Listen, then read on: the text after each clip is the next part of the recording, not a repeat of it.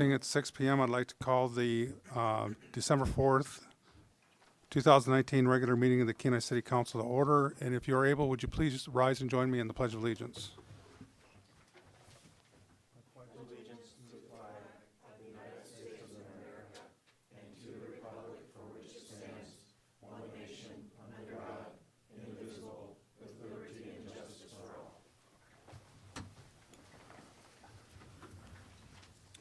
Clerk, please call the roll. Mayor Gabriel. Here. Councilmember Peterkin. Here. Councilmember Glendenning. Here. Councilmember Petty. Here. Vice Mayor Malloy. Here. Councilmember Navarre. Yes, here. Councilmember Naxtat. Here. Mayor Gabriel, you have a quorum. Thank you, Madam Clerk. Next, we have, before we get to agenda approval, I'd like to call your attention to a laid on you should have in front of you, Council, with several, or with a requested revision to the agenda packet. Action add to item D4, resolution number 2019-71, public comment requested by the City Clerk. Pleasure, Council Vice Mayor Malloy. Thank you, Mayor Gabriel. Move to approve the agenda with the requested revisions to the agenda and packet listed by the mayor and requesting unanimous consent. Second. It's been moved and seconded. Is there any objection to unanimous consent? Seeing none, the agenda is approved. Next, we have the consent agenda. Pleasure, Council. Councilmember Naxtat. I move for approval of the consent agenda, request unanimous consent. Second. Are there any amendments to the consent agenda?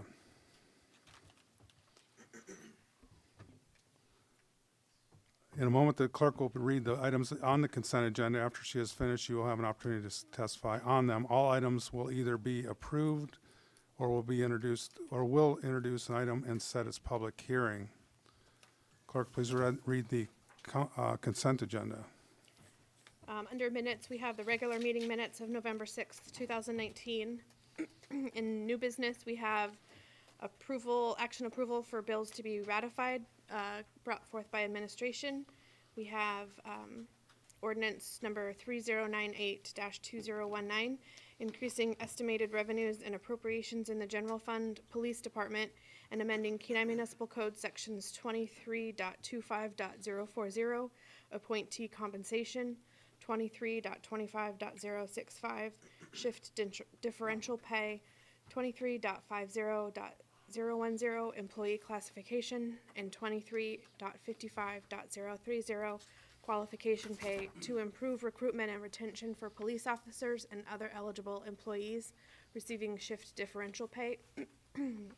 Sponsored by administration. The public hearing would be set for December 18th. Ordinance number 3099-2019, amending Kenai Municipal Code section 23.50.010, employee classification to amend class titles in the public works, water and sewer, and wastewater classes, brought forth by administration. The public hearing would be set for December 18th.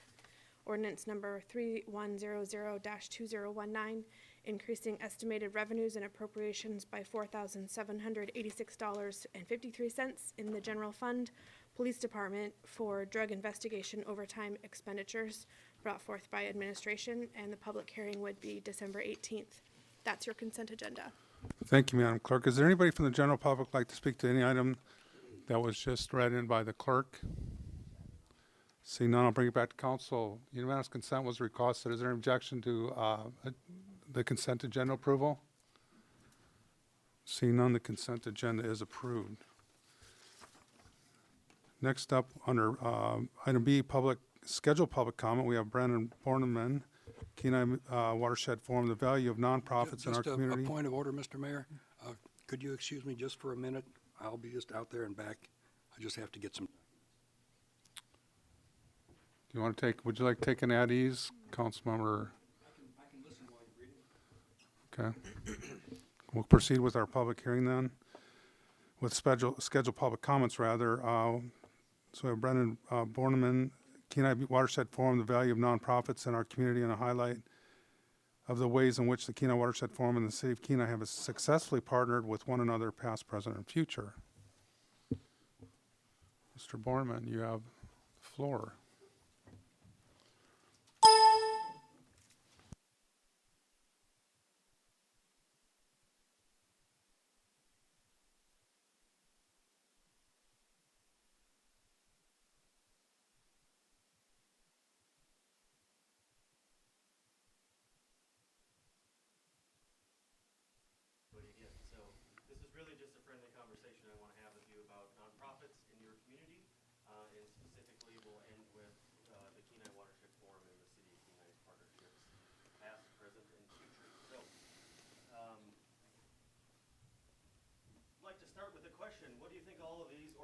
organizations have in common?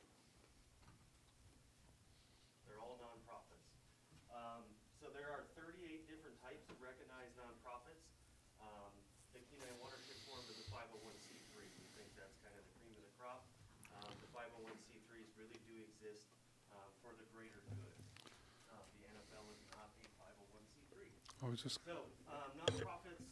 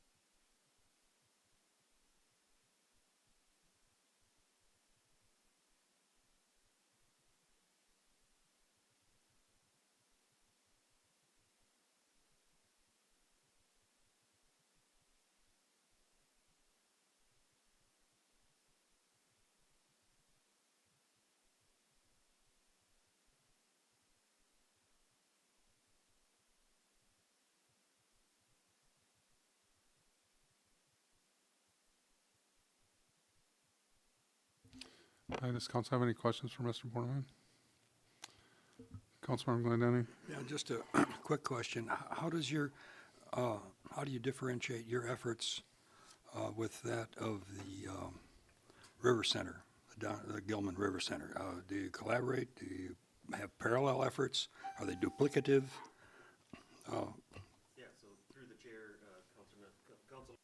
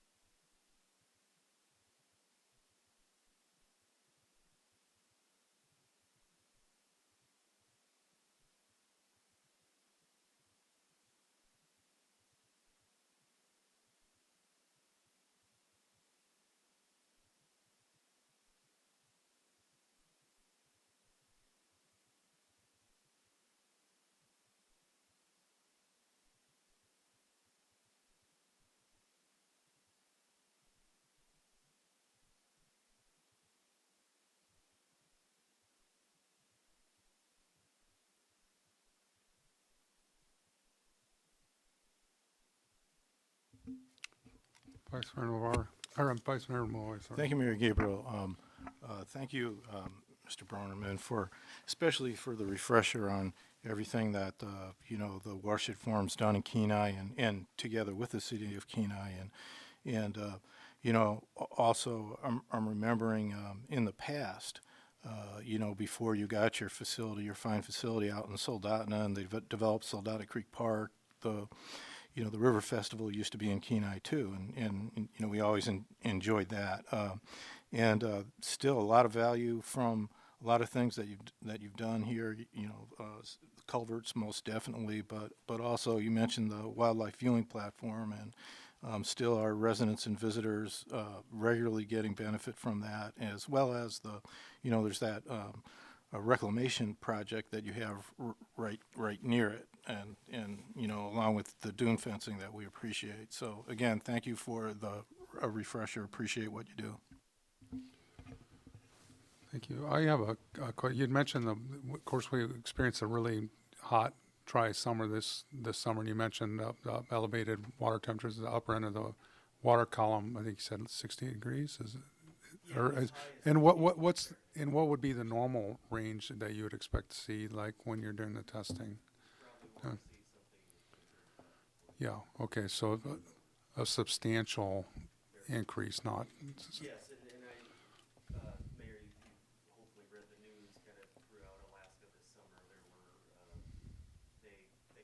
Fishing Game kind of walked the comments back, but they initially stated kind of a heart failure, a stroke, or a heart attack from fish entering, I believe the Kuskokwim, I might be wrong on that, but a western river. And, these things this is going to be the new future. We believe it's something that's very real and it's happening.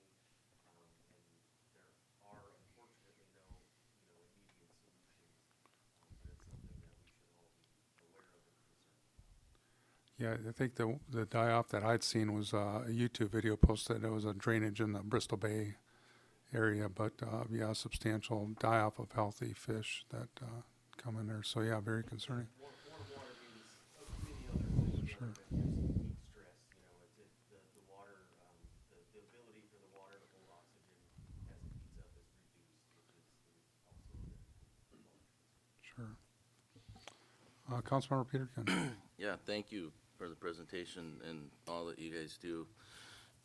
A couple things. First, does water temperature have much to do with like ground temperature, say in the woods or anything?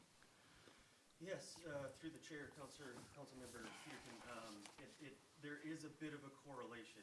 I don't think we totally understand the significance. Cook Inlet Keeper, who is responsible for providing almost a 25-year stream temperature data set, which we helped to produce.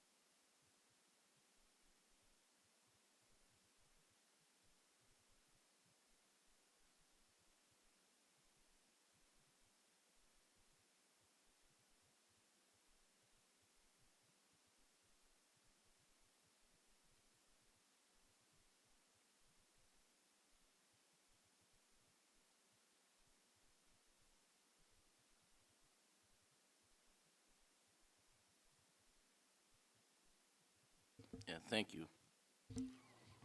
Any other questions, Mr. Borneman? Seeing none, thank you for your presentation, much appreciated.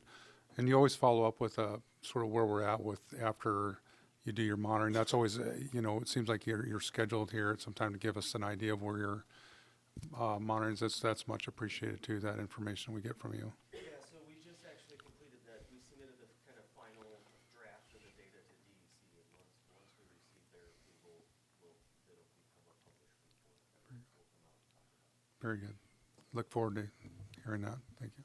Just one question. Oh, Councilmember Glendinning. Regarding the data, does our city administration get a little peek at it before you send it off? Through the chair,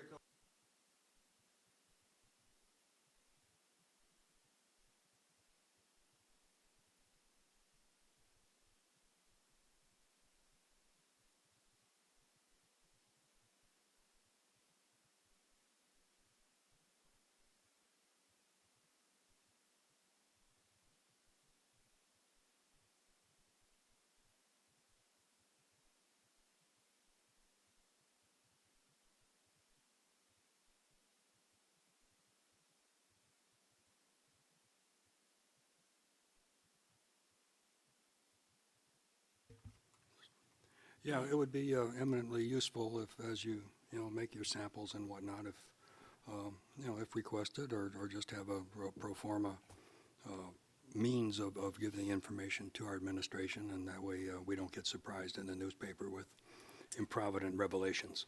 Thank you.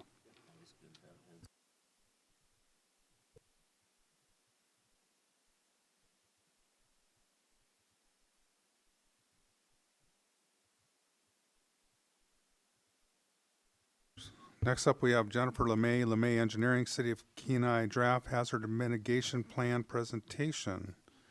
Ms. LeMay, you have this floor.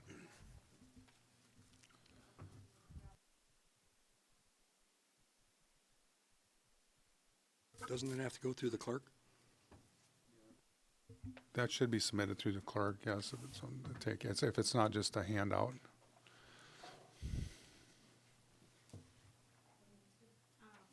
I'd like everybody in the room to sign in. It's part of the public participation process for FEMA. Oh, okay. We'll put it in the,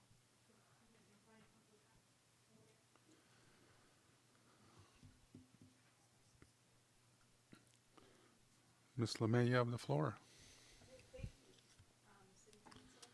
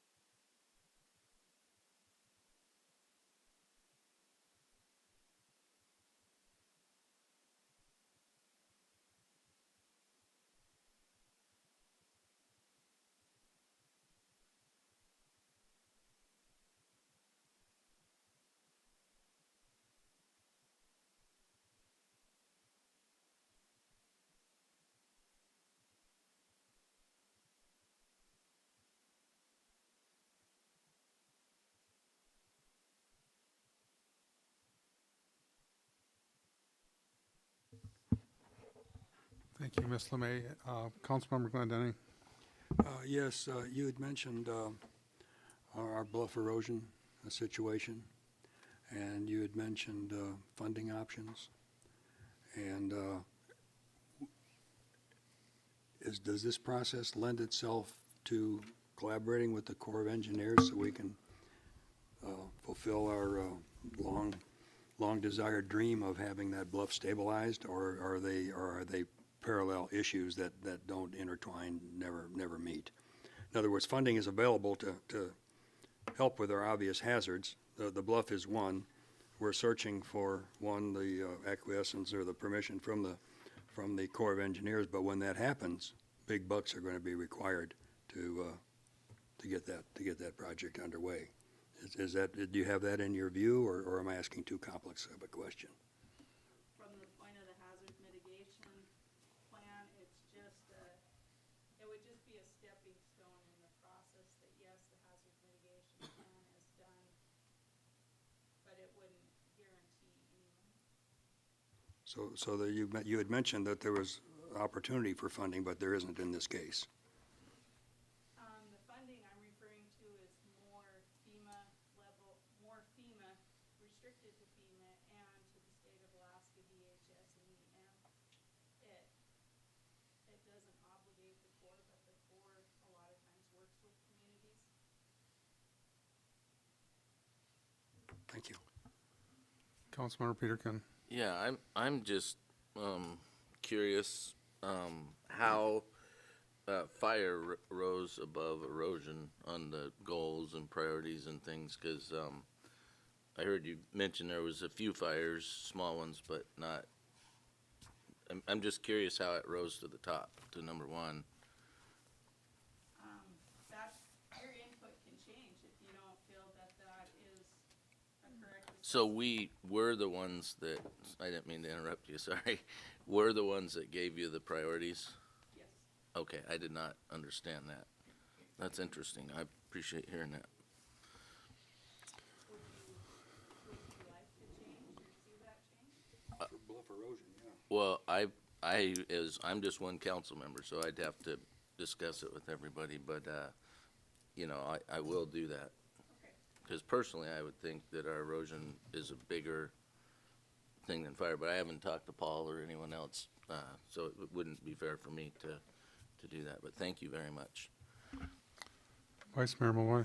Thank you, Mayor Gabriel. Yeah, I kind of agree here with my colleagues on that, and, you know, we're in a situation where hopefully the Corps of Engineers will sign off soon, or at least, you know, by January, so that we can go to the design, you know, phase for the construction of the project, and then later, then we would have something that, you know, has been approved for design and construction, and will continue the discussion of financing it. So, you know, to the extent the mitigation plan could potentially help with, you know, grant financing for the city's share of you know, the financial contribution to the construction of the bluff erosion project, you know, it makes sense to me for it to be a high priority. Thank you. Councilmember Naxton. I guess I had the same comment or thought that Mr. Peterkin had also. I was surprised that as you were discussing it, and then all of a sudden the fire was at the top, and it didn't seem congruent with what I thought I was understanding before. And you know, we got a river and we've got wetland and all of that. It's sort of, it doesn't seem like it would be the number one concern here, and it hasn't been, because I agreed. You know, we do have fires and they happen, they get put out, and it hasn't really been been a big issue. The bluff continues to be, and some of the other ones. But I guess the question I had is, we have a list of hazards that we can identify right now, and the purpose of that is to be able to get funding from FEMA in the future if earthquake happens and all that. And I don't know what it would be, but when you have a list of things, sometimes you forget or something else happens. So if there's an item that's not on the list, I don't know what that would be, but let's just say that happens, and we have, that is some kind of a disaster. Does that preclude us from going back to FEMA? So if we have a plan in place and something Z happens, Yes. how does that work? I see the plan being valuable a lot in the villages in 2014 when the village of Galena had a big ice jam in the river and the ice was pushed back and affected 95% of their homes. Because they had a hazard mitigation plan, the state went and FEMA went in and elevated 52 homes and structures. They spent millions of dollars just because the Corps of Engineers were the ones back in the 70s who had told the village what the high water mark was and what the base flood elevation was that they should build to. And the villagers had a problem, and so FEMA covered a good portion of the cost. And, and or there'll be a public structure such as in Hughes, there's a building that's the post office to jail, city hall, and the state kept paying every couple of years when the river would flood for the damage to the building. And after 3 years of paying $250,000 every time the river flooded, they decided it would be cheaper to implement a mitigation action to raise the structure. I think it was 10 or 11 feet. They got rid of the basement, and they haven't had any issues since. So that's really where a mitigation action, it doesn't lock in all the things that could happen, but it shows at this point in time the city evaluated what could happen, but realizes that it's a dynamic process and that this plan is a living document. And as time goes on, if you need to change it, you change it. You're not legally bound to only the structures that were identified now as critical facility or only the, the hazards that are listed, because things do change, but this is our best guess at this point in time. Councilmember Petty. Yes, thank you for sharing this information.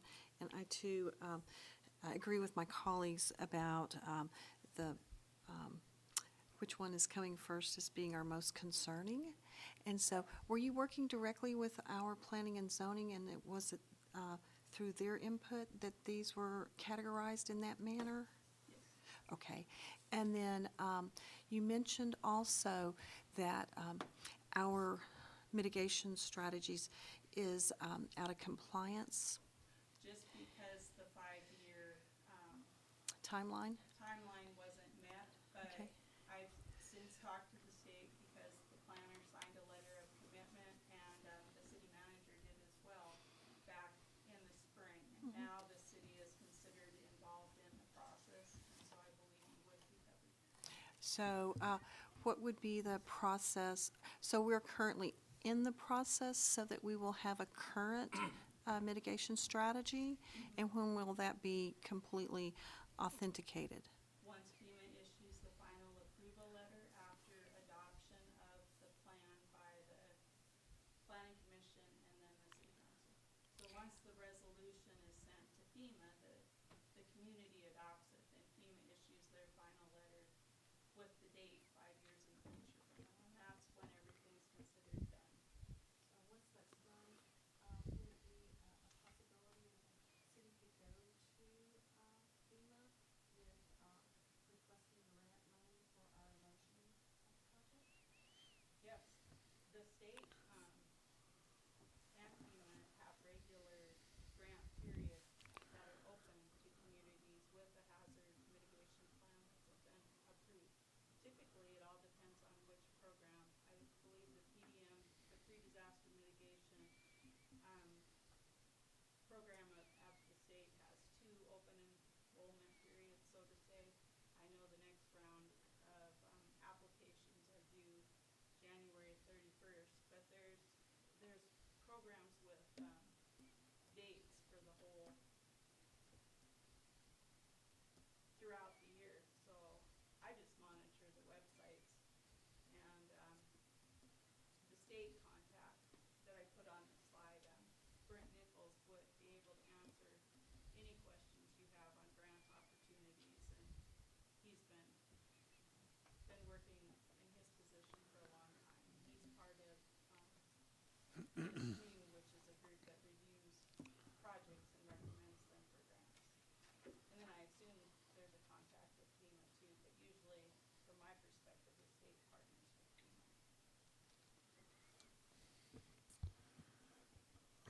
I do, I have a, so the resolution, the draft resolution, said it was in Appendix F, which wasn't included in our packet. Is that online? That, I'm sorry, I apologize, I haven't gone online to look at the mitigation plan, but is that draft draft resolution, in the Appendix F, is that on our website? No, that would be something that, the city clerk would prepare, and I haven't sent her Oh, okay. language yet from Oh, very well. Oh, see what was applicable. okay, I was just, it almost seemed like it was already, drafted. Okay, very well. And sort of, you know, the comment on the bluff erosion versus fire, you know, priority. You know, I think with the Swan Lake fire kind of fresh in everybody's mind, that you certainly don't want to discount the hazard a fire could have, especially in a summer that we just experienced. But on that note, you know, like with the bluff erosion project, a lot of that, you know, we're ready to move into the design phase. Once that's completed, we can move forward, and you know that can be a pretty continuous project because it's not the lands that would be working, you know, that'd be installed on aren't privately held. In the case of wildfire mitigation, how does that work with private landowners? I mean, we've actually a couple meetings ago approved an action or an item on our agenda to allow for hazard mitigation on some city property and also looking at other property for, you know, to remove beetle kill and that sort of thing. So, you know, it's what we're actively working on now. But if, you know, that plan can, if we got private landowners that, would they be forced to, you know, comply with, you know, like fuel removal plan with, if that tied into the fire hazard mitigation? I don't believe so. I've never Okay. had anyone ask that question. But I don't think you could make somebody adhere to it. I think this just expresses the city's intent. But Sure. it's not a legal document. Okay. I mean, because that's what's going to make it effective if there's some compliance and if you got neighborhoods that are all privately owned and Right. they're not doing, you know, fire-wise type of program in there, that could be, you know, pretty bad. So, Councilmember Glenn. Yeah, just one follow-up question. So FEMA, excuse me, FEMA stands ready to help in the event of natural disasters. And if there's, say, for example, a city property that is damaged by something like an earthquake, there would be funds available if they were applied for. Is that correct? Yes. And also, in the case of the Anchorage earthquake in 2018, there's open grant period right now with the state that closes on January 30th, and I've heard it's upwards of $40 million. And the communities can apply for grants that weren't necessarily, the grants don't have to be for things that were damaged in that earthquake. The state makes that process of what's eligible, but it doesn't have to be in the affected community. So if you see that, don't let yourselves be limited. You can still ask. Okay, because we had a public property that was damaged in an earthquake, and we're scratching around trying to get it repaired. So a FEMA grant might be an opportunity for us also. Yes, if it's public, you could put in for that, just because it occurred in Alaska. It's public property because of a natural hazard event. Councilmember Peter Gunn. Yeah, just real quick, that's, you've provided a lot of information, and I appreciate that. In your presentation, you mentioned the last big earthquake was in 16, and that was coming to On the mind peninsula. on the peninsula. So it's kind of where it's centered from, is that how? Okay, because I was actually in Anchorage when it happened, but I know like our dock got Right, quite a and bit of that's damage, and quite a bit down here, but thank you. Any other questions, Ms. LeMay? Thank you very much for your presentation. Thank you. Appreciate it. And next up, we have Ms. Joy Mariner, BDO Incorporated, presentation of the FY19 City of Kenai Comprehensive Annual Financial Report. And just to let council know that she has requested 20 minutes to get through her presentation. Hello, everyone. Hopefully, I'll only take 10 minutes for my presentation part, but I do encourage you, if you have questions, feel free to ask them along the way or to save them for the end. So again, my name's Joy Mariner. I serve as the audit partner on the City of Kenai's audit. And in that capacity, I actually serve you as the city council. I work directly for the council, although I work directly with your management team pretty closely on getting all of the financial information done. You should have 3 handouts, and I'm sorry to have to kill so many trees, but welcome to regulation. The first one is an audit wrap-up, which is the results that we present to you as the council. The second is your federal single audit report. The airport grant this year kicked you over the federal single audit threshold, so we did audit the airport grant as part of our audit. And then the third document is your comprehensive annual financial report. And this is prepared by your finance department. And this is what we actually audited at the end of the day, but it's not our product. It's actually your management team's product that we come in to double check and make sure that the information included in it is correct. So I'm going to start with the audit wrap-up, which is this document. And I promise not to go through the whole thing or the whole thing on any of these documents, just to highlight summarize some information for you. So on page 3 of the audit wrap-up, in terms of the status, the audit is complete and issued. It was issued November 26th. And it did issue, if you look at the third paragraph there, we did issue an unmodified opinion. That's a clean opinion on the financial statements. We also issued an unmodified opinion on the next bullet point on compliance for your major federal program, in this case, the Airport Improvement Program. If you look at the next page under results of the audit, this is going to be rather boring because you want an auditor to be rather boring. The results of the audit were clean. You know, in terms of the corrected and uncorrected misstatements on page 5, you'll notice there aren't any. We always have, I try to encourage my staff to find journal entries, even if they're small journal entries. For the city of Kenai, it's very difficult to find them. Your team has excellent checks and balances in place. They do an excellent job of making sure transactions are being accounted for correctly. So we take a lot of time looking at how money's coming in the door, how it's leaving the door.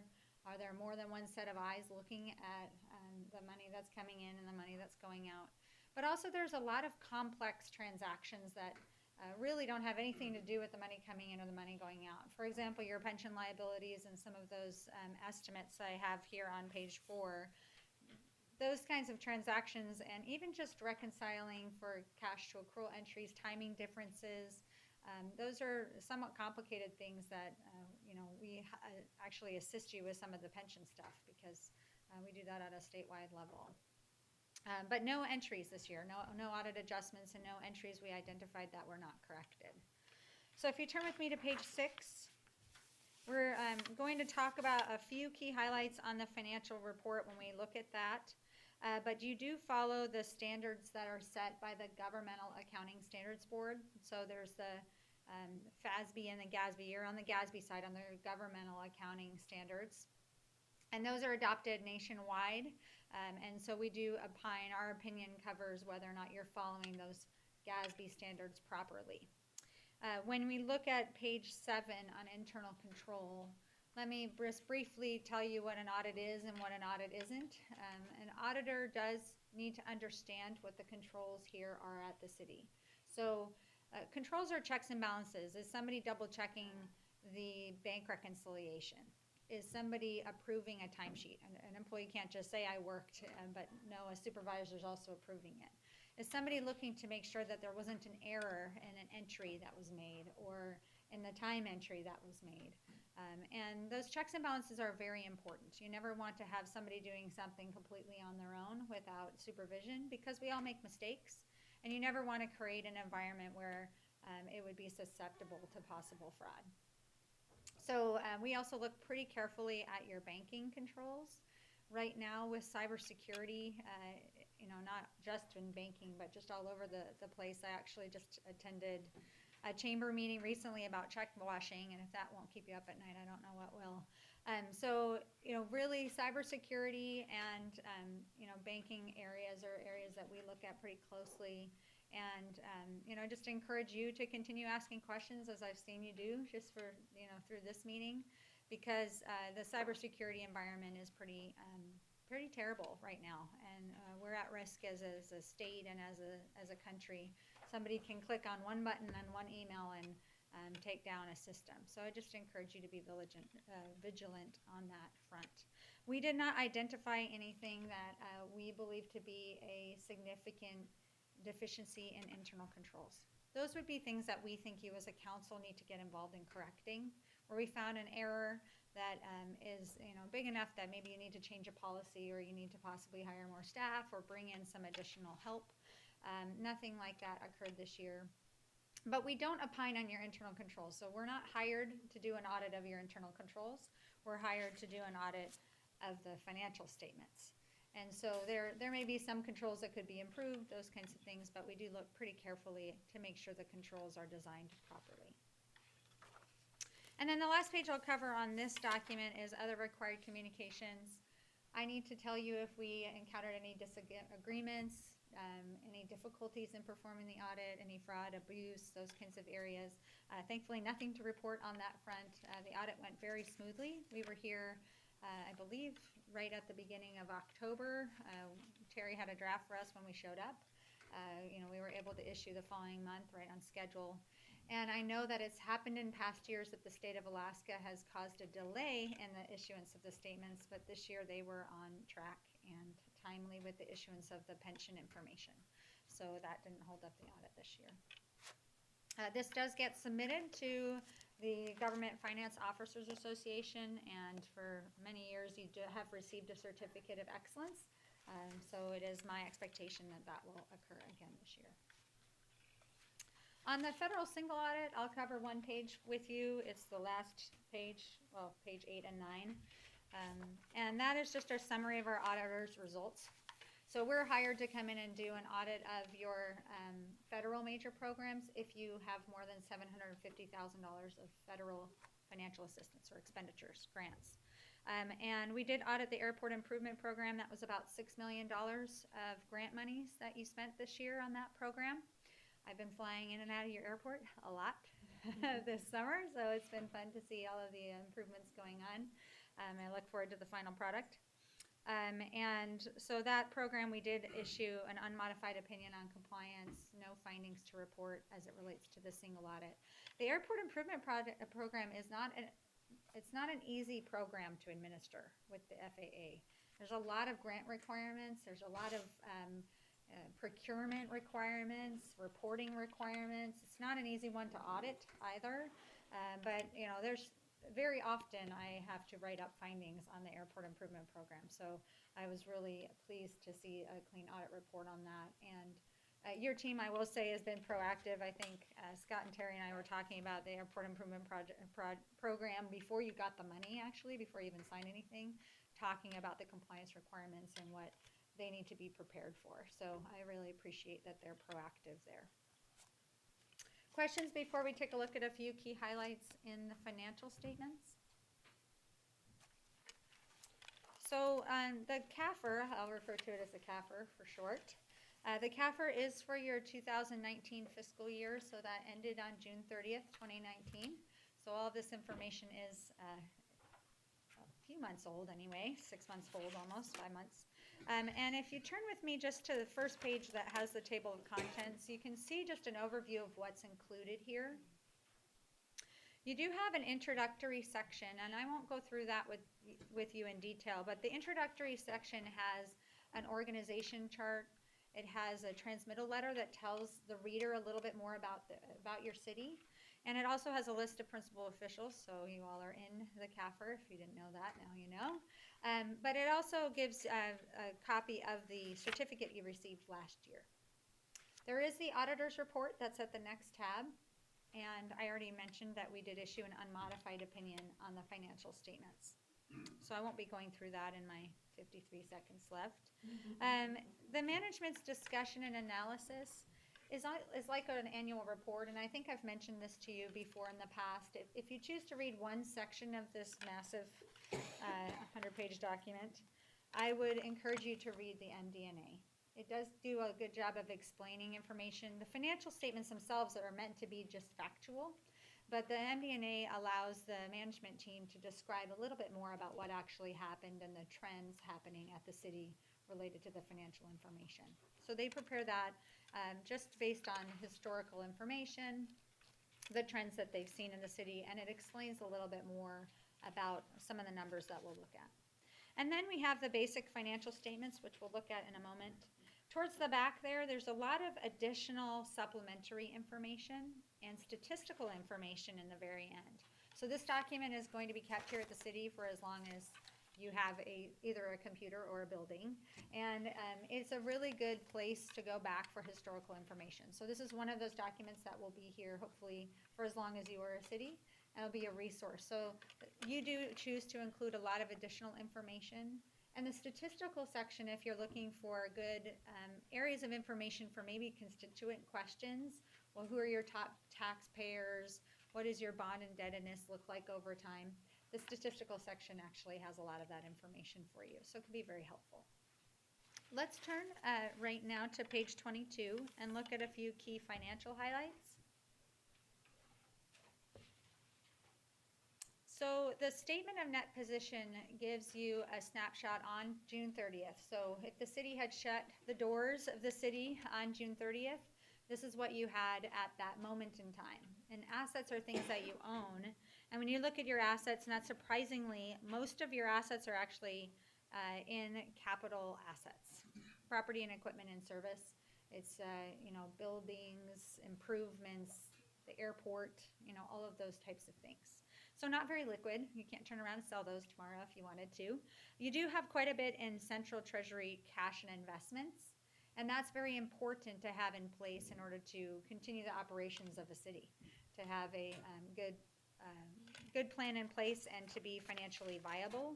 And you do have quite a lot of those assets are tied up in things like the airport land sales permanent fund, and also in other types of funds, including some of the reserves that you've set in place in the general fund. In terms of liabilities, you can see the largest liabilities you have are related to the pension and the other post-employment benefits. That's the healthcare component of PERS. These are numbers you can't pay off. They are determined at a statewide level, how much you owe. And this represents your portion of the underfunded amount at the pension system. So the pension system is underfunded at this point in time, and a portion of that is going to be paid by the city. However, you're paying it over time based on your contributions through payroll. And then you also do have, I think those are your library expansion bonds that are your other debt, and those pay off, I believe, by 2030, they're paid off. What's left over is on page 23. This is your net investment in capital assets, your net position, and what you have basically left over in equity. Let's turn, though, to, I'm going to switch my last page to talk about in detail is on page 30. Because page 30 does give you a little bit more information about what's happening during the year. And as I said, there's a lot of detailed pages that I won't go through. But page 30 here gives you the story. What happened during the year? The revenues, and your main revenue streams are largely taxes, sales taxes. And then you have expenditures as well. So expenditures and the different types of expenditures. General government, public safety, public works being the largest categories. And then capital outlay there is also very large in total, $7.6 million. Keep in mind that about $7 million of that was related to the airport this year. And so when you take the airport out, your total capital was less than $600,000 this year. To keep that in perspective, your total depreciation of capital assets, so that's the amount, it's an estimate, but basically the amount of the capital asset use, the reduction in value over time, how much it's aged. The total reduction was about $4.4 million, and only about $1.3 million of that related to the airport. So I bring that up just because it's happening statewide. You don't see a state investment in infrastructure anymore. And unfortunately, that's putting the burden on the communities to come up with ways of making sure that their infrastructure doesn't age to the point where it's not useful. So, not my agenda to address as the auditor, but something that really clearly stands out on the financial statements when you look at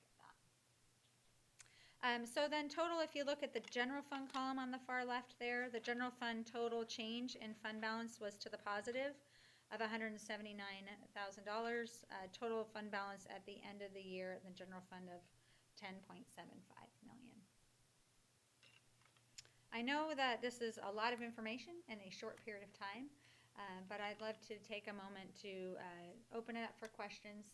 Before I do that, I just want to thank your finance team in particular. They do an excellent job at gathering a lot of data and getting it reported out back to you. But I also would like to say that it's really a culture of the city as a whole that you come out with a full and clean audit and a timely one. It takes every employee signing a timesheet and people doing the right thing every time when it comes to things like procurement and grant compliance. It's really a Herculean effort is, I guess, the term I would use. So thank you very much for having me here to Thank you, Ms. Meritner. Any questions? Councilmember Glendenning. Yeah, thank you very much for your thorough overview. I'm looking here on page 22 and under assets, and it talks about accumulated depreciation and the government activities, business type activities. Could you illustrate or illuminate that line a little bit more for us? So that number, if you look at the number just above it, property and equipment placed in service, you have a total of $232 million placed in service. The business type activities is the congregate housing assets. So the remainder is what's sitting in general government type of assets, including the airport. The accumulated depreciation represents how much of those assets have already been depreciated or aged in the financial statements. Now, it doesn't necessarily mean that they won't last longer, but for example, in a building, maybe you have a 40-year estimate of how long that building will last, and you actually expense that out over the 40 years that you have the building. Vehicles are going to be a lot less, maybe 10 years. Computers, even less, maybe 3 to 5. So when you look at that number compared to the total, you're a third of the, not quite a third of the way there in terms of the total amount that has been depreciated to date. So it gives you a very, very high level overview of what kind of the percentage age of your assets is overall. I recall from last year's discussion, or perhaps the year before, we used the congregate housing as an example of perhaps not enough funding being set aside to cover the depreciation, wear and tear, and actual replacement of it. Has that situation changed, or do you have a path forward suggested for us on how we fund the infrastructure improvement fund? My word of art. Sure. So if you're just looking at congregate housing, on page 34, it gives you the detail for congregate housing. So congregate housing did have a loss this year of overall $24,000 loss. The depreciation was $140,000 on those assets. So you are recovering some. You did positive cash flow in congregate housing this year. You had a positive cash flow of just under $100,000. That was used to do a little bit of improvements, actually. And so I do believe that is somewhat improved this year as it relates to specifically congregate housing. However, if you turn back one more page, page 32, it's not the case when you look at governmental assets excluding congregate housing. So that number wasn't quite as big of a variance as it is this year. You have actually spent more on capital assets than the depreciation amount was, which wasn't the case, if I remember correctly, last year. But keep in mind, $7 million of that number, of the 7.5, is airport. And you have a $6 million so far in the grant covering that. So there's, and for good reason, I get the climate right now, but there's at some point you get to a place where the city is going to have to figure out how to fund capital. And I'm hopeful that 5 years from now we'll be able to open the floodgates of capital funding from the state again, and that would be great. But over time, that does become an issue without the grant funding to cover it. Councilmember Glendinning? Yeah, hopefully one more. Thank you for your observations on that. In your estimation, do you think we have with the exception of perhaps a manna from heaven, do you think we have a plan going forward to adequately maintain and fund the depreciation on our capital assets? Or is this something we need to perhaps work on a little bit and perhaps even identify a fund or a specific line item that says, okay, we have a youth center, we have this, we have that. Here's how we're going to maintain it. Here's how we're going to keep it in good shape. So it's an excellent question. Fortunately for me, not one that I have to answer in terms of how you go about it, but I will say that you have an excellent team in place who's already thinking about it, and you do have a strong financial position that would allow you to be protected. You know, a lot of cities are not coming from the same financial position that you are. And so, you know, you're well positioned, I think, to be able to weather that over time. But it's something to talk about. And I do see a lot of my municipal governments putting together some capital plans that are not just one-year capital plans, really looking at a 5-year or 10-year or even a 30-year strategy, you know, which buildings or which assets are going to be needing that replacement and how we're going to work to get there. But it's probably a bigger conversation than just that. There's lots of ways you can go about doing it, including setting money aside. But those are all just moving money from one place to the other place on the balance sheet. It really comes down to, and I do believe you have a good, strong management team that can help you get there.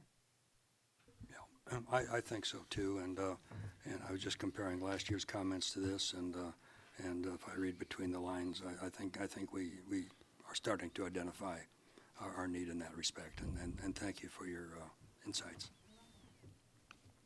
Any other questions of Ms. Mariner? I'd like to thank you for coming down and presenting. I agree with you. You know, the capital budgets always seems to be the low-hanging fruit that gets chopped. But unfortunately, you know, there's a price to pay later for that, even through maintenance and new infrastructure. So hopefully I agree with you. I hope we see that turn around for everybody's sake, for sure. Thank you, Ms. Mariner.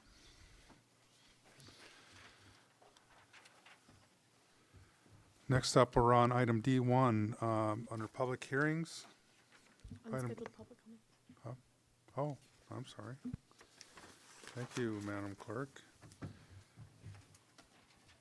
Next up, we have unscheduled public comment. Is there anybody from the general public that'd like to address the council on any item that, wow, those hands are flying up there.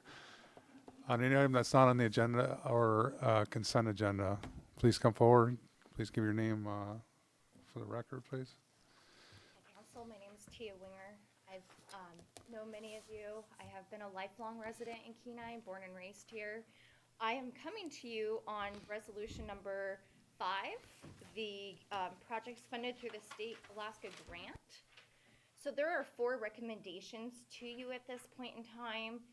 The first one being the North Beach Vault restrooms, the second one being the Spruce Campground, the third being the Little League restrooms, and the fourth being the South Beach shack replacement. Ms. Winger, Yes. yeah, since this is on the agenda, you'll have to wait till it gets, when we bring it on the floor Okay, to deliberate, and then you can jump right in there. And then, thank you. is there anybody else from the general public that'd like to speak to any item that's not on the agenda or consent agenda? Mr. Miller, please come forward. Your name for the record, please. Yes, my name is Nick Miller. I live on Beaver Loop Road, Ames Road to be exact. My subject tonight, or information, is about the internet sales tax. After watching this go on for quite a while, it looks like now it's just about ready to become a reality at some point in time, which means you're going to get a little bit more money. Watching the news on TV and reading it in the paper, though, it seems like other than the money's going to be coming, nobody's discussing the other aspects of it. In my case, I have a business in Kenai. I've had it for almost 41 years. I use the internet a lot to buy stuff because it used to be we just made a phone call and you sent them a check, and now everything's done by internet. Most small businesses use the internet extensively to buy their products. And I'm just like the rest of them. Well, what came up is that so all of a sudden, this goes into effect, which it looks like it's going to.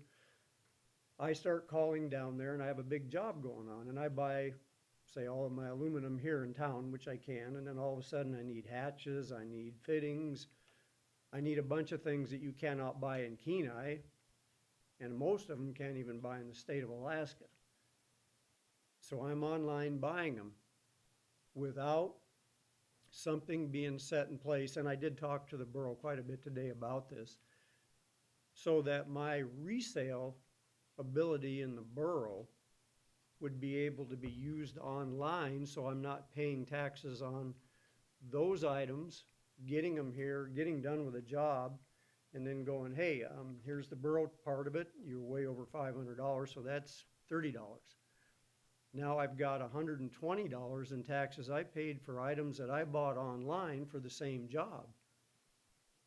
So we need to have a recourse, and I'm sure this applies to nonprofits that use exempt cards and that too. How do we let them know that we are also a reseller that will not be paying the tax on our online purchases to do with the same things I do here? In other words, it has to be a legitimate buy. And talking to the borough today, they said they've already been getting into this and that they have been talking about it in a company apparently in Colorado that's going to be collecting these funds for a fee, is supposedly going to be writing or is going to be writing software that will allow for this. Because like the borough says, the resale is a very complex subject and that they're aware of it now.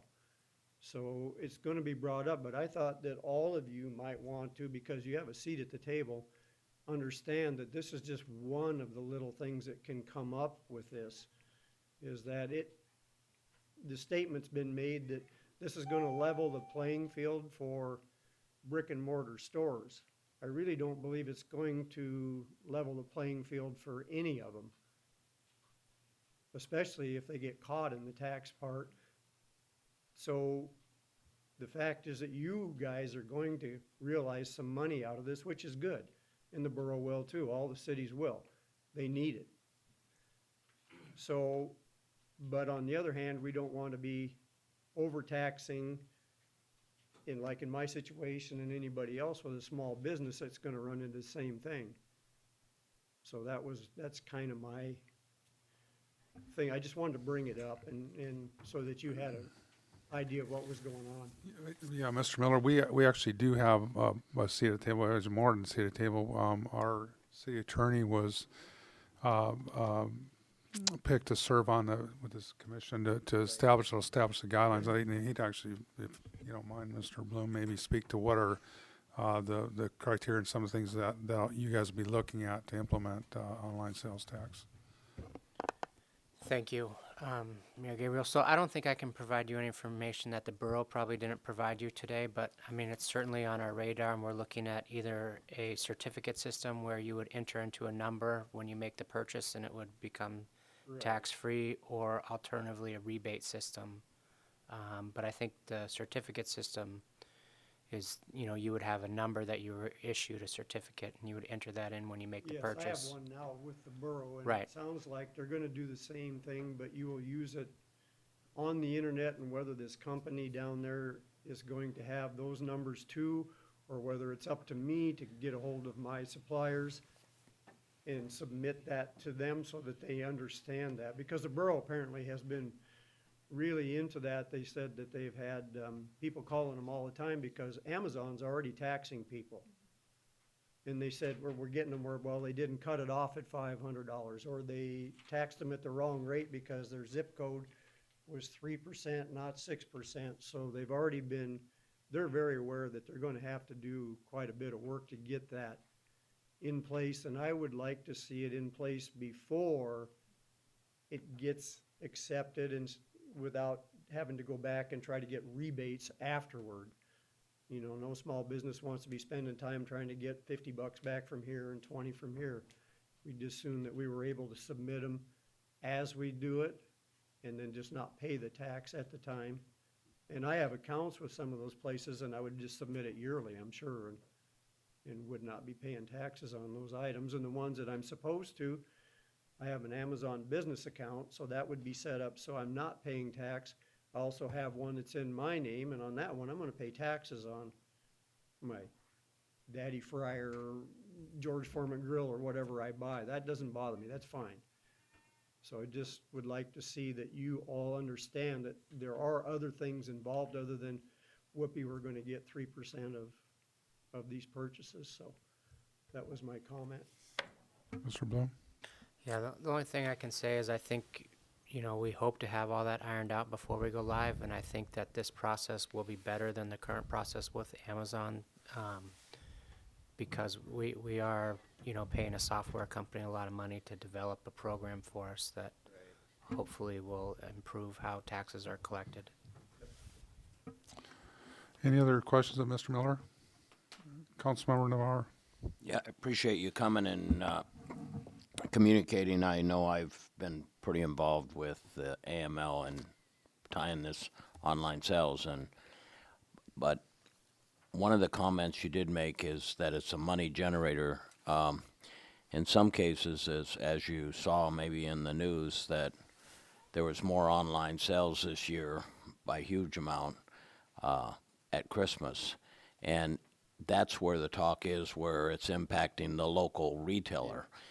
In some cases, even you, where you buy stuff online and build it and sell it locally here, they can order it from another vendor like you out of another state and compete that way and as you know, if you've done over just like I have in some of our business, you have to tell some of these companies, because they'll send you, even though you're a business, add their sales tax from their state on it and say their state's making them do that. And you're saying, wait a minute. So you know that there's complications in it. I can tell you the group that was organized to try it, they're going to work through that. And like you said, the borough already deals with exemptions and that. And I think you'll see those type of things answered. Is it going to be perfect? No, but it's probably something just for the city to keep its sales tax revenues at or near its current level, without having to raise property tax because of the shift for online from local. And that's a concern of a lot of municipalities, not only the city of Kenai. So I appreciate your comment. I just wanted to clarify so the public didn't just hear it's all a money generator and we're going to have all this money to spend. I'll be wait to see, but and we'll address that. And chances are, if it's a huge savings, we'll be able to save the taxpayers in the property tax area. But whatever the case is, I look forward, and I do appreciate your comments, because we do need to address those in our process as we go through. Right, no, I'm not against the sales tax being done, and hopefully it does generate some money because it could be used. So I'm not against it at all. I just would like to see that everybody that gets in on the level they're supposed to be and doing it legitimately and correctly. So. Councilmember Peterkin? Yeah, thanks for coming, Nick. We did hold off before we implemented or joined on with the borough of receiving our end of monies until we were sure that that address issue that you brought up was cleared up. And we found out that there's actually a number behind your zip code that knows exactly where you live. And so somebody that lives in Nikiski that has a Kenai post office address, me and Timmy were pretty adamant that we were not going to be charging them more tax than they would be charging Nikiski. So we ended up sorting that out. And that it's actually, the borough did several tests on it, and it is very accurate. So that was a really good point. But thanks, Nick, for coming in. Thank you, Nick. And I just want to say that I'm somewhat conservative. I don't think that, it's a huge, responsibility for government to be able to, to have the power to tax people, something that affects people's lives. I'm not a big tax and spend guy, but what I do when I start this conversation is ask how many people in the room have bought something online in the last 30 days. And it's speaking to Councilmember Navarro's point where this thing, seems to be going up and up and up. We have to, the majority of our revenues derive from sales tax that pay for services that the citizens, enjoy. So, I think there is, and I look at the point of as long as we're, doing what we can to identify the exemptions and, sort of the status quo that you would see when you buy things in town for your business, that certainly that we want to follow those and make that as little impact to you as possible. But on the other hand, I do think it's leveling the playing field. I'm a firm believer in that because, you can, the things you're talking about buying are a whole lot different than the household items that people can buy every single day that a lot of people are buying and that are going to get more and more moved to that point. So, Collect and submit to the yes, sales correct. tax anyway. So, Yeah. that's not a problem. So, Yeah. So thank you for coming down and One testifying. more little comment. In 1952, when I moved from Anchorage to Kenai, the bluff erosion thing was a topic then, so. This isn't anything new. And there used to be a road out there, we used to go down to the canyon. Yeah, I've seen pictures of it. Is there anybody else from the general public like to speak to an item that's not on the agenda or consent agenda?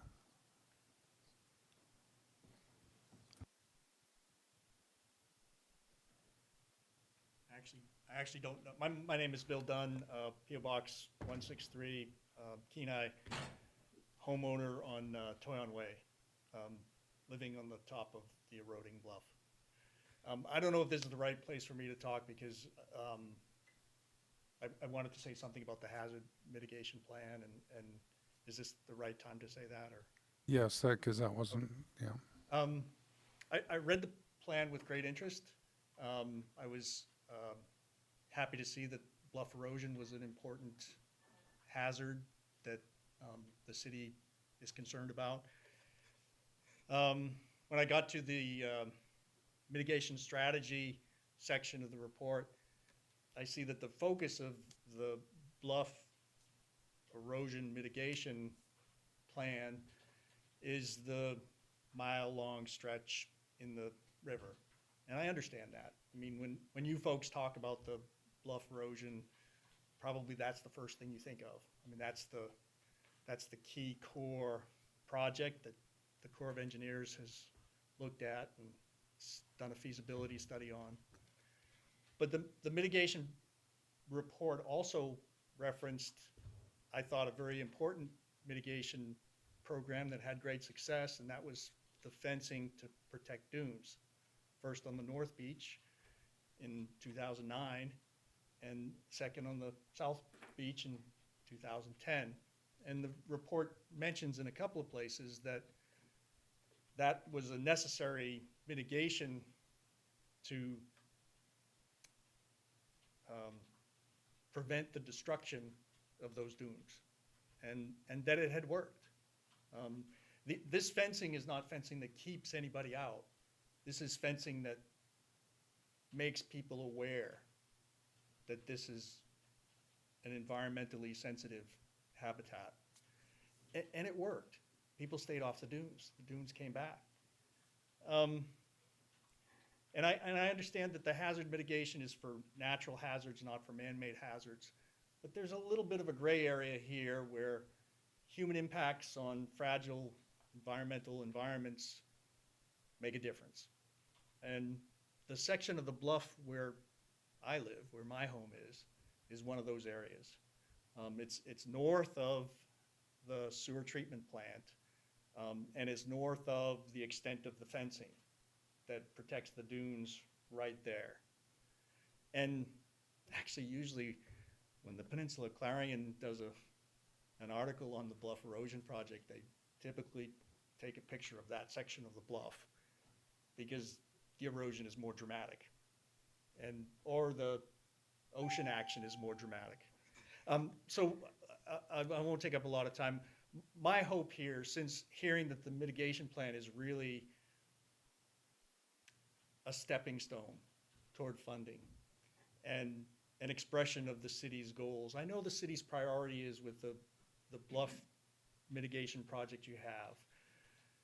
But I'd like the city to have it as a goal to protect the whole bluff. Because when I hear bluff erosion, it means something a little different to me.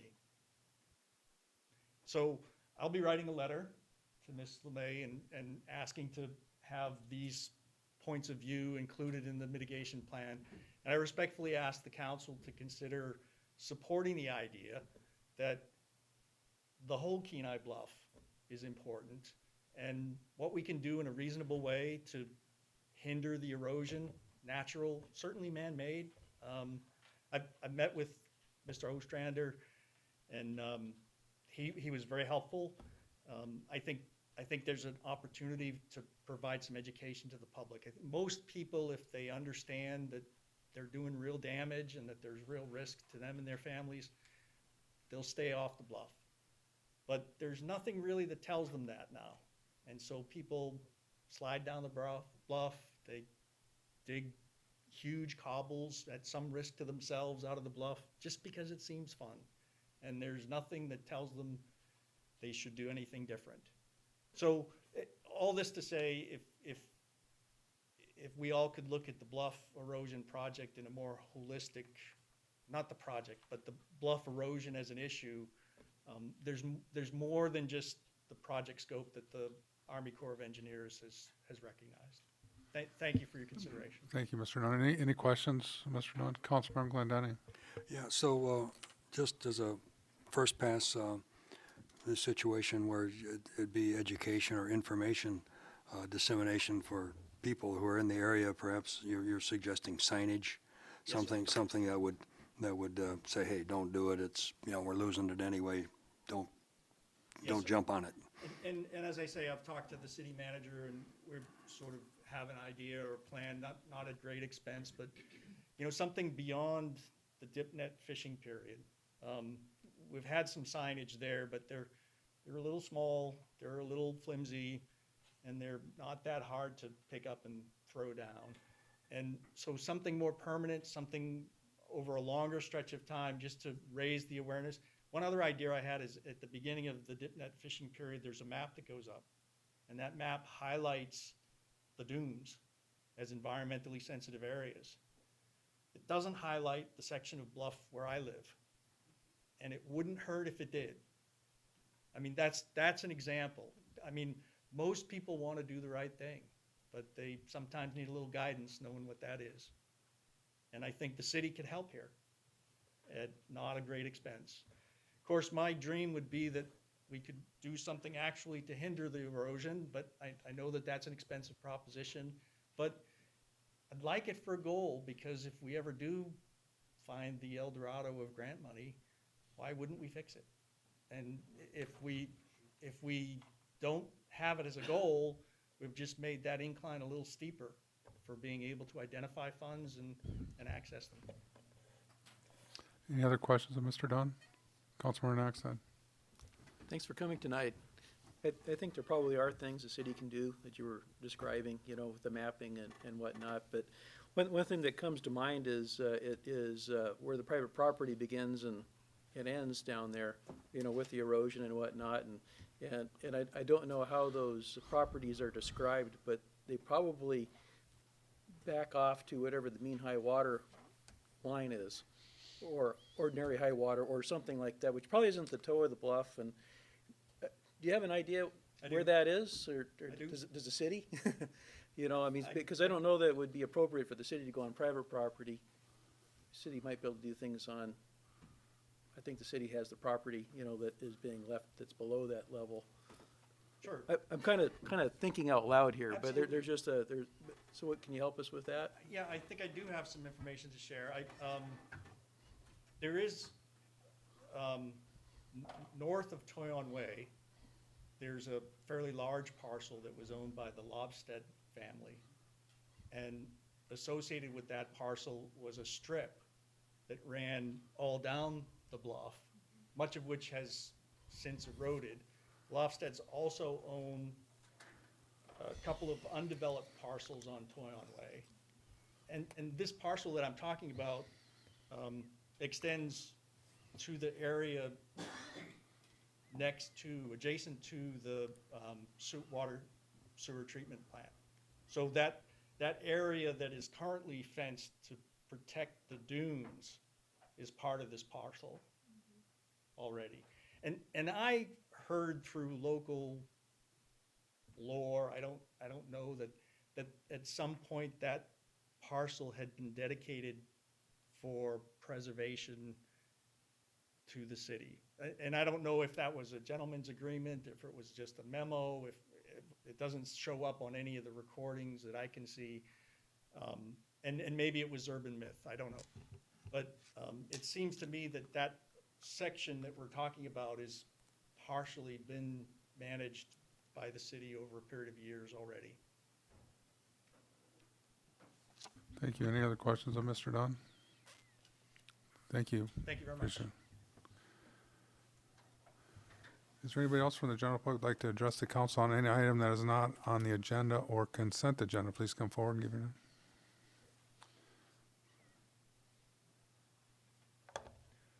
Hello, my name is Hunter Beck, and I'd like to thank you for taking the time to hear me out on this.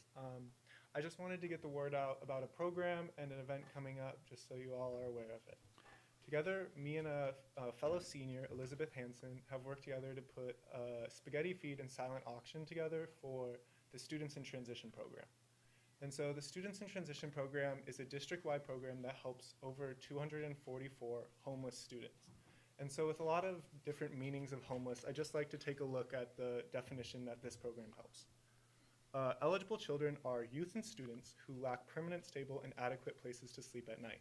This can include students who are living in a shelter, hotel, tent, camper, or car, and students who are doubled up with extended family members or friends because of financial difficulty or loss of housing. Students who are couch surfing, and those in substandard housing, students who may be part of a larger family that as a unit is homeless. And so the Students in Transition program works together to provide immediate school enrollment, school supplies, transportation, meal benefits, and assistance in obtaining vital records, and all sorts of different things just to help out this community of people. And so together, we found out that 244 of our students are, at the time, considered homeless by this definition.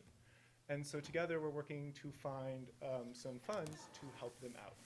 And that's why we put together the Spaghetti Feed and Silent Auction. And so it's this Friday at the 6th of December at 6 o'clock at Kenai Central High School. And so we just like to extend an invitation and look for your support in that way because our community has been so helpful to us this far. And we'd like to invite you all to come. Do you have any questions? Thank you for being here tonight to testify. Mr. Beck, any questions from the council? Vice Mayor Navarro, or Councilmember Navarro? No problem. Thank you. And thank you for giving back to your community with your time and effort for this and making a difference in your own age group and understanding there is homeless. So I want to thank you for that. And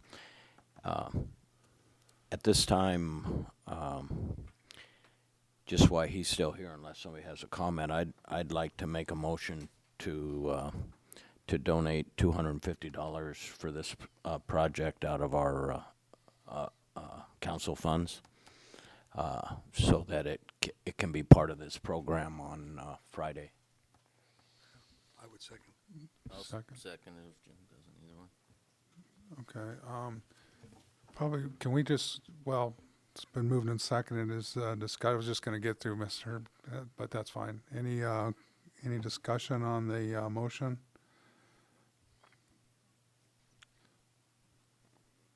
Vice Mayor Malloy? Just do we have the funds in the legislative balance? Ms. Hines? Yes, you do. Yeah. Thank you. Okay. Any further discussion? Seeing none, clerk, please call the roll. Mayor Gabriel? Yes. Councilmember Peterkin? Yes. Councilmember Glenn Denning? Yes. Councilmember Petty? Of course, yes. Vice Mayor Malloy? Yes. Councilmember Navar? Yes. Councilmember Naxtat? Yes. Motion passes. Well, I hope that was worth your time to show up here this evening, Mr. Beck. And how much is the cost for individual family to just I know there might be some folks online here that are listening, so, The individual price would be, the suggested donation would be $10, and for children under 14, I think, it would be $5, and families over 6, it would be $25. okay, very good. I just wanted to get the word out, and I'd really like to thank you guys for your time. I see Councilmember Peterkin's lights is on there. so- Yeah, I was at the chamber luncheon today, and you were one of the students of the month, which I'd like to congratulate you for as well. And you had a great plan of moving forward and announce it there. And just thank you for giving back to your community. So thanks a lot. Thanks so much. Yeah, I'd echo Councilmember Peterkin's comments. Thank you. Is there any way I can shake your hands? Sure. Yeah.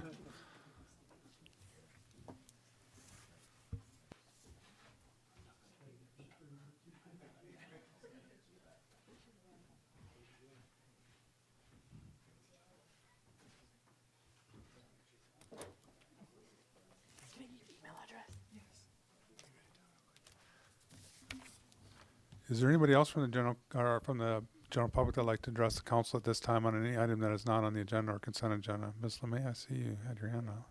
I just have 2 points for clarification. Do you want me to go up there, or is this? Sure, yes. It would probably be a prudent. Since I sat down, I was just thinking, it was not the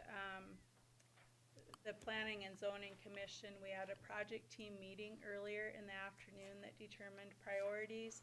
And so it was a very informal process. So I just wanted to state that it was an earlier meeting. I misspoke.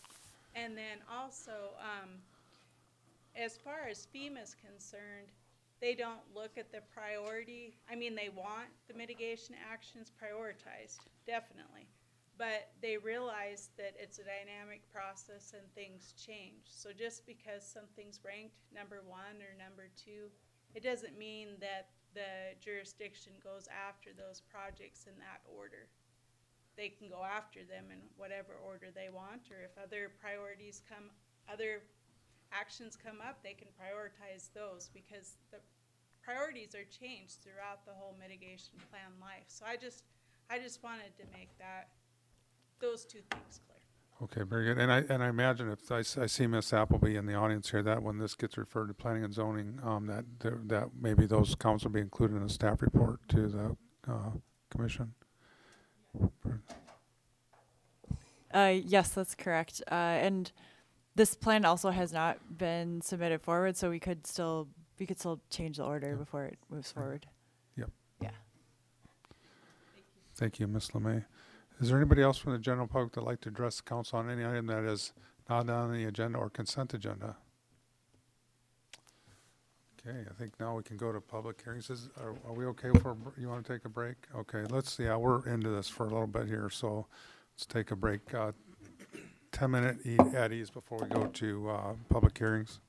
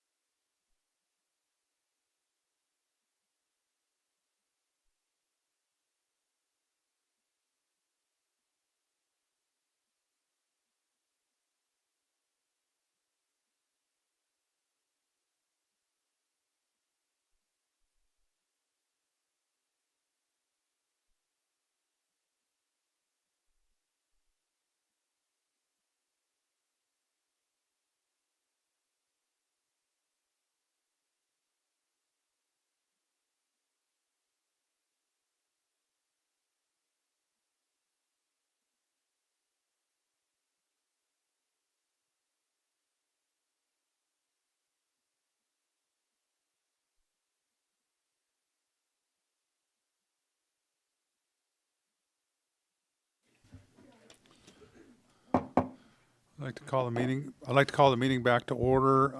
Before we get to our public hearings, if there's no objection from council, we have some folks here that would like to speak to item D5, which is a ways down the agenda. And if there's no objection, I'd like to move that up to D1 and then renumber accordingly for the remainder. So we'll move to, I see no objection, so we'll move to item D5, resolution number 2019-76, identifying the projects to be funded through State of Alaska Grant number 15-DC-078 for personal use fishery-related improvements on north and south beaches. And this is brought forward by administration. Pleasure, council. Councilmember Naxted. I move to adopt Resolution 2019-76.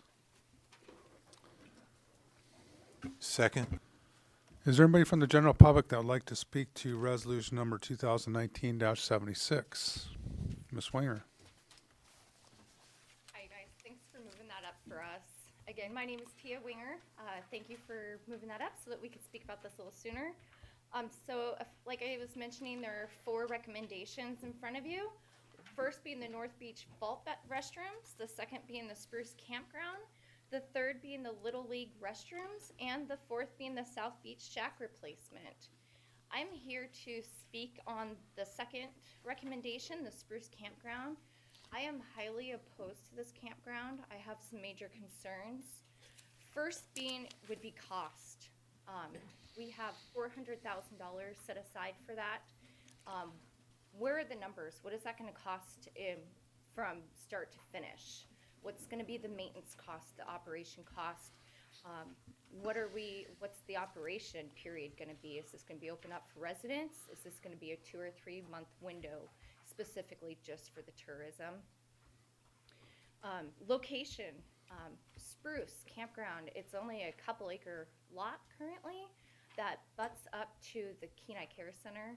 I feel that that location should be secluded and kept for safety reasons and purposes. So you start getting people coming in a campground or an RV environment. There could be parties. I'm going to assume that the cops or campground hosts would control that. But what you can't control is somebody getting drunk and throwing something over a fence into the care center's yard. This is an at-risk population.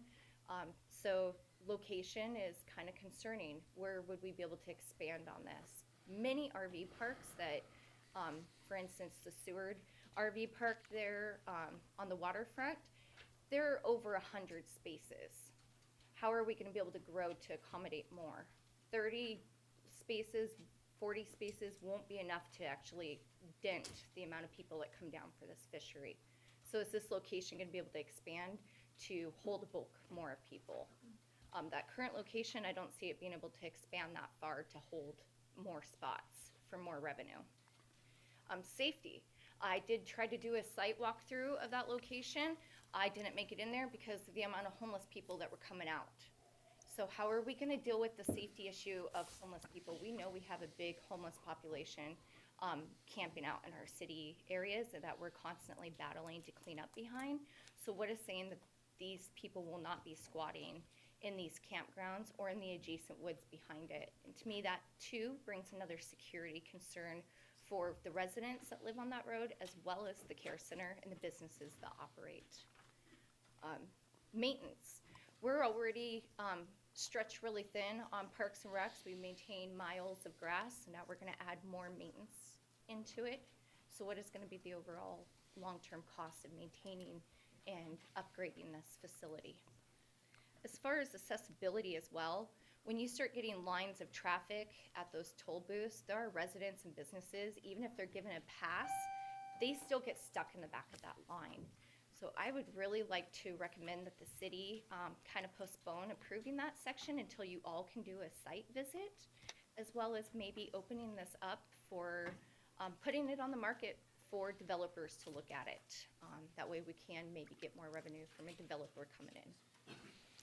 Thank you, Ms. Winger. Is there anybody, Councilmember Peterkin?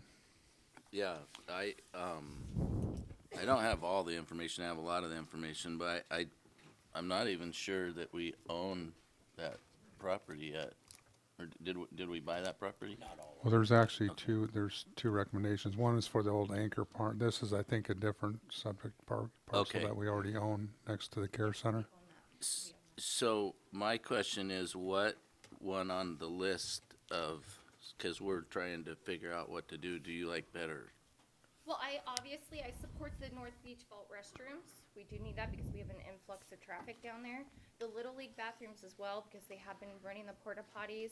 It does put a lot of people out into the woods around the care center to use the bathroom. So there's the security as well as health sanitation issues with that. And then the South Beach Shack replacement is something that is definitely needed. I feel that more funds should go on that South Beach since the grant was originally for the South Beach, and even though we included legislative language to change it to include the North Beach, I feel that the South Beach fencing should be completed as well as their parking lot. So if you're gonna punch roads and stuff in, a completed parking lot should come with that.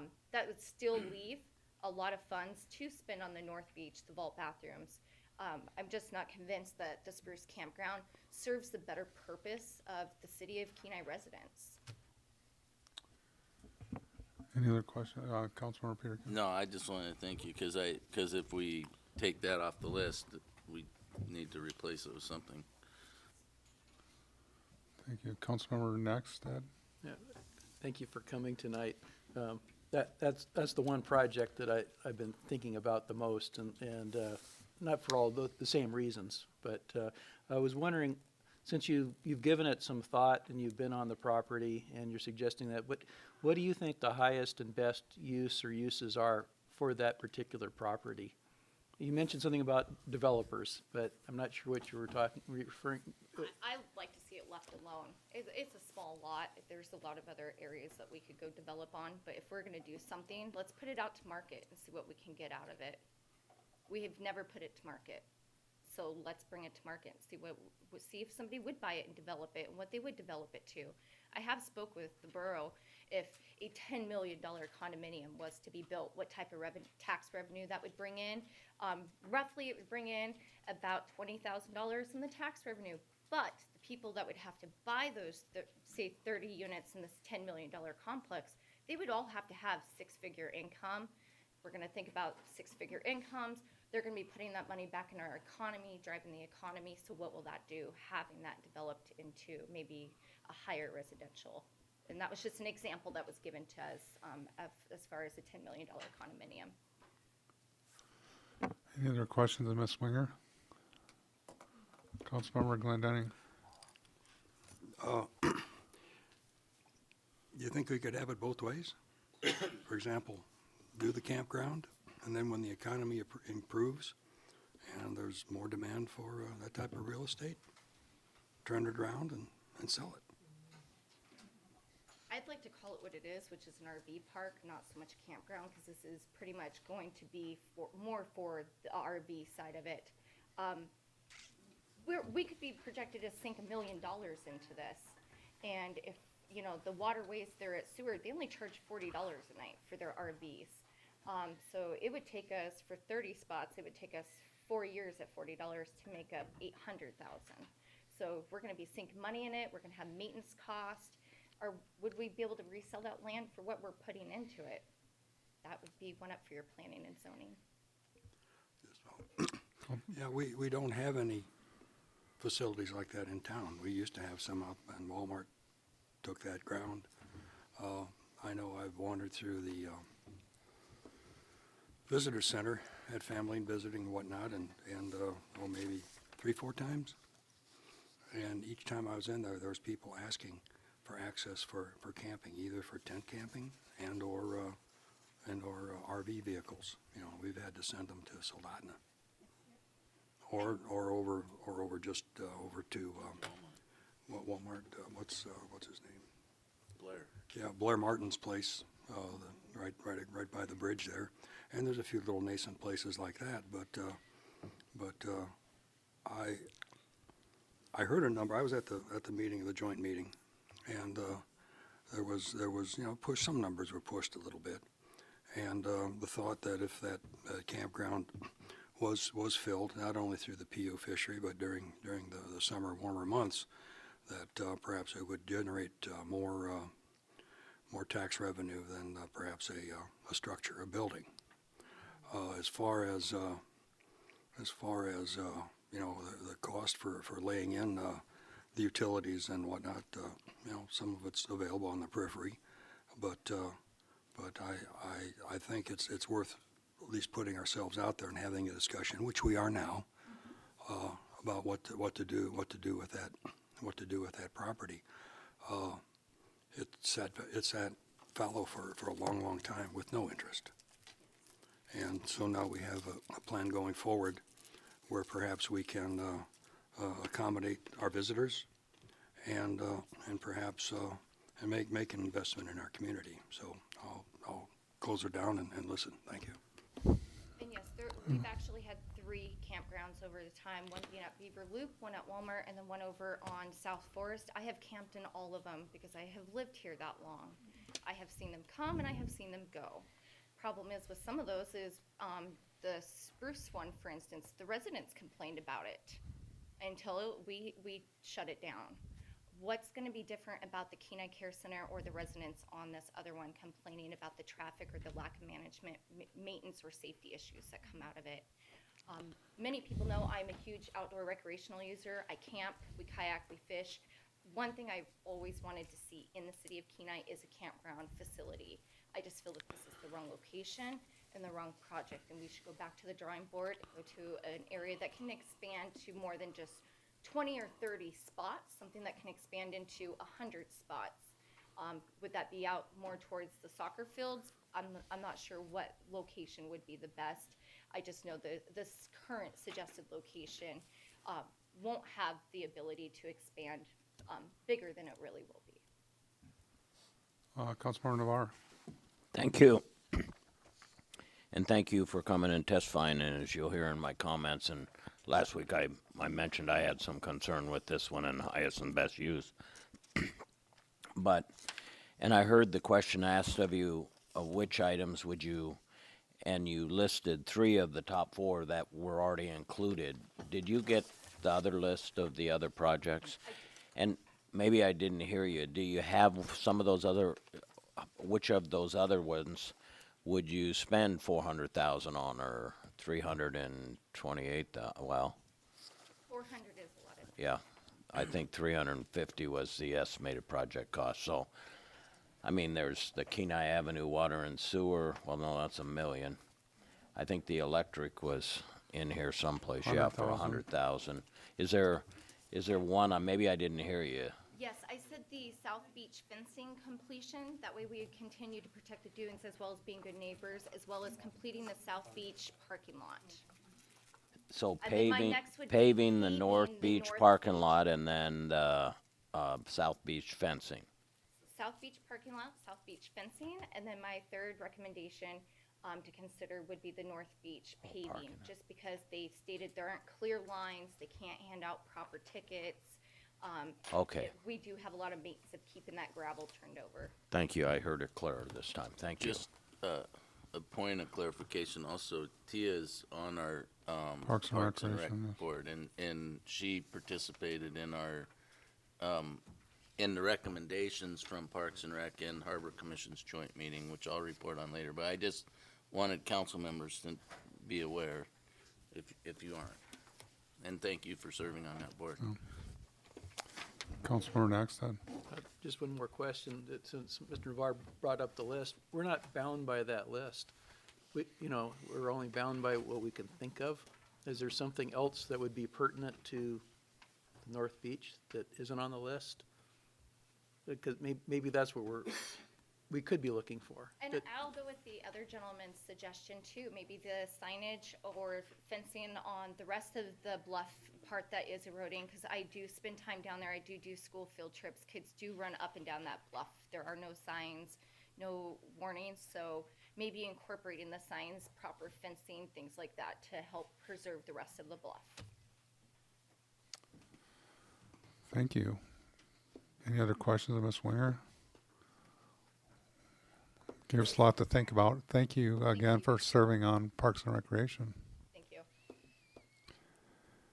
Is there anybody else from the general public that'd like to speak to resolution number 2019-76?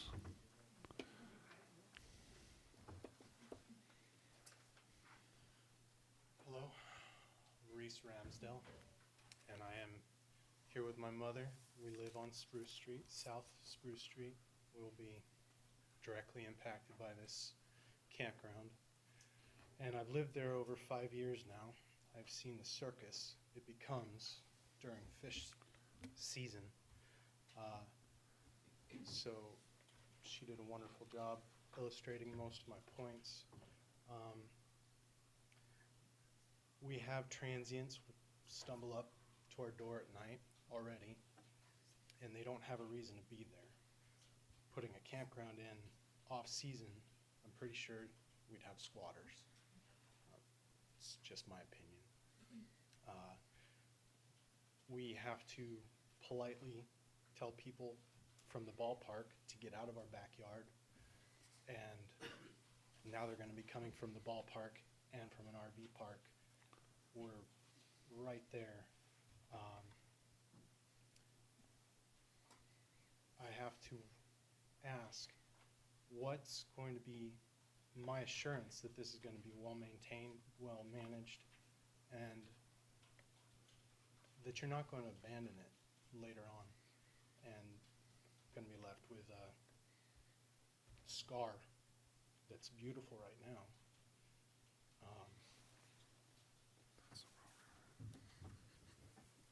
Basically, it's already bad, and this is not going to alleviate any of the problems. 30 sites, if you're lucky, 20 if you aren't. It's not going to put a dent in anything. And there is a site right up the road that might be better suited for you, and it's got way more room to expand. Well, I don't know about that, but all I know is that as the only people on this road permanently, I've seen what happens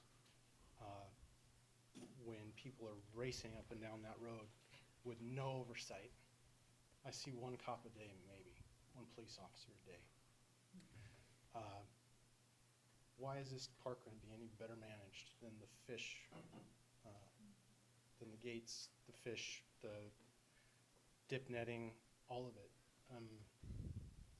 People are going to be bringing their catches up to the RV park.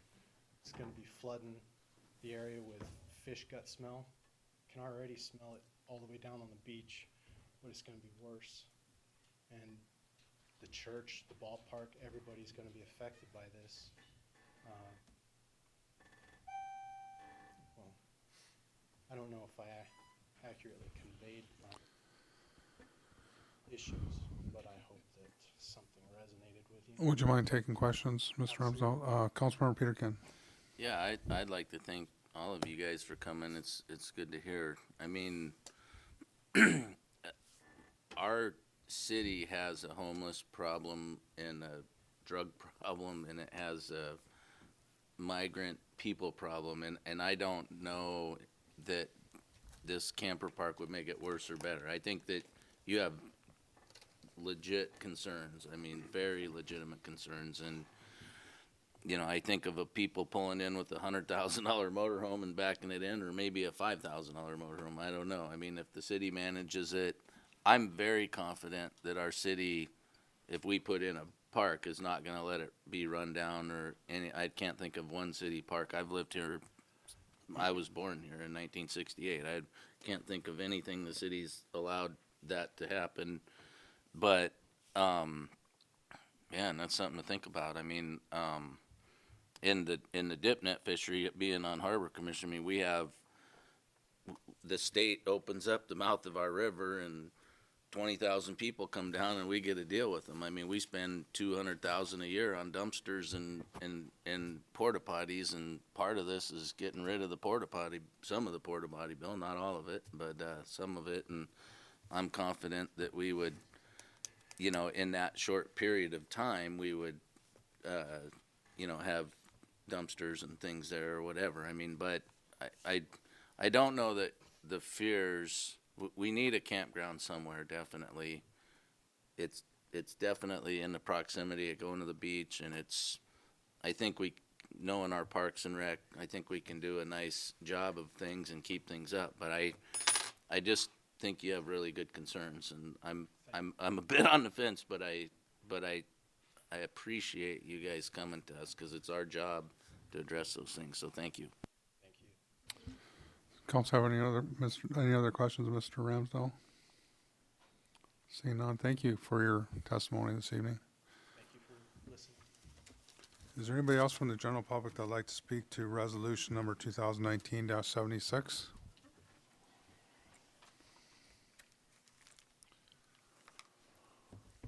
Seeing none, we'll bring it back to council. Comments, deliberation, discussion from council. Councilor Axton. I guess, staying on that train of thought, I have a question for our city manager.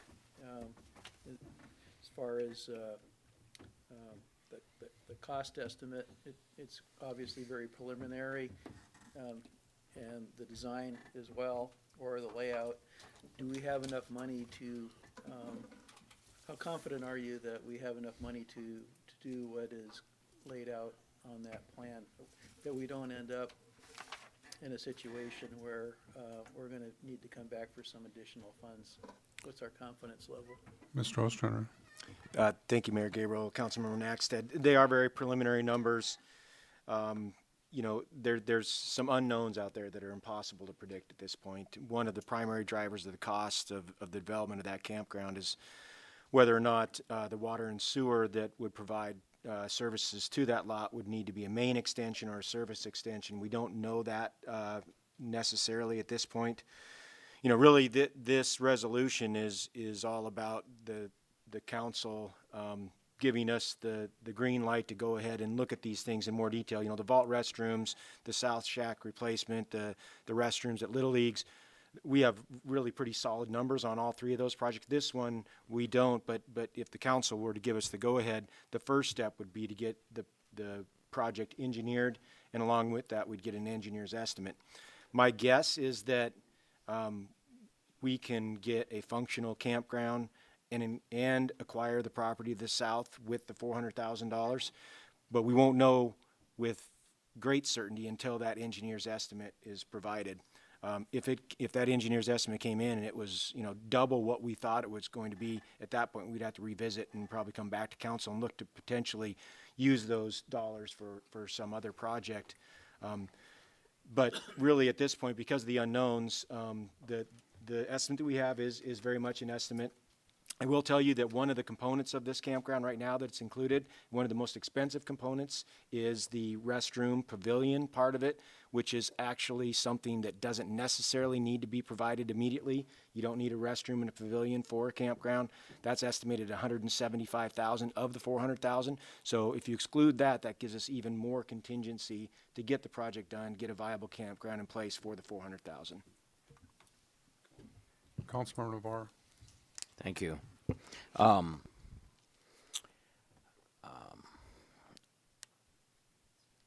As you know from last meeting, I just don't think it's the highest and best use of that land. As a matter of fact, I'm aware that we've had in plans to move the Little League ball field to Section 36 at some point.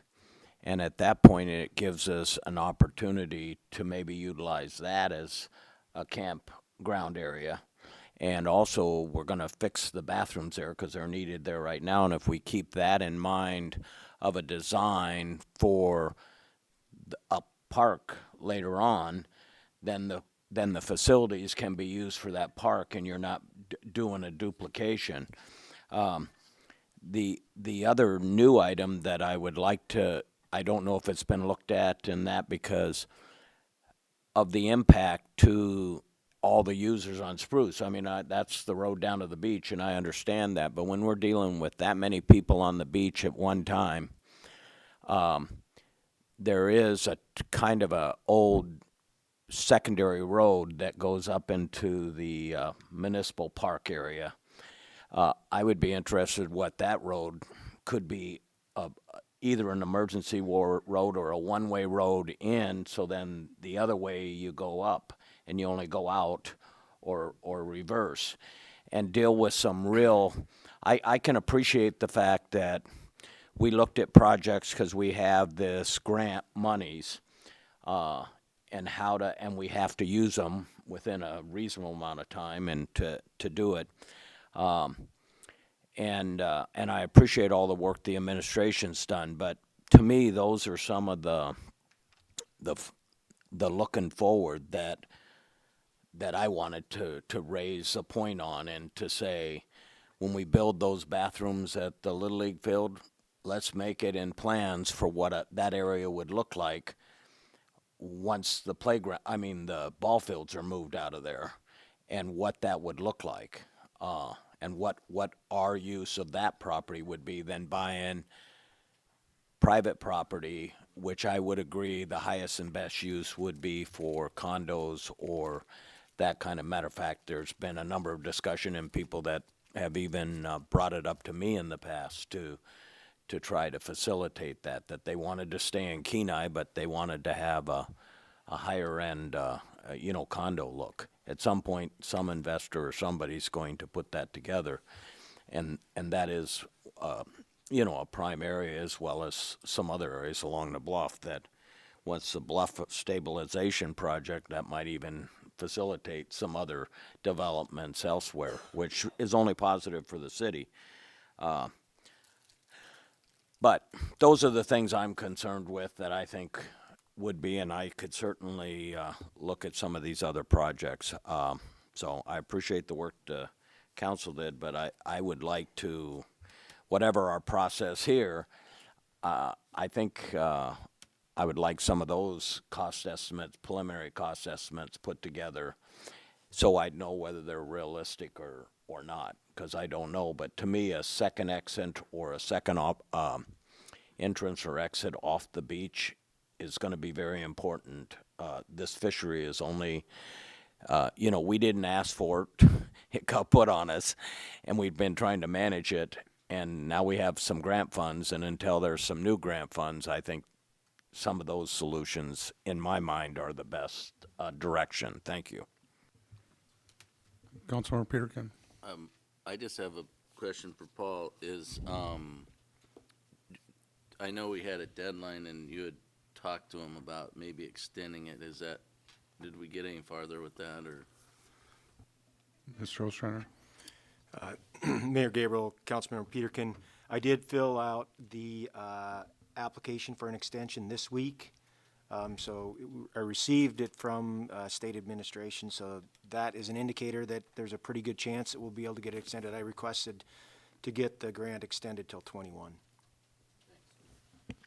Vice Mayor Malloy. Thank you, Mayor Gabriel. Yeah, I support the other three projects, and the only question that I have has to do with the Spruce Campground project. So I think, I'd be willing to go forward tonight on the other three projects, without a doubt. As far as the Spruce Campground project is concerned, we do need a campground in Kenai, and I think we all recognize that. And if we had the opportunity to use some of those funds to do something sooner rather than later, that would be beneficial. I hear what Councilmember Navarre is saying, and I appreciate the comments of the public that came here to testify about that. And I agree that maybe this location is not the highest and best use for that property. I don't know if Section 36 might be in a place for a campground, and if if you start moving away from the beach, then is that an appropriate use of the grant funds? If we put it down the road away from that.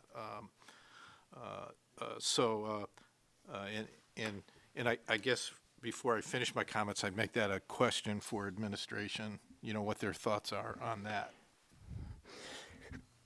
Could I just clarify for Councilman Malloy, because I wasn't saying move the campground to section 36. I said the city has plans to move the Little League fields to section 36.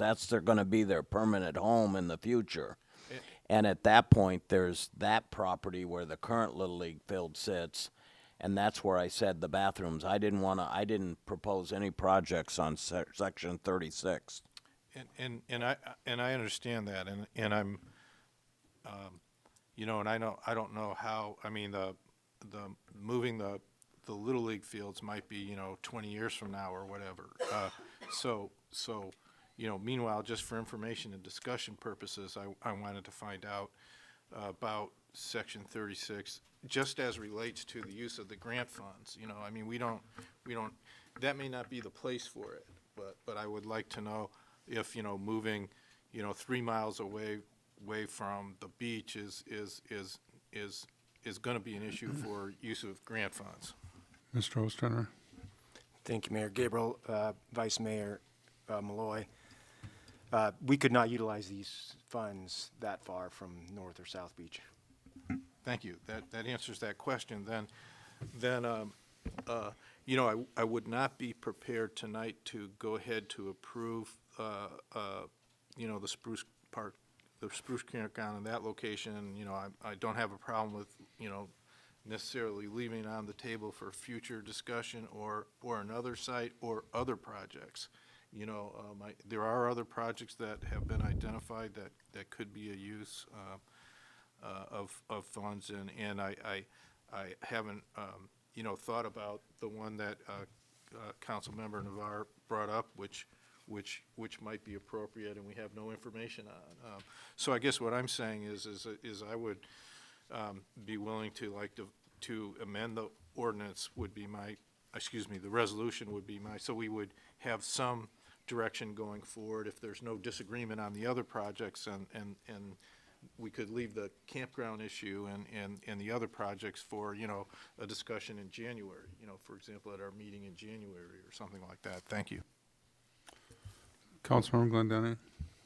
Yes, I think we could, what's the word of art, divide the question and go with the other three. This with Spruce Creek, Spruce Campground, I think is an intriguing proposition. And when our city manager broke out the numbers, you know, the pavilion is a very substantial part of it, but not a necessary part of it now. Also, I think if we could maybe push some numbers around to have a little more exacting concept of what we get for a dollar spent, I think that would be I think that'd be very useful information for us to have. Has been pointed out, we do not have a campground in town, and there is a need for camping, especially during the PU fishery. But other people would stay in our town if they had a nice, level, secure, safe place to be. And I think the gentrification of this area, and properly managed, which I know it will be through our Parks and Rec, perhaps would cure some of perhaps the homeless problem, some of the extreme behavior that some of our testifiers have given. We'll have a more stable, predictable clientele for that area, and it's worth considering the proposition from that point of view. So I encourage the city administration to go ahead and develop the idea of the campground. And as far as I'm concerned, or as my knowledge of it, that's the only property close to the PU fishery that would qualify for these funds, and I think would be perhaps a fine addition to our city during the tourist season. Thank you. Councilmember Naxted? Just for clarification, you're saying that you support number 2, the Spruce Campground. That's what I'm understanding, because that is the intent of what the administration wants to do, is move forward and get the numbers. But I thought you said something different at the beginning. Well, no, I would say as a preference, there's definite support for the other three. And and just how you manage it, whether divide the question or just give a preliminary blessing to the 4, with a caveat that we would have more information on the spruce to give us a more informed position to expend the funds. Vice Mayor Navarro? Thank you, Mayor Gabriel. I'll take a stab at it. Okay, so this would be an amendment proposed. So I would be looking at section 1, page 2 of the resolution. And the motion would be to amend section 1 to say that the city of Kenai identifies vault restroom construction, Little League permanent restrooms, and South Beach shack replacement as 3 of the projects to be funded through the State of Alaska Grant 15 DC 078. Is that are you just throwing that out as a suggestion, or are you making a motion? was making a Are we motion. gonna wait till Second. discussion's on? Okay, so. it's on the Okay, floor. so if I could speak to it? Yeah, Vice Mayor Malloy. So what that would do, you wouldn't have to, what that would do is just say that we approve these 3 as 3 of the projects. So there could be other projects, obviously there's gonna be, that would still leave the opportunity for administration to bring back, you know, better numbers on the Spruce Grant campground, and also, you know, potentially numbers on Councilmember Navar's suggestion for another access road, and what would the priorities be for the funds for other projects if you know, the Spruce Park campground doesn't go forward. You know, so that would be the intent of it. So some of it would be kicked down, the can would be kicked down the road on. That's the intent of it anyway. Councilmember Peterkin. Yeah, and I just want to mention, I know it's not in town, but we do have a RV park on Bridge Access Road there on the old Dobbin, or what is the Cannery Royal Pacific? Sherrier LLC, yeah. With Cheaton's Kenai property. Kenai Dock. Yeah, LLC. they've got, it's big sign says RVs and everything, and I go in there quite a bit in the summer because I do recycle work down there, but there are a lot of campers there, you know. I know it's probably more focused on the river end because it's close to the city dock, but it's, you know, not by the beach, but we do have one. I guess, are you suggesting that we throw that in the mix? I'd love to buy that property, but I think it's probably more than in our budget, but. Well, I know I actually was looking at the GIS here as we were talking, and that's what I was looking at, because I know we have a property adjacent to us as our boat launch, so I think you could easily qualify these funds as part of that, you know, if I'm not mistaken, correct me if I'm wrong, Mr. Ostrander, but it would probably qualify for projects that we would do there. I didn't mean to put you on the spot. Councilmember next, I know you had your light on a minute ago. Yeah, I'm not, kind of a question for Mr. Ostrander. I just want to give you the opportunity if we're kind of missing the target here. Because what this effectively does, well, it does is it takes the Spruce campground out of the list. Okay, that's fine, or whatever.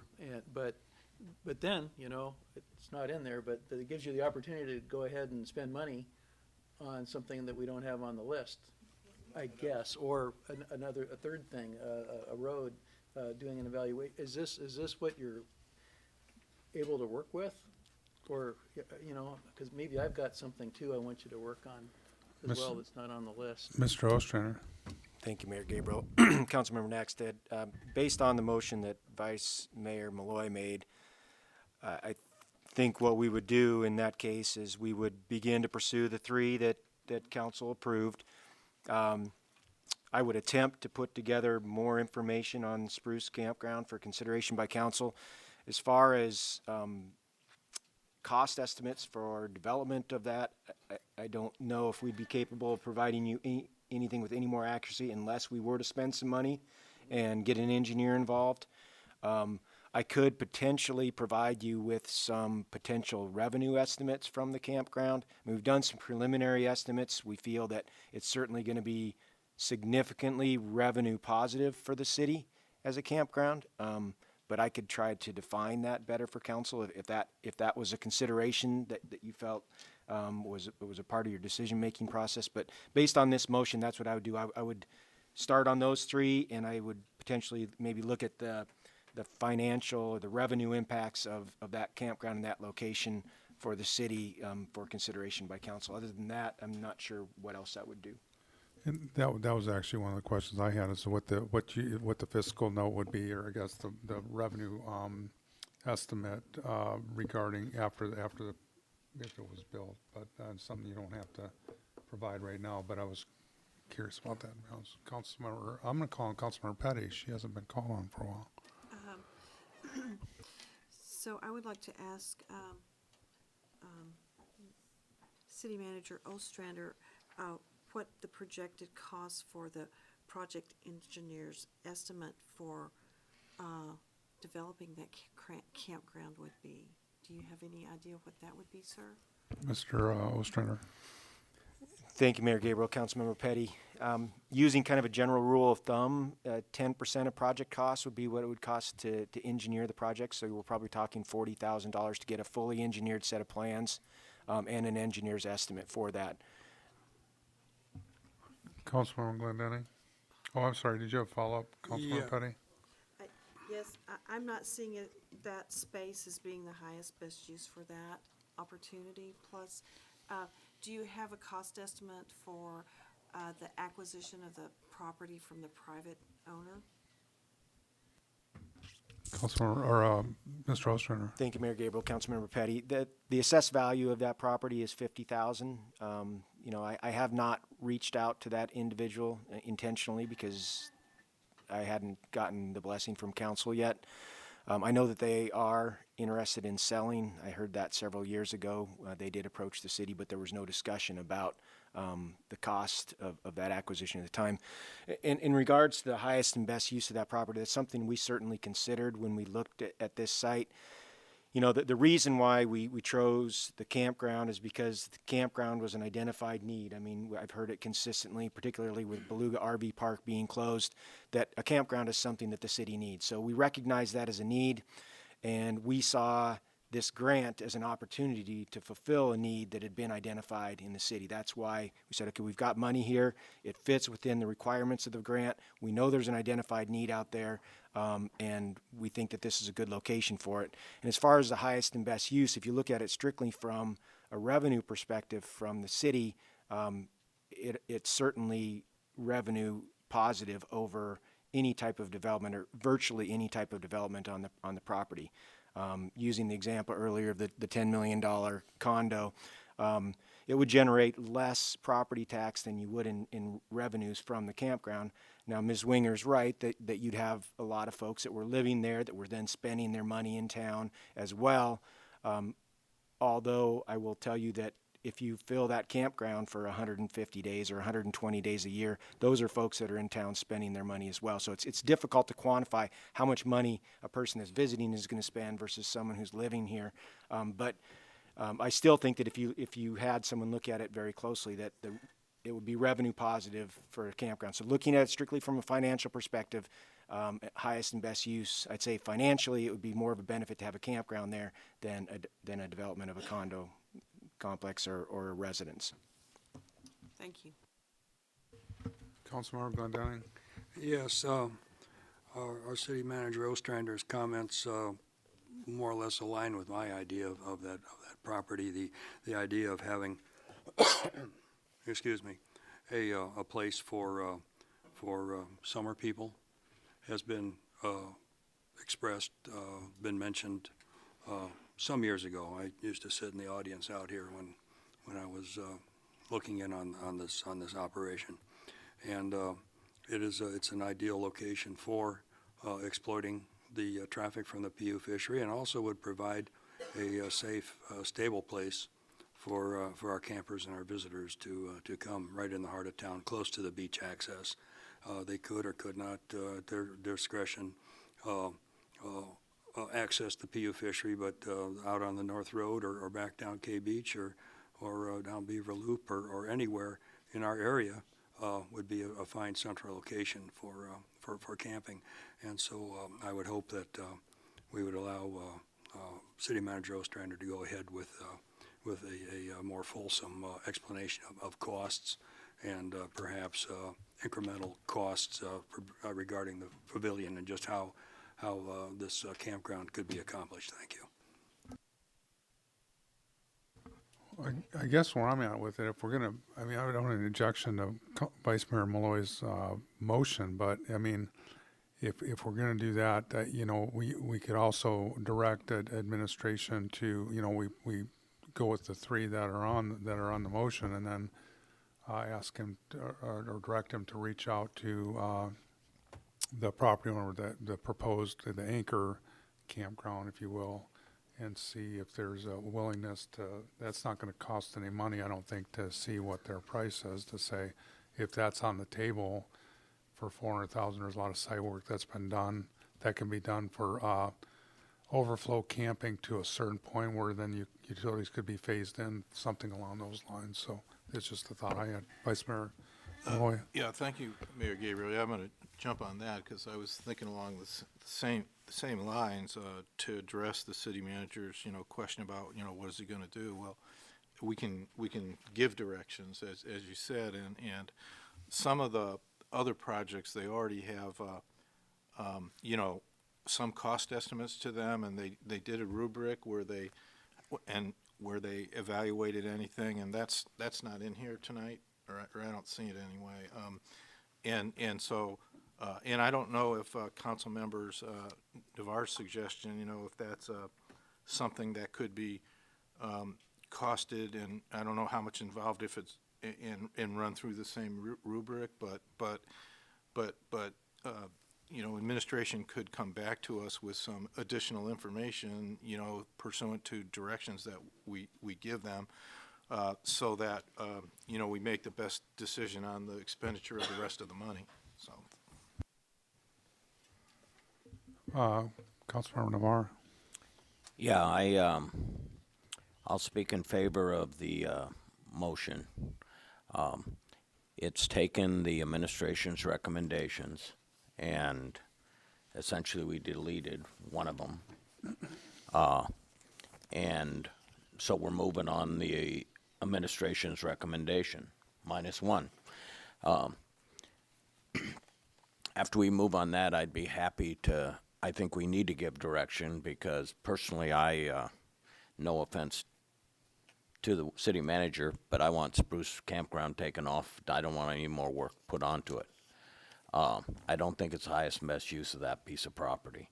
And like I said, I'd further go that in the current motion, that the Little League permanent restrooms, that there be consideration put into the fact of what that place would look like if it was a camp area, and where the placement of the bathrooms could be based on forward thinking. I just think it makes sense. If it fits, it might not fit. There might need to be a second one if you turn that into a camper area. I appreciate the fact that there's the need for a campground in the city of Kenai, and the fact that it could be a revenue generator or a positive where it doesn't cost us, and we add that quality of life and amenity to our community. A lot of communities have it, and they're run by the cities, and they have those things, so I don't have any problem with that.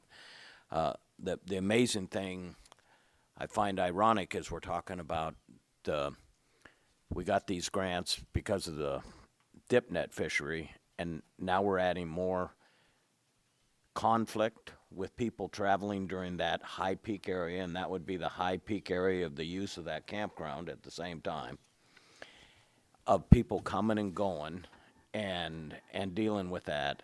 And we're not going to get rid of the subsistence fishery anytime that I can see in the foreseeable future. Not that we should. I mean, it's our beach. It's the fish come here. I mean, there's some issue that Alaskans have a right to their fishery. But regardless of that argument and going on, that's why I said I think looking at a secondary access, even if it costs us a little money to add to those revenues, that can be closed the rest of the time, and the main road work as it does would be okay. But I honestly believe I see that as the biggest addressing some of the biggest concerns for those that live on both those streets, whether it be South Forest or Spruce, and have a compromise to work with our beach access issue. And so I'd really like that to at least see if the council would rather the administration look into that or look into the Spruce campground that I don't think, unfortunately, it uses funds and it's close enough for this funds, but I just can't support it in that location and for those reasons. Thanks. So I'll support the motion for the 3. And that's Councilmember- supporting the administration's recommendations. Councilmember Peterkin. Yeah, I'm in support of the 3 as well. I'm just gonna throw this out, and I think we need to approve these 3 and move on and have, because this will take all night talking about everyone on the list, but there's another one on the list that they did recommend that, I don't know, I think it was more money, but is the lot the old trailer park, right by the highway. Maybe we just come up with some more funds and do it right there. It's, we get a campground and parking and all kinds of things right there. And it doesn't, we haven't put it, we did put it out for the public and no one said anything bad about it. It wasn't one of our top 4, but it was one that the city recommended and suggested. So it's just, but I'm in favor of the 3 and I think we should move forward and get going on those and then figure out what to do with the rest of it. Yeah, and that's what I think we should do is if it sounds like there's consensus on the motion, and I agree that maybe after this, maybe give direction to administration to look at it reaching out to the landowner anchor, which is, I think, the one you're referring to, Councilman. So we can do that after we vote on the motion. Councilmember Glendenny? I too support of Vice Mayor Malloy's proposal. Note that the vault restrooms, Little League restrooms, and the South Beach shack replacement were passed unanimously, 12-0, by a joint resolution of the Harbor and Parks and Rec Commission. So it's a no-brainer that we go ahead with this, and we'll pass this and then have a further discussion on what we do with the rest of the concepts. Very good. Any further discussion on the motion? Is there, and so just so we're clear, what we're going to do is we're going to take section 1 of the resolution and basically essentially eliminate the Spruce Campground. Is that correct, Vice Mayor Malloy? Strike Spruce Campground from section 1? Yes, language? and also say there are 3 of the projects, so there could be more projects. Okay. Yes. And I don't see anywhere in the title that we would have to make any other amendments. So with that, no further discussion. Clerk, please call the roll. Councilmember Peterkin? Yes. Councilmember Glendenning? Yes. Councilmember Petty? Yes. Vice Mayor Malloy? Yes. Councilmember Navarre? Yes. Councilmember Naxtet? Yes. Mayor Gabriel? Yes. Motion passes. So,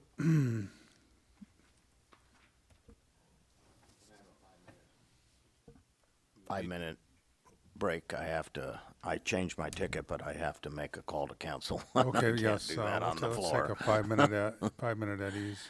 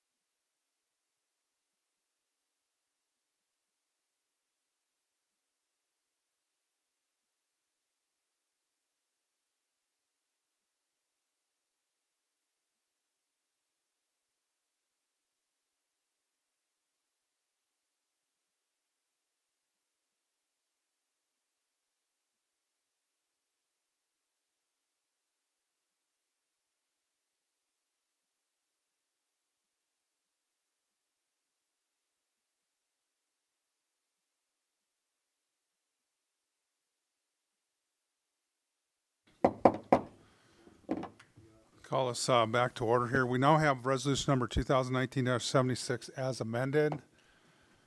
Pleasure, council. Any further discussion on? Request unanimous consent Unanimous as consent amended. was requested. Is there any objection to unanimous consent?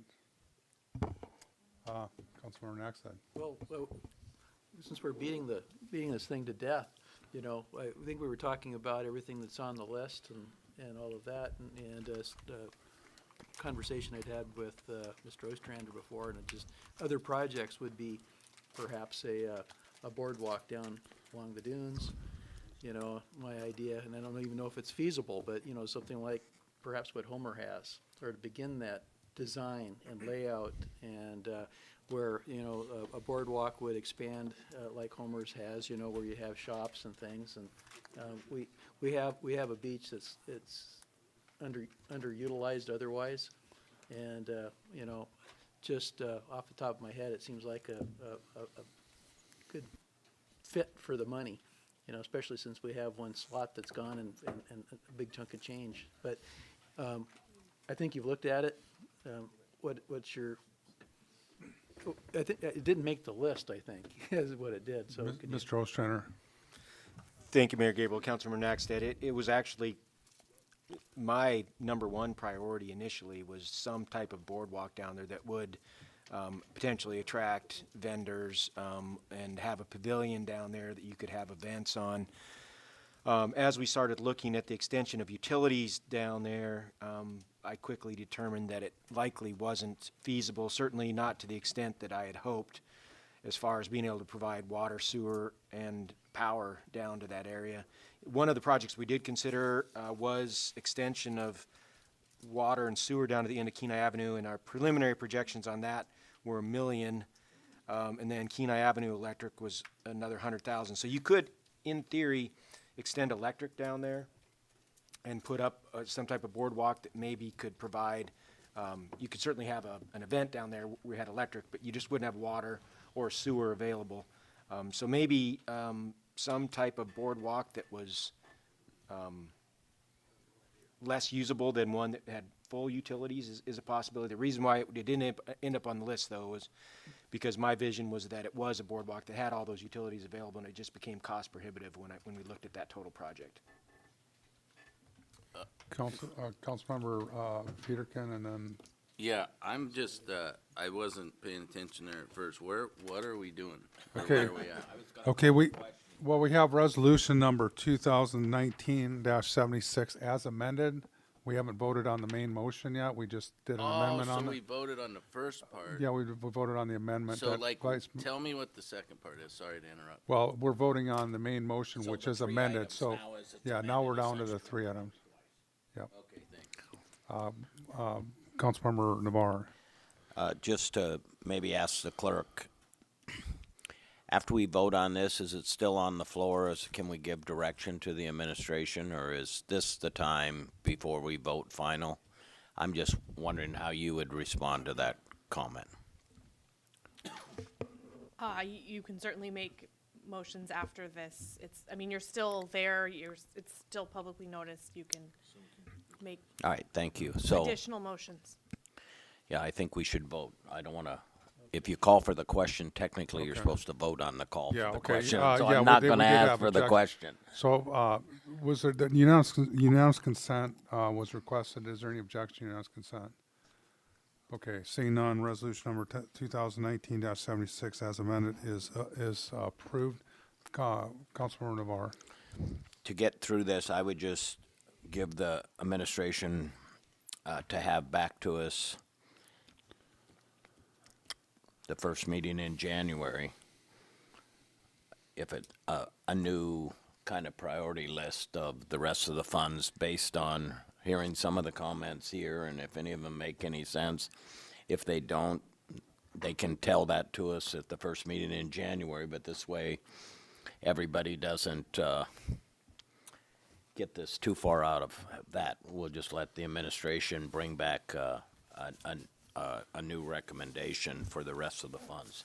Yeah, and it's what, about 400,000, Mr. Ostrander, that we'll have that's sort of out there swirling around, waiting to land, so. I can second that motion. It was kind of long, but I I'm think we got sorry, it. seconded. Any? I don't think, well, yeah, I guess to give some direction, I was just getting a consensus, but I guess if we need a motion, then I would, I guess, yeah. Well, I then wrote my down in the motion would to be, But I just wanted to clarify that our first meeting in January is our only meeting in January. It's January 15th. Paul, is that reasonable with the holidays, or do you want, He'll get it. yeah, so I would move that the administration come back with a recommendation at the first meeting in January for additional use of the funds. And it was seconded, it's on the floor right now, Councilmember Glendenning. Yeah, I just point out for the record that at the joint meeting of the Harbor and Parks and Rec Commission, an alternate consideration, what was highly valued by them, was the South Beach fence, a modest amount of money, but they thought that would be most leveraging for use of the funds. It's not a very large amount, but if we are going to take advice from our commissions and committees, that probably should be high on your list to evaluate. Well, and that being on the list, I don't think that precludes us from considering that also. No, this is a point of emphasis, that our advisors gave us this as a viable alternate, an additive. Instead of 4, this would be the 5th one that they wanted. Is there any other discussion on the motion? Request unanimous Thank consent. Thank you, Vice Mayor Nor. Any objection to unanimous consent? The motion is passed. That brings us to item D1, ordinance number 3095-2019, increasing estimated revenues and appropriations in the general fund, police department, and accepting a grant from the Department of Justice for the purchase of ballistic vests brought forward by administration. Pleasure, council. Councilmember Naxton. I move to enact ordinance 3095, 2019. Second. Is there anybody from the general public that would like to speak to ordinance number 3095-2019? Seeing none, we'll bring it back to council. Comments, discussion from council? Seeing none, clerk, please call the roll. Councilmember Glendenning. Yes. Councilmember Petty. Yes. Vice Mayor Malloy. Yes. Councilmember Navar. Yes. Councilmember Naxtet. Yes. Mayor Gabriel. Yes. Councilmember Peterkin. Yes. Motion passes. Thank you. We now have ordinance number 3096-2019 before us, determining that real property described as Lot 1, Alyeska subdivision, Part 3, according to plat number 1531, and Lot 1A, Alyeska subdivision, Part 3, according to plat K-1531, city-owned airport land located outside the airport reserve is not needed for a public purpose, and authorizing the sale of the property to METAC LLC. Pleasure, council. Vice Mayor Malloy. Thank you, Mayor Gabriel. Move to enact ordinance number 3096-2019. Second. Is there anybody from the general public that'd like to speak to ordinance number 3096-2019? Is your opportunity to come forward? Thank you, Mayor. Lindsay Olson with MyTac, and I just want to be here to answer any questions that anyone has of me about the sale. Thank you for coming to speak to it. Councilmember Naxton. I don't have a question, but I'm glad to see that this is happening. It's been something that I've been hoping would happen for quite a long time. I am I too. think it's high time. Yeah, I am too, and I really appreciate it. We've been working on this a long time. I'd like to thank the city staff. They've been terrific to work with, Paul and Christine and Elizabeth. It's been a long time coming, but it's nice that it's finally here. So thanks to you and thanks to them. Vice Mayor Malloy. Thank you, Mayor Gabriel. Yeah, and I want to thank you and looking forward to the improvements that are part of the deal to the property, and thank you for doing that. Councilmember Glendenning. Thank you for stepping up and investing with us in the city, and we see how you've promoted the property as is, and I can only imagine that any investment that you make in it will make it so much grander. Thank you for your interest. Thank you. Councilmember Peterkin.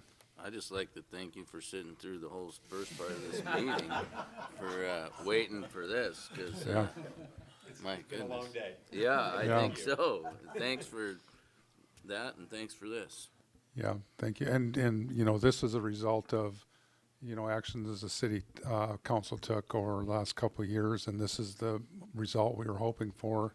At least I can't speak for the entire council, but what I was hoping for to see investment in the city, and, you know, that pride of ownership as these leases were nearing the end of their life, that folks, leaseholders would have a exit strategy that would benefit both the city and the leaseholder. So, look forward to seeing the business thrive there. So thank you. We appreciate it, and I think it will be a win-win for both, for us and the city, so thank you. Thank you. Any further discussion on this ordinance? Councilmember Glendenning. Yes, I just have one housekeeping amendment to offer. Yes. Okay. If we're looking at the therefores, section 3, the paragraph A, I would add words after the second comma, a value determined by an appraisal, insert the words performed on the property as if vacant, then complete dated September 5th, 2019. What this does is it just ties together the memorandum that's on page 98 of my packet, where it says MITEC has submitted a good faith deposit and the city has ordered appraisal to be performed on the property as if vacant. Second. Any discussion on the amendment? Mayor Gabriel, I need him to repeat that. I Okay. was totally thinking he was gonna do a different Yeah, that's motion what and I was thinking not that writing too. anything down. Yeah, I think we were all on the same. Okay, here we go. I will read it through, and when I get to the insert, we can do that. The sale, this is on, therefore, section 3, the paragraph A. Okay. Section 3, paragraph A. Now therefore it be ordained, and we skip to section 3, paragraph A. Yep, got it. Okay, and as it reads now, the sale will be made through a negotiated sale to MITAC, Inc., for a value determined by an appraisal, insert the words, performed on the property as if vacant, and then complete the sentence dated September 5th, so on and so on. What this does is it ties it in with the memo found on my page, was it 98, where in the major paragraph on that page, it describes the city ordered an appraisal to be performed on the property as if vacant. It just ties the two thoughts together. Is there a second? Yes, I had seconded it. Oh, I'm sorry. I missed that. Any discussion on the amendment? Seeing none. Request oh, unanimous consent. Very good, thank you. Unanimous consent is requested. Is there any objection? Seeing none, the amendment is approved. Councilmember Naxton? I have an amendment, which is Yeah, easier. I think that was the one I was thinking of. Section 4, title. I move to replace the word quit claim with warranty. Is there a second? I'll second that. Is there any discussion on the amendment? And just so folks know, this was a memo that was a suggested amendment by administration, so. Request unanimous consent. Very good. Unanimous consent was requested. Is there any objection? Seeing none, the amendment is approved. So now we have ordinance number 3095-2019 as amended before us as the main motion. Is there any other discussion on the main motion as amended? Seeing none, clerk, please call the roll. Councilmember Petty, Yes. Vice Mayor Malloy, Yes. Councilmember Navar, Yes. Councilmember Naxtat, Yes. Mayor Gabriel, Yes. Councilmember Peterkin, Yes. Councilmember Glendenning. Yes. Motion passes. And just for clarification, I might have said ordinance 3095, I meant 3096-2019. Just for clarification. Thank you, Council. We're now on item D3, ordinance number 3097-2019, increasing estimated revenues and appropriations in the terminal improvements capital fund and authorizing an increase to the construction purchase order to Blazy Construction, Inc., brought forward by administration. Pleasure, Council. Councilmember Naxton. I move to enact ordinance 3097, 2019. Second?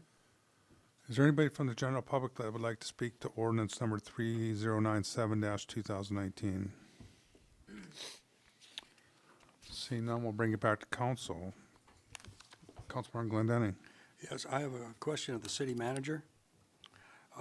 At some point in time, when this rehabilitation project is complete, will we have an opportunity to debrief as to how the project evolved after we approved the initial concept? At some point in time, I would appreciate a hand-over-hand recap, reprise, if you would, of all the change orders. Now is not the appropriate time because we're right in the middle of doing it, and I believe they are well ordered.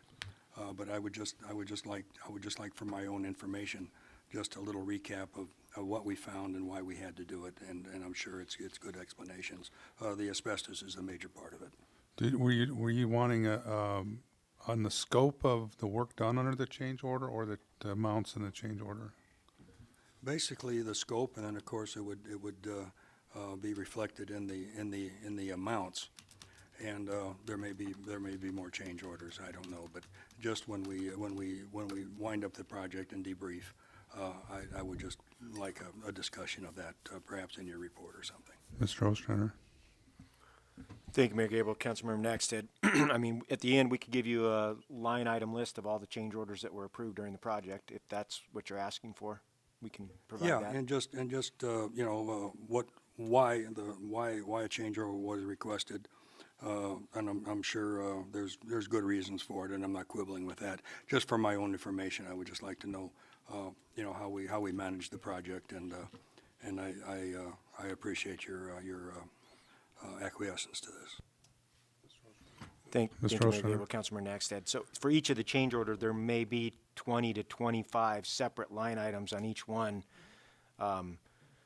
So I can tell you generally that every change order that is requested is routed through our engineer and then to our public works director, and most of them no require. doubt. This is education for me. Thank you.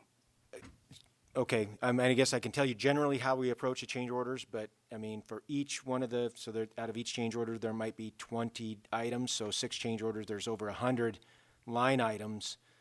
You don't want me to explain each one of those line items, correct? I'm just trying to make sure I understand exactly what you want at the end of the project. If it would help, just make the list available, and I may have a question or two or not. Yeah, they exist, right? And they're a part of each change order, how we got there. So I just recap that, reprise that, and that sure will go a long way to satisfy my question. Okay, thank you. I will provide you a list of all the change order, or all the line items in each change order. Councilmember Peterkin. Peterkin. Okay, yeah. Sorry. So, Paul, just like without taking very long, what's this one just basically for? Just Mr. Ostrander. Thank you, Mayor Gabriel. Councilmember Peterkin. So the change orders themselves? No, just on this one. Or am I to understand this as a whole bunch of? Change order 6, you mean? Yeah, the latest one? Approving right now. Well, what we're approving right now is the additional FAA dollars that are eligible for the project. So, as you can see in the ordinance, we've had $980,000 plus or minus of change orders over the course of the project. $868,000 of that has been approved by the FAA. So they're paying for $868,000 of the $980,000. So what this ordinance does is it just appropriates the last $133,000 that was approved by the FAA into the coffers to allow us to spend those dollars. Thank you. Any other discussion on ordinance number 3097-2019? Seeing none, clerk, please call the roll. Vice Mayor Malloy. Yes. Councilmember Navar. Yes. Councilmember Naxtet. Yes. Mayor Gabriel. Yes. Councilmember Peterkin. Yes. Councilmember Glenn Denning. Yes. Councilmember Petty. Yes. Motion passes. Thank you, Madam Clerk. We now on a resolution number 2019-71, repealing policy number 2017-2, supervisory subcommittee, brought forward by Councilmember Naxted.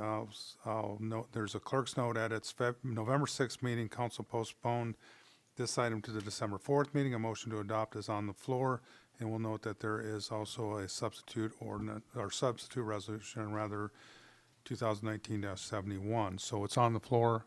Councilmember Naxted. I'd like to start before Mr. Navar, because I think he's going to want to move his substitute. I think since we're all here together now and we weren't before, that it's a good time to start at the beginning, under the initial resolution. And why I brought it forward, we have this subcommittee we created, and it is supposed to meet at a minimum of quarterly every 3 months, and it effectively has not been doing that, and I see it as somewhat of a in the worst case, as somewhat of a liability for the city to have a policy that of this nature that it's not following necessarily, but I also don't think that it's necessarily needed. So that is why I brought forward the resolution in the first place, because I think all of council can convene and have a meeting with an employee or employees at any time. If it's not quarterly, it's semi-annually or something like that. And it is kind of a stressful thing for an employee to go through, and the structure of it and whatnot. But anyway, since I don't think that we've been following our own policy necessarily, that is why I brought it forward to eliminate it.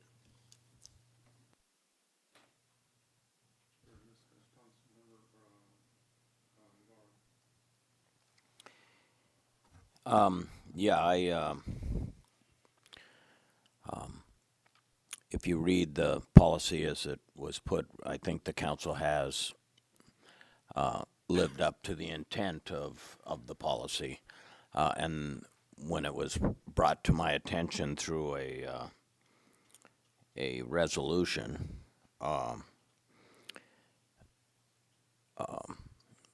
as the clerk can tell you, I was in the office going to say, when's a good time on this meeting, and I'll get with the mayor and set up this next meeting. But with this ordinance or this resolution, it created that snafu too that needed to be addressed. So otherwise, we have met. Before I move the substitute, I'll give mine. I was here, I was new on the council, and there was an issue with the 3 employees, and they felt that they had to talk to the new council people and say, hey, you need to get rid of that one, and you need to get rid of that one. And for a new council person to come in and to be dealing with conflicts within the council's 3 employees is pretty disheartening, in the sense that they weren't getting along and nobody had an avenue in which to address it, and their only avenue was to try to communicate with each council person personally, and given different stories. I don't think that works towards finding a clear direction for those employees to communicate. Fortunately, right now we have the 3 employees and they're getting along splendid. And the meetings that we have had over the last 1.5 to 2 years, I've been part of them, and I felt they're pretty beneficial. We had times we had all 3 of them in as a group, and we had them individually. But it gave us an opportunity to just kind of have a communication that otherwise what happened through the whole year was one evaluation period back in April or May of every year. And sometimes if you want to go by policy that we don't follow, I can tell you since I've been on here and even prior, sometimes those evaluations didn't happen when they're supposed to, and there are policies too. But I think the council lives up to its extent, to its, to the policy by trying to follow it to the extent possible that there's conflicts and scheduling meetings and different things like that, and people gone and things like that.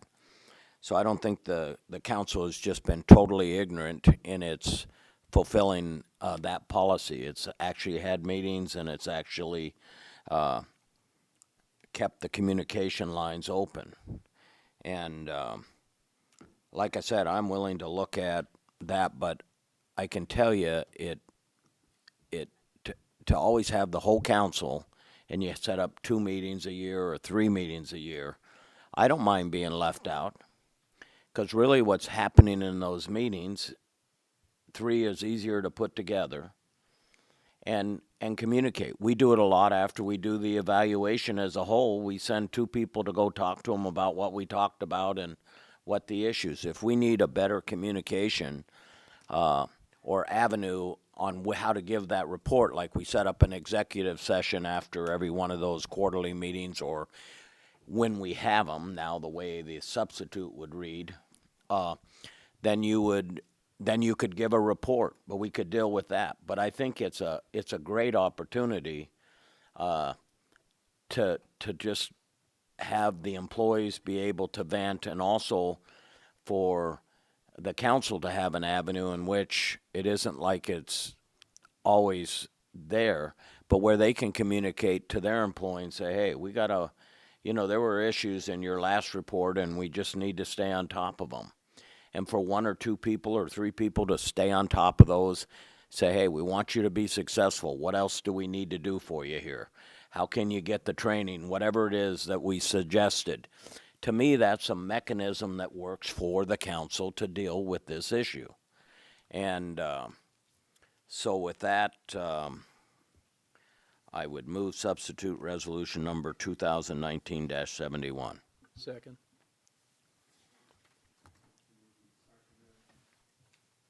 Oops, moved and seconded. Let's go and vote on that to get it on the floor, if that's okay. To move resolution, or set the substitute.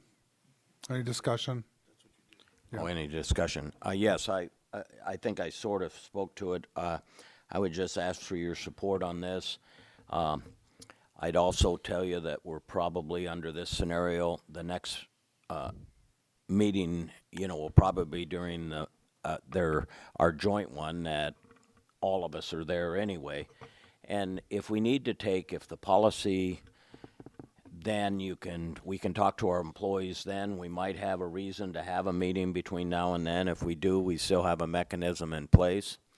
That if we need to change it, there's nothing in here that's written in stone that we can't change the policy come April or May, after we've gone through the next evaluation period and find out how the thing's going and what the committee thinks they should do. I don't think we've really, I think going to nothing is going the wrong way. I think doing this and clearing up some of the concerns Councilman Naxted had, which I agree, it makes it clearer in our policy that we don't have to meet every quarter, but it puts the burden on the 3 people, that the mayor, the vice mayor, and one other person that's put on the committee, to address the concerns. If one of our employees wants to speak, they don't have to come to each of us and say, hey, I got a problem. Or to just one of the others. They've got a legal mechanism in which to communicate to the council without feeling they have to individually kind of say, I'm not getting along with so-and-so very well, or whatever. That puts them in a bad spot. But when we have a policy in place that says, here's who you go to, and they can convene a meeting, and that's the way to communicate your concern of things not working well if in fact it needs to be addressed. So I'd ask for your support. Thank you. Any other discussion on the motion to move the substitute?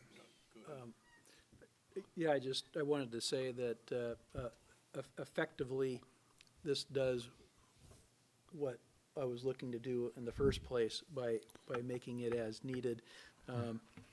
So I'm kind of on the fence. I could go with it just fine. But, you know, Mr. Devar gave some good points, is it does leave it as a policy, so it sounds like it would be easier to have a group of three than all of us. I think there's an advantage to having the whole group, everybody that can make it too. But I guess I don't have a reason right off to oppose it, other than it looks like a policy that'll probably sit on a shelf, and hopefully future council will remember it's there if they need it. Well, go ahead, Vice Mayor Malloy. Thank you, Mayor Gabriel. Well, first, I want to, say that I appreciate my colleagues, Councilmember Devar and Councilmember Naxted, working on this and kind of coming to a way to present it to everybody, where it's like a nonpartisan, and I appreciate that. I do agree with some of Councilmember, Navarre's comments about there is some utility to having a policy like this.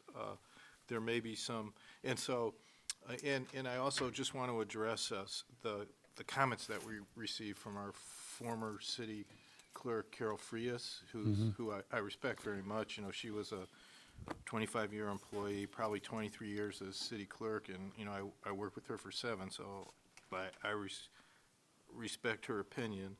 And she talks about how evaluations can be very intimidating, et cetera, and that's not really the intent of the policy, and she does say she doesn't know the beginning of it.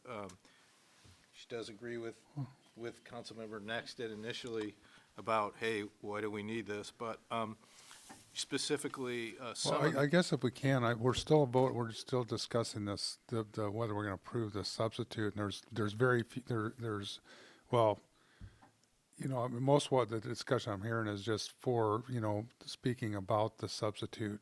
But it's the difference of, I think, if you're in favor of moving the substitute, then we can get it on the floor and then kind of delve into it if I that's. thought the substitute was already on the floor. Yeah, it is. Well, no, we voted to move the substitute. We haven't voted on. Right, so Is that? So it's We'll on leave it the on floor. floor, so we're having Okay. a discussion. Okay. And she's talking about, so how this is relevant is we're making some minor adjustments in here that I agree with. And there may be some more that are needed, and she's proposing some to amend this policy that would be, if the substitute was passed. Right. That I wanted to address. And if you don't want me to do that, Yeah, no, I just wanted to get it moved. It is on the floor. Yeah, to move it. We haven't moved it. I thought you moved it and he seconded it. No, we didn't vote on it. That's what I was getting at. Oh, That's I why I was apologize. going at I it, because thought it was on the- I apologize. No, the amendment, or the motion to move is on the floor. So that's kind of, I just want to get through that, because we're Yes, diving into I this other conversation. Apologize. Any other discussion on this motion to move the substitute? No, I'll have an amendment, but once it gets on the floor, it's simple. That's where I was hoping we'd go. Seeing no other discussion, please call the roll, Madam Clerk. Councilmember Navarre, Yes. Councilmember Naxtet, Yes. Mayor Gabriel, Yes. Councilmember Peterkin, Yes. Councilmember Glendenning, Yes. Councilmember Petty, Yes. Vice Mayor Malloy. Yes. Motion passes. Okay, now we're. Okay, again, I apologize, and I'll make this quick, but one proposal is amend paragraph B to allow the employee to request the third council member to be appointed to the subcommittee. I don't think that's really a good idea. I think it should be a structure that the council sets up. Another one is amend paragraph C to remove the last sentence. I see that really as only being something that we normally do after the evaluations are done. go and talk to the employee and present the evaluation to them, so I don't see any reason for that. And the second paragraph on D, second sentence, she's talking, this report shall be considered a confidential working record for the sole purpose of accumulating data for evaluation reports. I think that's important.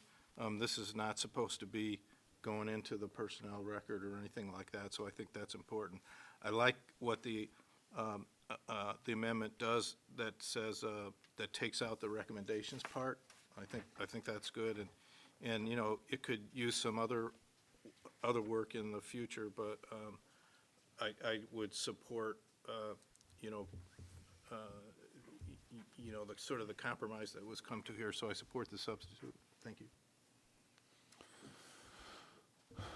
Councilmember Glendenning. Yes, I'm persuaded by Councilor Navarro's suggestion that after the next review cycle that we take a deep dive into it and proceed with his suggestions. I'm starting my second cycle here. I am interested in the welfare of my employees, and I would like very much to be involved in any discussions regarding them and their situation with the city. And as such, I really don't see a need for this subcommittee. But I am willing to support Councilor Navarro's substitute with the idea that we will dig into it again after this next review. And we have the ability to discuss everything that is being revealed tonight.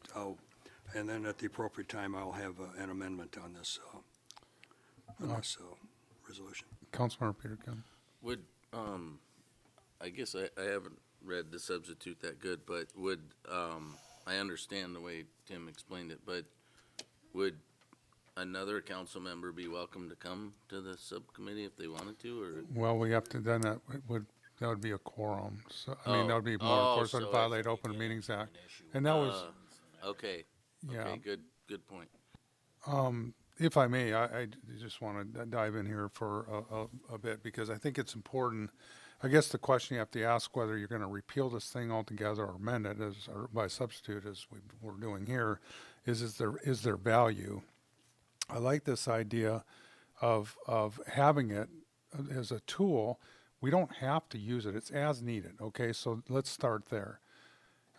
So if we have meetings, and we have good employees. I mean, I can't complain about the employees we have that work for us as the council, but neither of these employees are supervisor over each other. So where I see another issue having is just conflicts between the employees too. Now, certainly that's something that's should be addressed by the entire body, but as follow-up to that, as saying, direction given to the employees, hey, you need to do this, you need to do this. There's certain things that can be followed through by the subcommittee without having that would be a level of trust, no different than when we provide direction to administration as a body to say, hey, this is what we'd like to have done. That was the vision of what this would work, that we wouldn't have to convene if we have two employees that aren't getting together, that we're convening every 2 weeks or having calling special sessions, executive sessions to deal with it.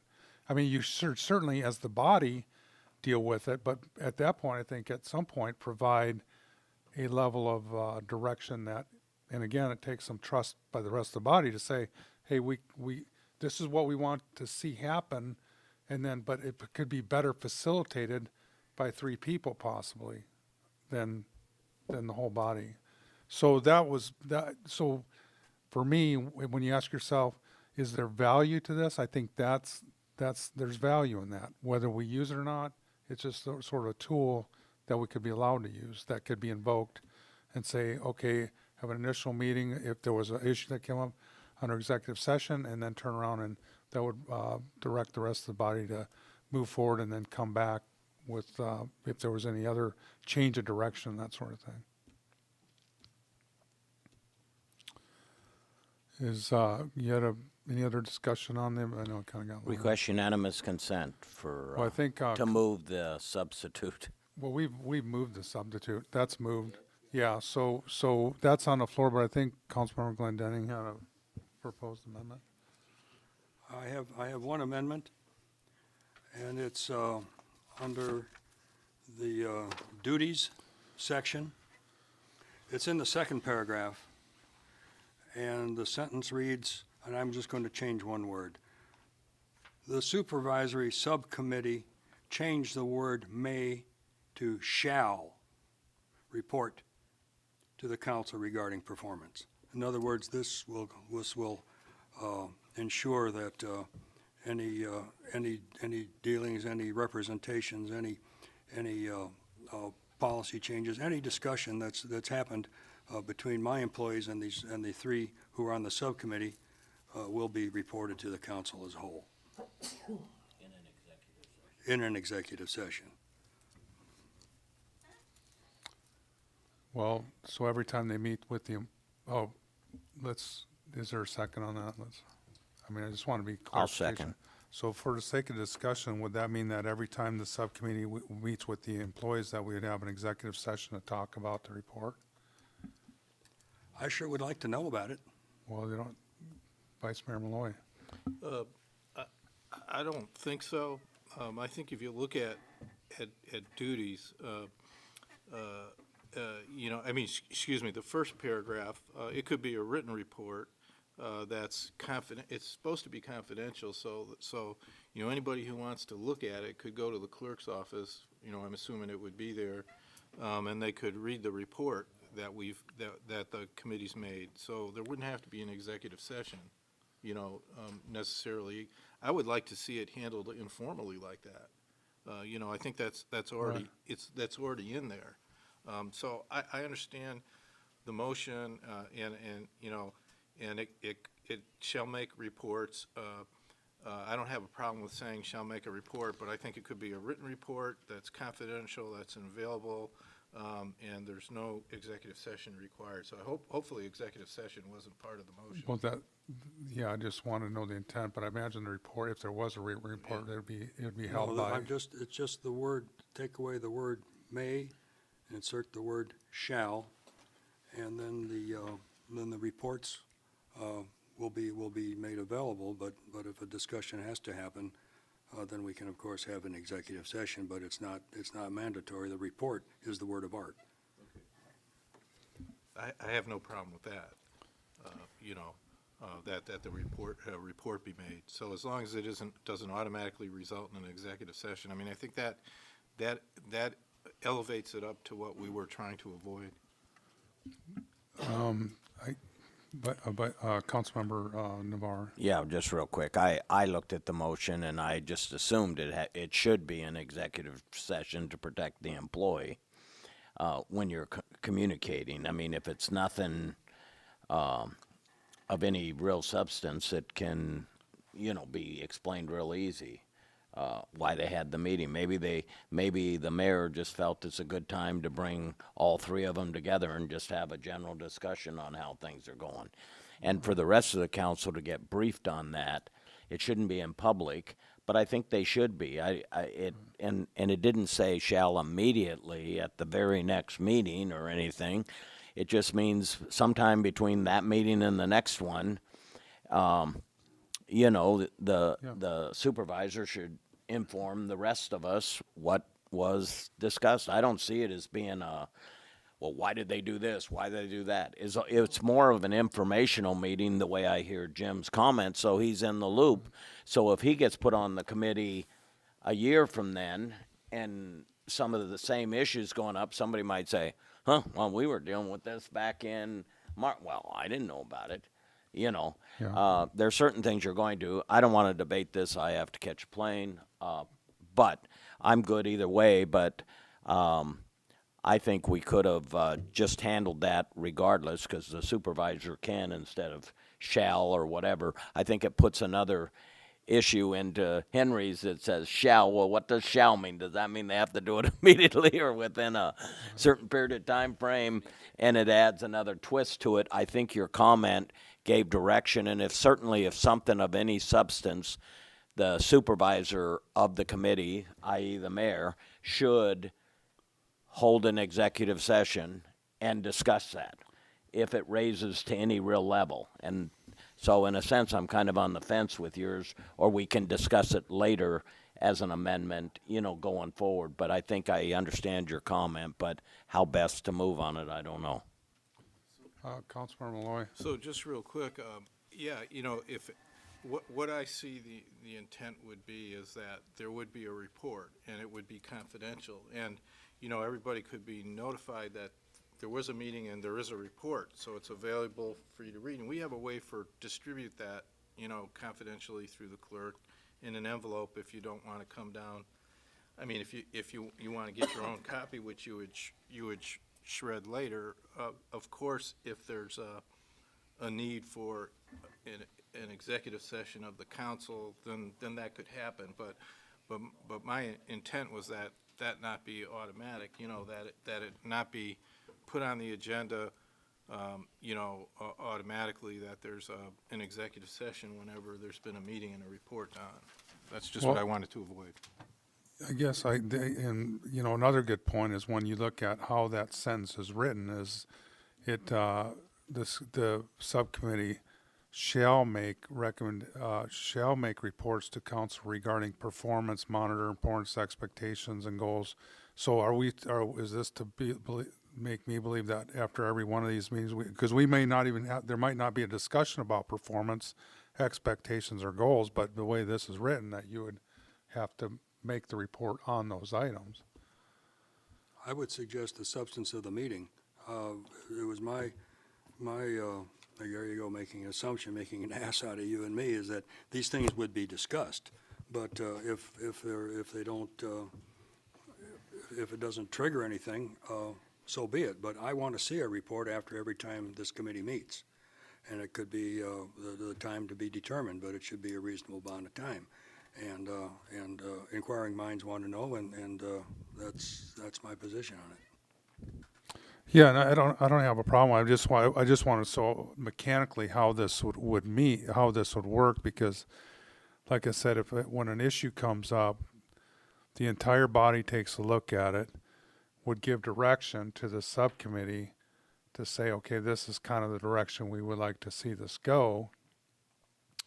And there may be one or two meetings with the employees to get, and then obviously I think, yes, there should be a follow-up, Vice Mayor Malloy. So what if we did something like amending Jim's motion to be reports to council regarding workplace matters discussed, and I don't know what to do about the rest of it, because we should be able to convey council direction, but like you said, it's mechanically awkward. So maybe amend the motion to say reports to council regarding workplace matters discussed, and convey direction determined by council. I guess that would be a report back.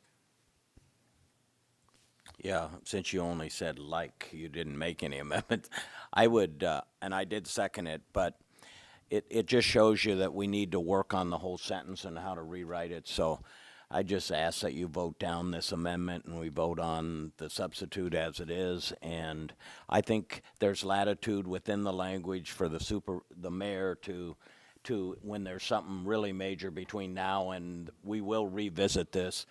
And you can have Scott work on some language. That's the better way to do it than to mumble through this tonight. So I would just ask that you vote against it. Vote against the substitute? My amendment. Oh, the amendment, okay. Okay, if I have a promise from the body that when we do address it and we decide to go forward with this, there's some means of reporting the action and the agenda of the committee, I would be satisfied with that. And if I have some nods, then I will withdraw my. Yeah, and I He- think he's a council member. He well, can introduce anything you want. Okay, you will withdraw your amendment. Was there a concurrence of the second?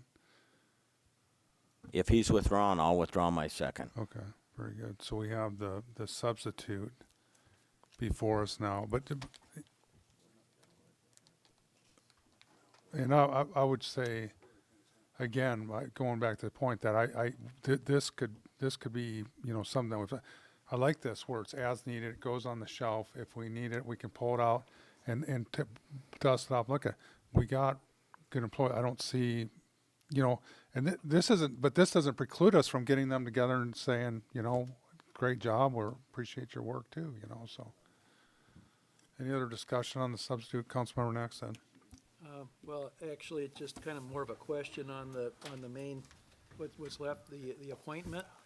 And I guess it kind of went back to my first point is, we have this, I don't recall confirming the third council member when we confirmed the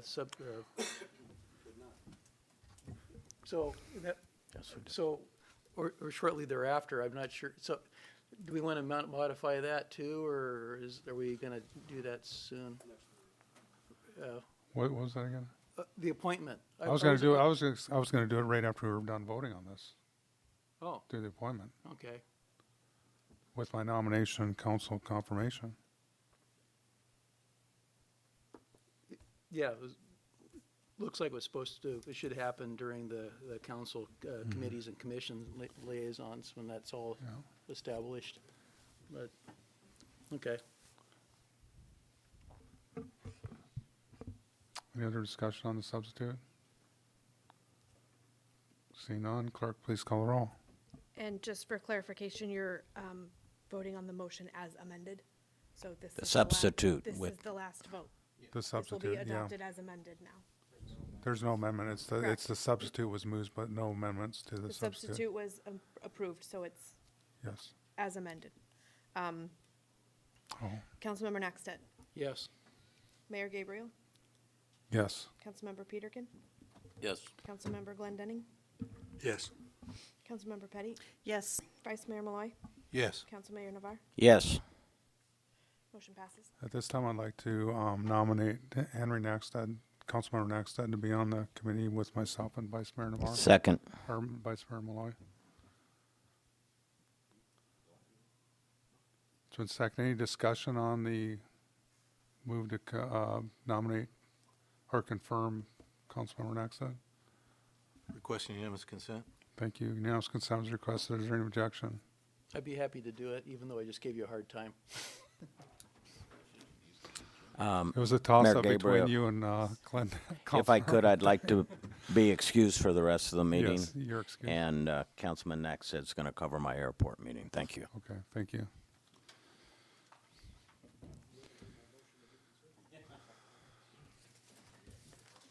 Council, we've already done item D5. We're now on item D6, resolution number 2019-77, authorizing a sole source purchase agreement for proprietary water treatment chemicals for the city's water treatment plant to Nalco, an Ecolab company, brought forward by administration. Pleasure, council.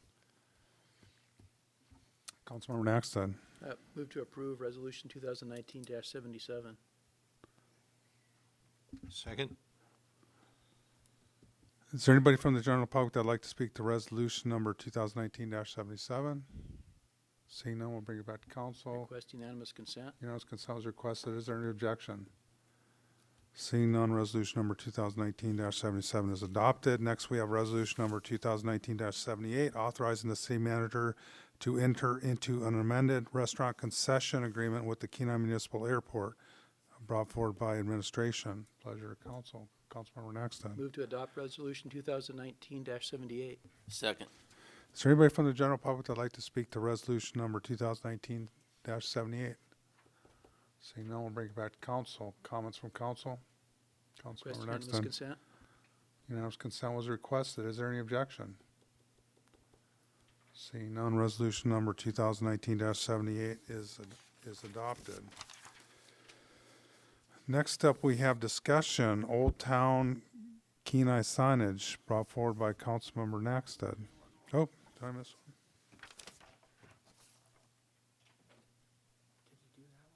Yep. Just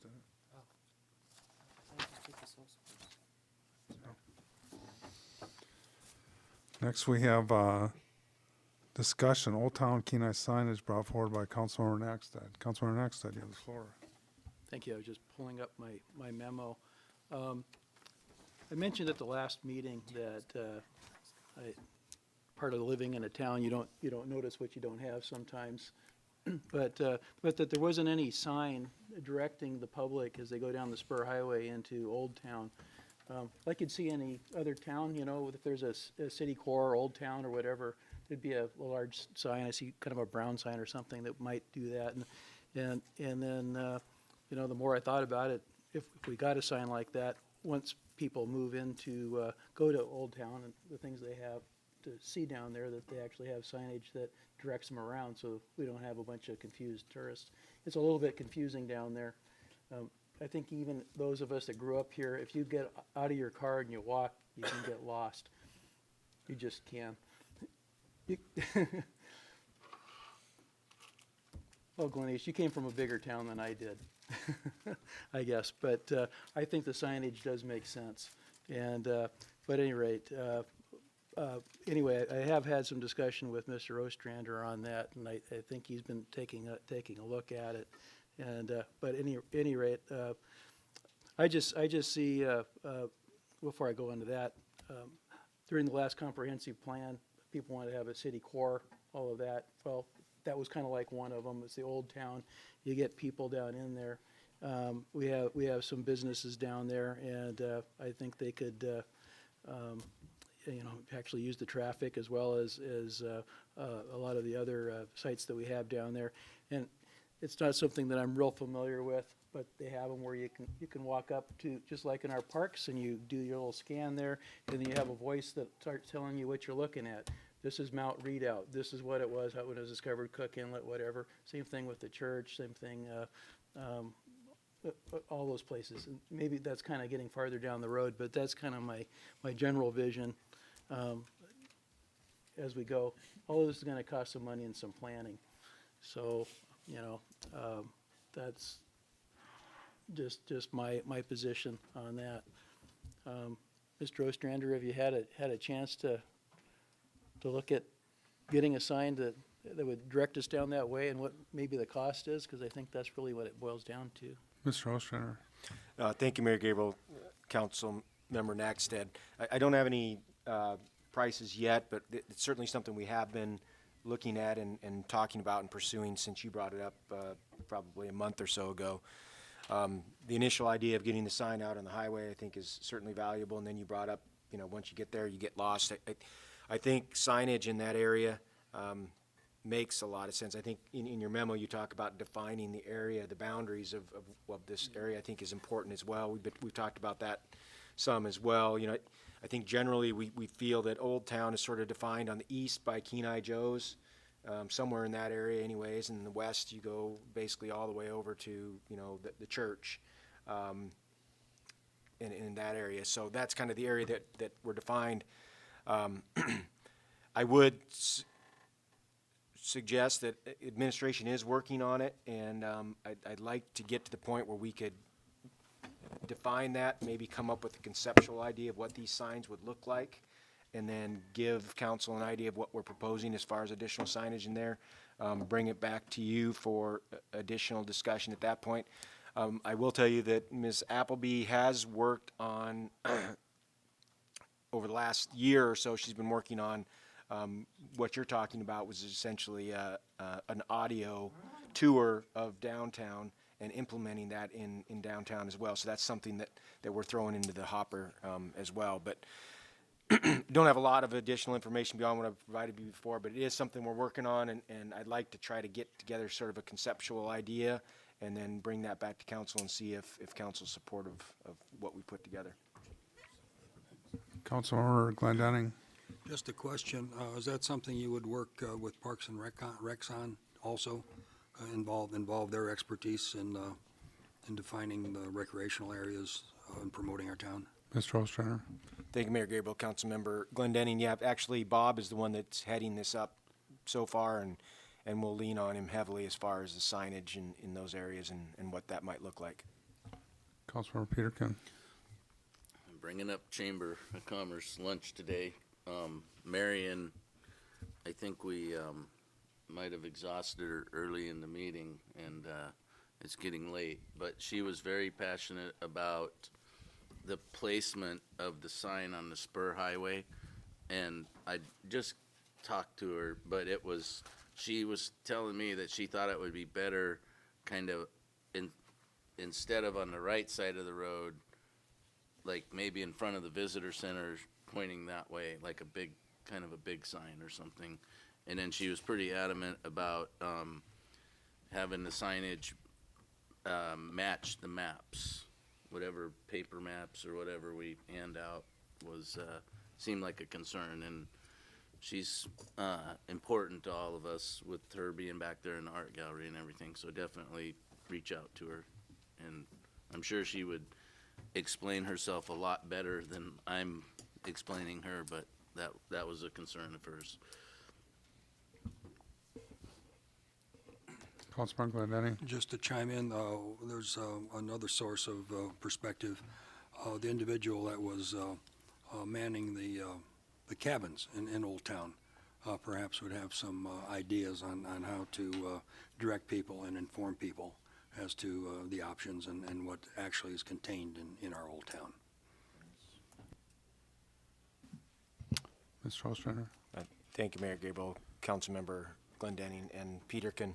Yeah, so certainly Marion, Joe and June Harris, the folks that are in that Old Town community, as Councilmember Nackstead said in his memo, I think it's really important to get their input on this to make sure that they buy into what we're trying to accomplish. Councilmember Petty? Yes, I think this is a splendid idea, and I agree with Mr. Nackstead. And also making this as a destination location so that maybe there's just not one Old Town. I mean, there would be the Old Town pointing that Old Town is there, but there might be also other signages outside the outskirts of our city that's saying Old Town is X amount of miles away, I'm just putting those 2 cents in since we're discussing this. Thank you. Councilmember Peterkin? I agree, because I don't know how many signs there are from Sterling to North Kenai that say Captain Cook Park on them, and one here or there that said Old Town would be great. Mr. Ostrander?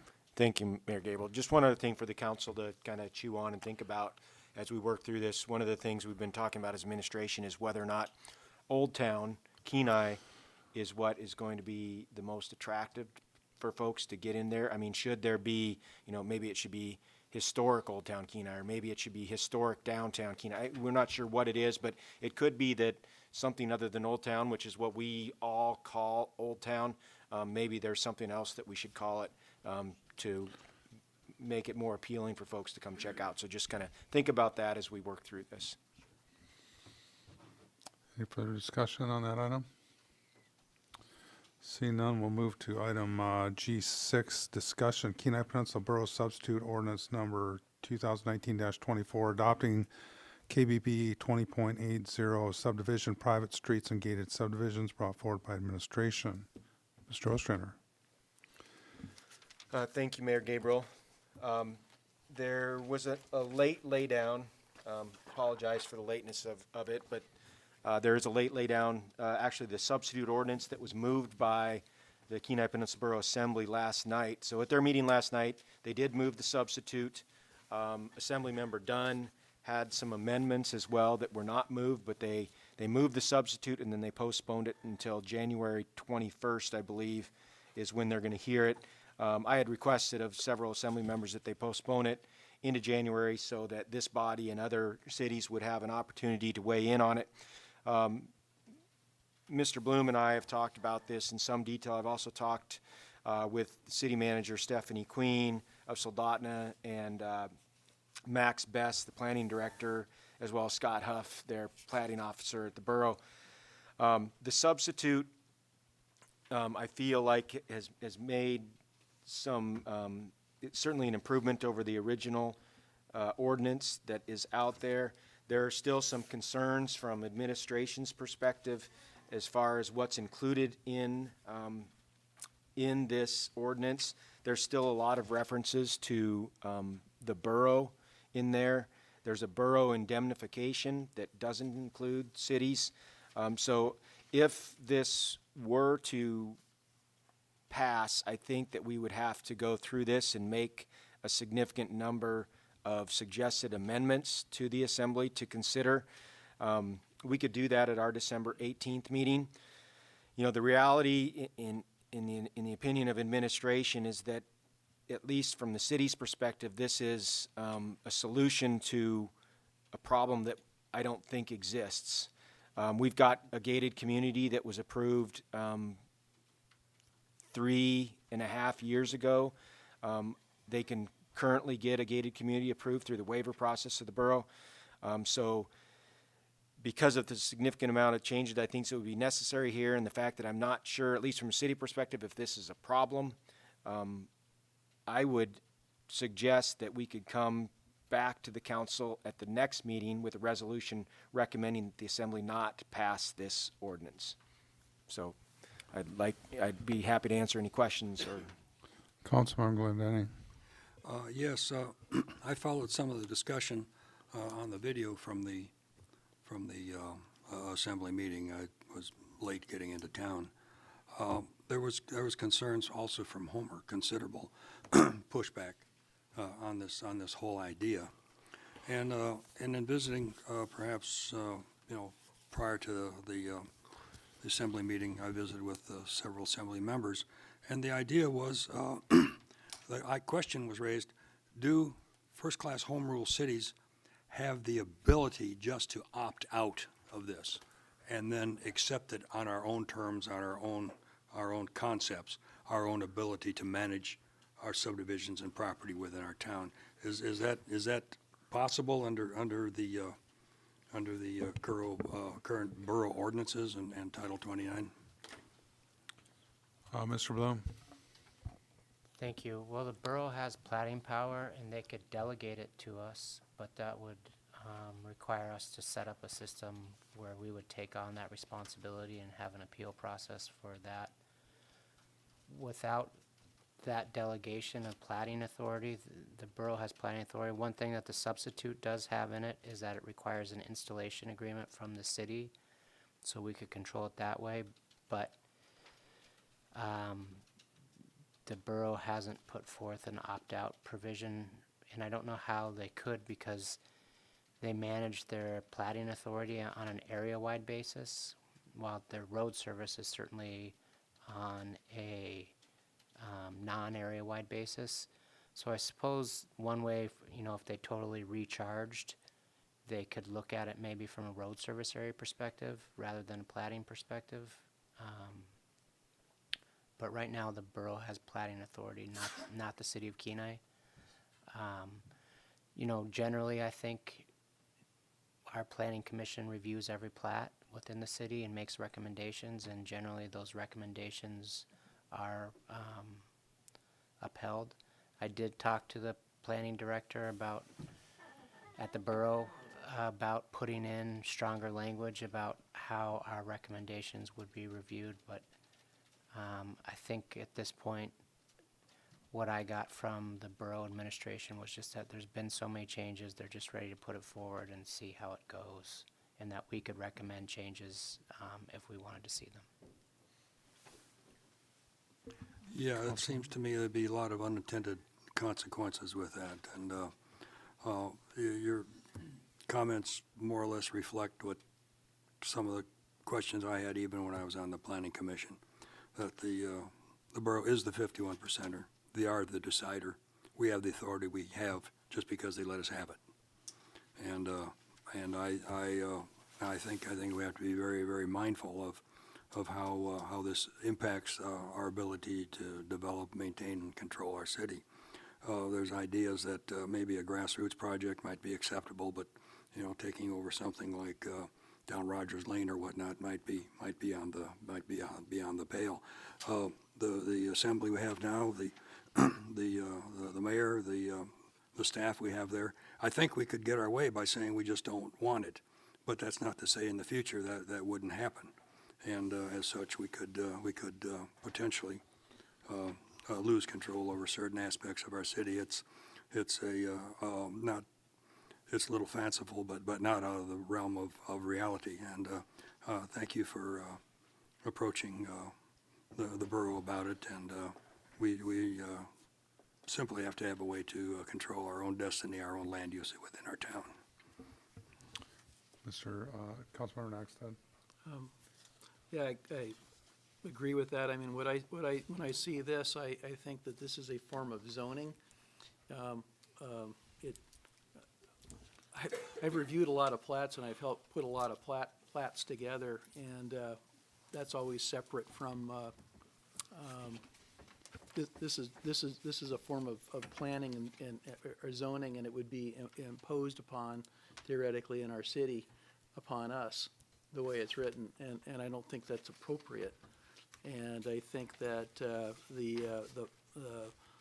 plating authority, being the borough, they can create a plat, and it needs to meet, you know, right-of-way requirements and lot size requirements, and we'll have suggestions for setbacks and all of those things, and it becomes a city issue with the developer if that's what they want to do, if they're creating a new subdivision like that.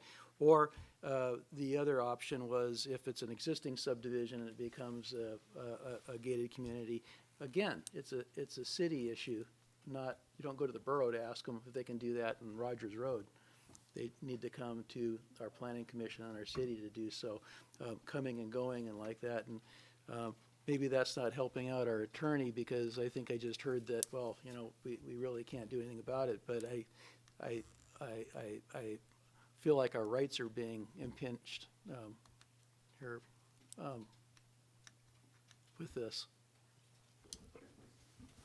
Mr. Bloom. Yeah, just to clarify for council, so they couldn't take a city road and make it a private subdivision without the city's consent to vacation of our road. I mean, that's in the substitute. Yeah, so that situation couldn't happen without our consent. We own the road. Borough can't give away our road. But there are, you know, there's specifications regarding turnarounds in front of that, and to me that leans more into maybe some of our powers versus, you know, road issues rather than plating issues. Mr. Bloom, you know, if they can't give away our road, which I concur, if it's existing, it would seem like they're doing the same thing if we're creating one in our, that belongs to us as part of a plat. I really don't see the difference if it's existing or if it's being created. It's still our road, and it's being given away. It's zoning. Mr. Ostrander. Thank you, Mayor Gabriel. And correct me if I'm wrong, Scott, but our approval of vacation is protected by statute, not by the substitute. So, Mr. Bloom. Yeah, it's by statute and also referenced in the substitute, but. right, so that we, as a city, have to give approval for any vacation of a right-of-way within our city limits by statute, where I think that's the distinction to be made between a new development and the change from an existing development into a private subdivision. So the city wouldn't own the right-of-way at all in that case. Vice Mayor Malloy and then Peterkin. Thank you, Mayor Gabriel. You know, I understand why private property owners might want to have a gate for their private road, but it seems to me like this is really overkill because of all the mandatory requirements in it, and it's not clear to me how it would apply to existing subdivisions that have private roads already, which may have had a gate at one time, or they may want to put up a gate because, you know, the definitions of private street and everything. So, and I agree, this is the substitute, we absolutely couldn't handle it tonight, so I appreciate having another discussion about it at the next meeting and, propose a resolution. Thank you. Councilmember Glendenning. Yeah, just to cut to the chase, if this does go through and we're presented with a plat from the borough and we want to oppose it, how do we oppose it? We have to have findings, okay? So that would be the bedrock for our pushback would be ownership of the road, utilities, assignment of lot size, et cetera, things within zoning. These are things that we have to prepare for. And I don't want to be all paranoid and whatnot, but we are a first-class home rule city, and we have to do everything in our power to maintain our independence and the ability to grow, develop, and give direction to the context of our town within the confines of this building. Thank you. Mr. Bloom. Yeah, just briefly, yeah, so there's three ways where the city would have three bites at the apple, essentially. One would be, decision by the Planning and Zoning Commission, our Planning and Zoning Commission's recommendation to the borough, whether they honored that or not. The second would be, there's a requirement that our fire department and, emergency service providers would they have to sign off on the gate and the roads to make sure that they have sufficient access. And then our third bite at the apple would be they won't approve it unless we have a signed installation agreement with the developer. So that's where we would be able to specify that sort of thing. I'm not arguing in favor of this by any means. I'm just saying the way it's written now, those would be our three sort of bites at the apple. You could argue whether the first one's even a real bite. Well, from my perspective, I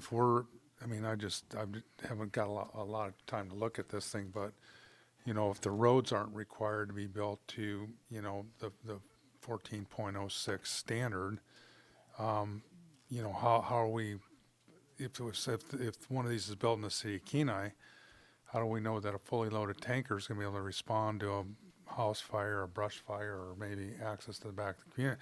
There's a lot of, and there's a lot of difference between as you well know, Councilman Naxted, the structural integrity of a road in July is different than a structural integrity of a road in May. If these standards are met, those are certainly, providing a key doesn't do any good to the gate if they can't get to the fire because, I definitely have some concerns about this. So I guess, I'll let Councilmember Peterkin go ahead and comment. Go ahead. And Just, I was at the meeting last night, and it took a lot of people had a lot of different views, and they obviously tabled it till later. Most people were opposed, and there's people that had that place in Sterling and the Keys that had gated subdivisions for years, and they said it worked great, and they didn't need any of this. And there's all kinds of things were mentioned, but I don't think the borough should have any say at all on anything in this city to do with any of our subdivisions, period. And I surely don't think they should have any zoning power. So that's just my 2 cents. yeah, I guess I kind of concur with you. I'm not opposed to gated communities if people want them, but there should be certain standards that we can dictate that would. So I guess my question would be, Mr. Ostrander, what direction again? Would you like from councilors or at any time at this point, or is just more informational? Or Thank you, Mayor Gabriel. I wanted to make sure that we talked about this tonight, but I was fully intending on bringing something back to council on the 18th meeting. Based on this discussion, I think we will prepare a resolution recommending that the assembly not pass this ordinance, and then that will give council time to review the substitute more thoroughly, and we can have a discussion on the 18th. Very good, thank you. All right, moving on, we have item G7, discussion potential parcel purchased by Ron Hyde, brought forward by administration. I don't see Mr. Hyde here. Is this something we would want to table to our next meeting or postpone? Mr. Ostrander. Thank you, Mayor Gabriel. I talked to Mr. Hyde. He was unable to make it tonight. He apologized. He apparently had some vehicle issues on the way down from Anchorage today. I told him I'd present this to council tonight. You can see the map on page 193 there that shows in the hatched area, the area that he is potentially interested in purchasing. What Mr. Hyde would like to do on that property is build a hangar for the airship. He was going to provide information on how much progress has been made on the airship while he was here tonight.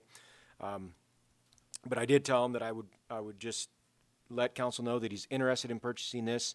If council was in general agreement that we should pursue this, and then I would tell him he could submit an application. I told him that there was some hesitation on the part of council, that I would suggest that it be postponed till the December 18th meeting when he could attend at that time. Comments from council? Councilmember Glendenning. Yeah, I'm in favor of discussing this, and would encourage Mr. Hyde to make application. This is following through with his theme and theory of what he was going to do with his transportation vehicles, and it looks like the hangar might be a logical place for it. From my own point of view, I don't see why we shouldn't explore the application. Thank you. Thank you. Mr. Ostrander, how about approximate, do you know what the approximate size of this parcel or this proposed parcel is? Thank you, Mayor Gabriel. Mr. Hyde has not been certain on how much land he would need for this. It's varied between 2 and 5 acres, so I'm not sure what he is going to request. Some of it depends on some of the engineering work that he has yet to complete on the building, and also some of the parking requirements that he might need as well. So it's varied between 2 and 5 acres. And just so council knows, the reason I brought this forward, typically if we have someone comes into the city and wants to buy a parcel of property, we would accept the application and bring it to you in the form of approval of that. The reason this was unique is for a couple reasons. One, the parcel doesn't exist right now, so it's not it would be one that would need to be subdivided. And the second part is because it is an area that is wetland, and there's probably significant permitting that would be required. And there may be some controversy as whether or not the city would be supportive of that being utilized for this purpose, which is why I brought it forward to council before we process the application. Vice Mayor Malloy. So that's kind of what my concern would be, because we decided to build the road, that black line there, the access to the South Beach there, because that was the minimal use of the wetlands. Some of that is like right next to the ridge there. And that's a major bird area. So, 5 acres, I would be, I would be hesitant about that size, as opposed to like 2 acres. And, I know he has so I guess it would be good to have Mr. Hyde here, from my point of view, to have a discussion with him about it. But anyway, so those would be my hesitation. Thank you. Councilmember Peterkin. Is this land that is in our land sale book thing that we're trying to sell or available, I guess I should say? Mr. Ostrander. Thank you, Mayor Gabriel. Councilmember Peterkin. This is a parcel that will be analyzed in that process.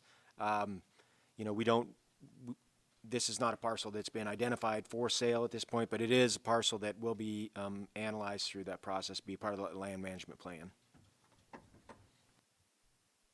Any potential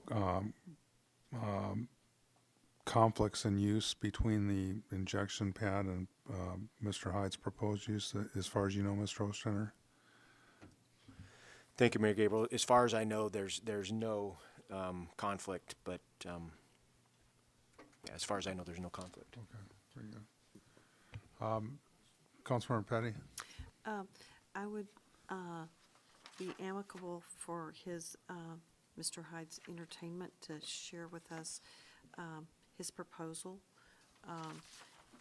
with the economic viability that will bring out to our area and to the state as well, and also for transportation opportunities for remote access into our state.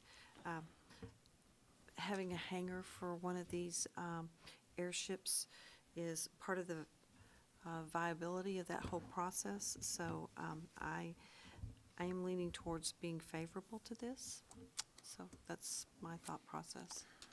So what I'm hearing, Councilmember Naxton? Yeah, I'm in concurrence, and I do believe this is zoned industrial, and it does it, but is that an injection or is that gas that's coming out? It's a. I think it's it could be both. I'm not, but I believe that's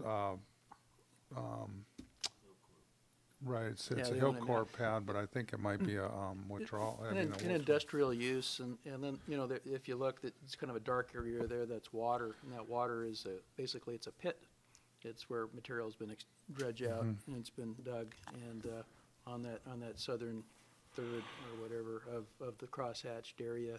Then if you look to the east, a lot of that's gravel pit and developed and whatnot. It's kind of fits in there. It fits in with what he has in mind. It kind of fits in with the existing uses there, and it's sandwiched between two roads that have been constructed too. So I guess at this point, is everybody, or I guess majority or consensus, because it sounded like Councilmember or Vice Mayor Malloy wasn't 100% behind giving administration direction to move forward. Is, just to be clear, I think that's what Mr. Ostrander is asking, if we want to wait for more information, or do we want to have him move forward with coordinating with Mr. Hyde. Obviously, this would come back to us on some level as far as, scope and that sort of thing. Councilmember Glendenning. I think the application would bring us more information, and we'd be able to discuss it just with, our defined protocols. I would encourage him to go ahead and make application, and we can discuss it on the merits. Very good. Do I see nod of heads for concurrence on that? Seeing everybody, okay. Good, okay, thanks. Next, we'll move to Commission Committee Reports. Council on Aging. Thank you, Mayor Gabriel. The next meeting for the Council of Aging will be December the 12th. Just as an aside, I'm finding that this program, this organization, what we have going over there is very, very complex, a lot of moving parts, and takes quite a bit of attention both from the administrator staff and from our city administration. And as I get more time in grade with these people, I'm very, very respectful of the program and the contributions that they are making to our city. Thank you. Thank you. And just a note, I did go to their to the Hillcorp Thanksgiving dinner over there. I want to thank Councilmember Petty. I was a little bit late. I thought I was a little bit late. I thought it started at 11:30, and got there like probably 12 minutes later than that. And they were serving, and that place was packed. It was amazing. They had a bunch of folks in the overflow room, but I wanted to thank Councilmember Petty for saying a few words. I was able to say some at the end of the meal, but Ms. Petty covered our body. I'm sure she did it well at the start of the meeting, so thank you for that. Airport Commission. I believe the Airport Commission canceled its meeting on the 10th of November, and their next meeting is the 12th of December. Harbor Commission. We met, gee whiz, what day did we meet on, Bob? It was a week or two ago. Anyway, we discussed the money for what we discussed this evening, for the spending the money for the dip netting. And, we kind of rediscussed it tonight, so a lot of the same things come up. One of my notes was Paul had mentioned that he had applied to the state for, to extend it, and then there was, some concern about the campground, and then they voted, and they voted to pass on all four, even though there was, concern about the campground, but it did pass to do all four, to recommend to us. And then, let's see, there was discussion, if there was extra money to do the fencing on the South Beach. And then, I gotta do a Coast Guard report. And then there was some, I think the people from the public was suggesting that we get the Kids Don't Float, more of the life vests down there on both sites, just so that they're available for kids. But that was it. And I don't think Harbor meets until January. Is that correct, Jamie? Yeah, no meeting in December. And then I think that's the same meeting that Bob was going to report on if I missed something. I have a harbor function. Okay. Yes, in the January meeting, we'll be reviewing the Title 11, the Harbor and Harbor Facilities, the rewriting of Title 11. And Scott Bloom and staff and our Harbor Commission and myself and Mr. Peterkin has worked hard on this. What we're doing is basically bringing this up to modern standards, and I'm sure everybody will be pleased with our results. What I'm going to be doing is bringing forward a resolution at the next meeting, talking about the first whereas Kenai is a coastal community with needed port and harbor repair and maintenance, and in other words, you can get the flavor of it. We're supporting a AML resolution requesting that funding and consideration be given to not only to our town but other towns in Alaska and up and down the peninsula. And with that, that ends my report. Thank you. Parks and Recreation Commission. Thank you, Mayor Gabriel. Yes, I also attended the special meeting, joint meeting of Harbor and Parks and Rec on November 25th. Don't have anything to add to Councilmember Peterkin's report. Just wanted to thank the city clerk and administration for pulling off a joint special meeting, so we could have, the commission members could have one meeting instead of two, and it was well attended by both commissions. There was a quorum of both. The next Parks and Rec Commission meeting is tomorrow here at 6 p.m. They do have on their agenda as new business a discussion of the 2019 DipNet report. So I want to thank administration for sending that to Parks and Recreation so they could see it and comment on it. And if I may ask administration one question. Yes. Related to this, because the Coast Guard came down and had a couple of days that they were doing, safety and patrol and stuff like that during the DipNet fishery. And will we be getting any comments back from the Coast Guard regarding their participation this past summer, and what if anything they have to say about it or recommendations? Thank you. Mr. Ostrander. Thank you, Mayor Gabriel. I think Councilmember Peterkin probably has more information on that than I do. Yeah, I'm going to be contacting them. They did promise to do that, and I've been tasked for Harbor Commission to get back in touch with them, so I will do that. Thanks. Thank you. Planning and Zoning Commission? Thank you. Planning and zoning met on November 13th. They had a resolution PZ 2019-43 for a conditional use permit for a gunsmithing business located at 1006 Inlet Woods Drive in Kenai. The nature of the gun, it's a gunsmithing business because that's the definition of it, but what the applicant was planning on doing was testing an apparatus for cleaning firearms.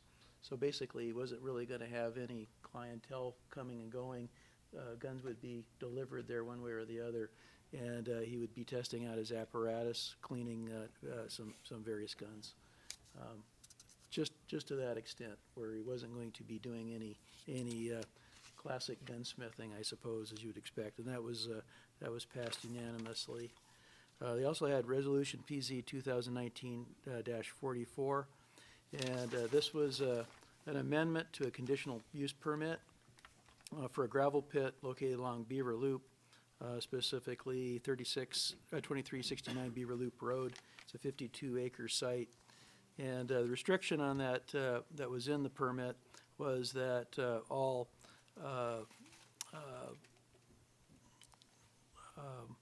fill material had to come from on the site for reclaiming, but there really wasn't enough material on the site to do that. So it was granted that material could come from adjacent gravel pits or the Beaver Loop project or something like that to shape it. And so that was approved unanimously. They had a couple of new business items. They reviewed the Kenai Peninsula Borough Substitute Ordinance for the private streets. Max Best and Scott Huff were both in attendance. Max primarily gave a presentation of what it was all about and how it may work. And then the other item was a review of the Kenai Draft Hazard Mitigation Plan. So they had a copy of that, and that it was up for public comment. Their next meeting on the 11th is canceled due to lack of agenda items, and for obvious reasons, they canceled the one on December 25th. So their next meeting is about the Like 8th? January 8th? About the 8th, I think, yeah, of January next year. End of my report. Your calendar's up there. Pardon me? Your 2020 calendar's up there. Yeah, I saw those. Beautification Committee? We had no meeting, and our next meeting will be next year on January the 14th. And that ends my report. Thank you.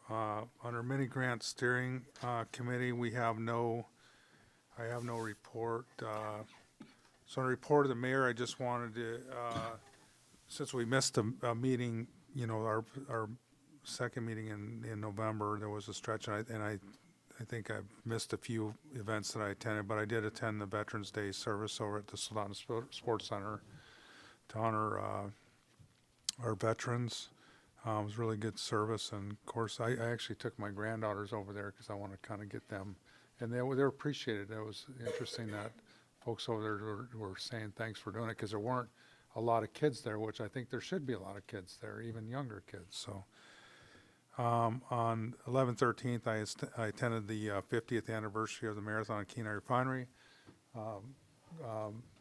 Mr. Ostrander was there with his lovely wife, and it was a really neat. A lot of people I know out there that worked, so it was like it was nice to kind of connect with them again. It was really good function. Enjoyed myself, and we'd actually taped a happy anniversary deal this summer that they put into a tape for a presentation, and I didn't do very good, but Mr. Ostrander looked great for his acting bit there. On the 19th and 20th, I attended the AML conference, the Conference of Mayors on Tuesday, and then some general sessions on Wednesday. And I got to say, it's a lot of the people, sort of, there's a lot of the same issues that we were facing last year, as far as we talked about earlier, no capital money from the state. A lot of things, one of the agenda items at the Conference of Mayors was school district funding, which really doesn't pertain to the city of Kenai at some levels, but it was interesting listening to the discussion specifically between incorporated boroughs and unincorporated boroughs and how those costs are paid and who pays them, and how someone on one side of the line pays for all these services and maybe someone on the other line, the state kind of picks those up. So a lot of deep discussion, and you sure sort of get a sense of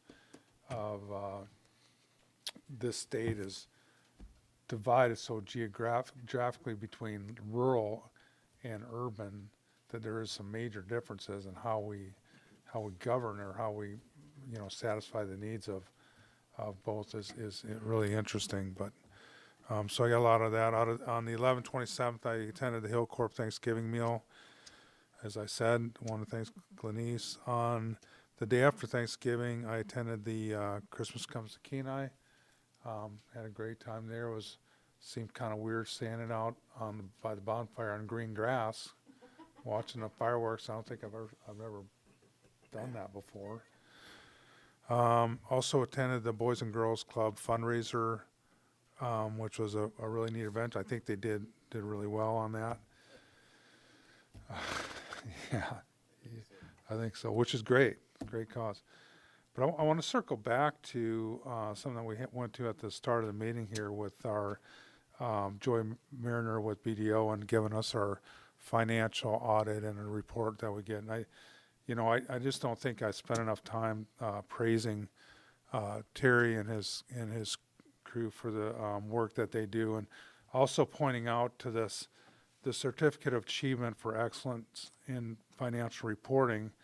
It says it's presented to the city of Kenai, but it's solely, the work of Terry and his staff and administration.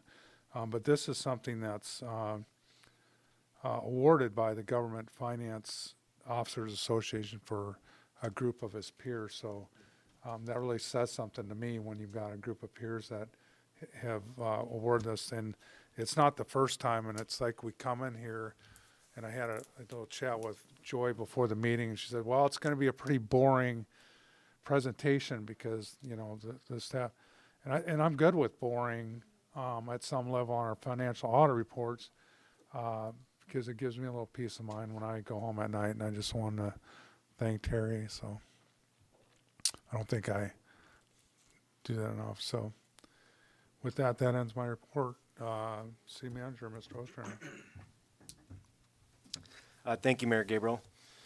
So I also attended AML in Anchorage, actually the Municipal Managers Association Conference on the 18th and 19th of November. Appreciate the council sending me to that. It's always really informative and useful to meet up with a bunch of other municipal managers dealing with a lot of the same issues that we are here at the city, and spending 2 days with them talking about those. So again, I appreciate council sending me to that.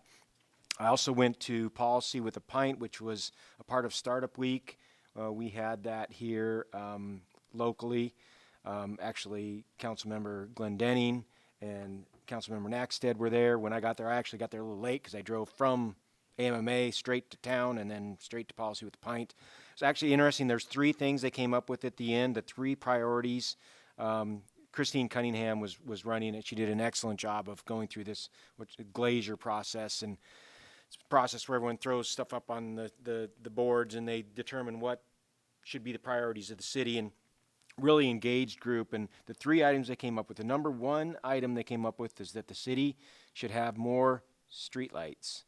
And I should quantify that with, they're not talking like streetlights in, subdivisions, but what they're talking about, they want a community that you can feel safe, in like on a pathway or a walkway, say through Old Town, where there's a lighted pathway through that area that will keep people out in the dark winter months so that they get out and engage and spend their money in retail stores and that sort of thing. So that's what they meant by streetlights. The other 2, second one was development of marina or mouth of the river, which is a great asset that we haven't really developed. And the third one was investment in Old Town, which ties into some of the things we've talked about here tonight.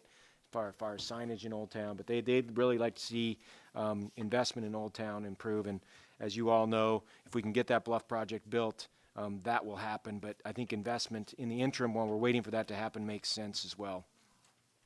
We're continuing to work on branding and our marketing campaign. Divining Point is actually scheduled to meet with council on January 15th. I've scheduled a work session actually just prior to the council meeting, so you'll have almost an hour to talk with Divining Point, and we can talk to you about the campaign, the branding and marketing campaign that they're working with us on. I'm excited for them to present to council so you can see what they've done, and I'm pretty excited about some of the things that they're coming up with. Hazard mitigation plan, I wanted to talk about that just briefly. One of the reasons why we wanted to pursue this was because we recognized that the mitigation plan was necessary for grant funding, and we are aware of the multitude of grants that are an option through the hazard mitigation plan. One of the ones that Ms. LeMay brought up tonight talked about the deadline in January. That was, she said, 40 million-ish. I actually think that is 38 million for mitigation associated with the earthquake itself. We've been working on that for several months now. Christine has been working on whether or not it's feasible for us to apply. There's a couple things we could pursue with that. One of the primary limitations of that, however, is that that 38 million is divided between Anchorage, Mat-Su, and Kenai Peninsula, and the impacts to the Kenai Peninsula were so much less than they were in Mat-Su and Anchorage. Our concerns are that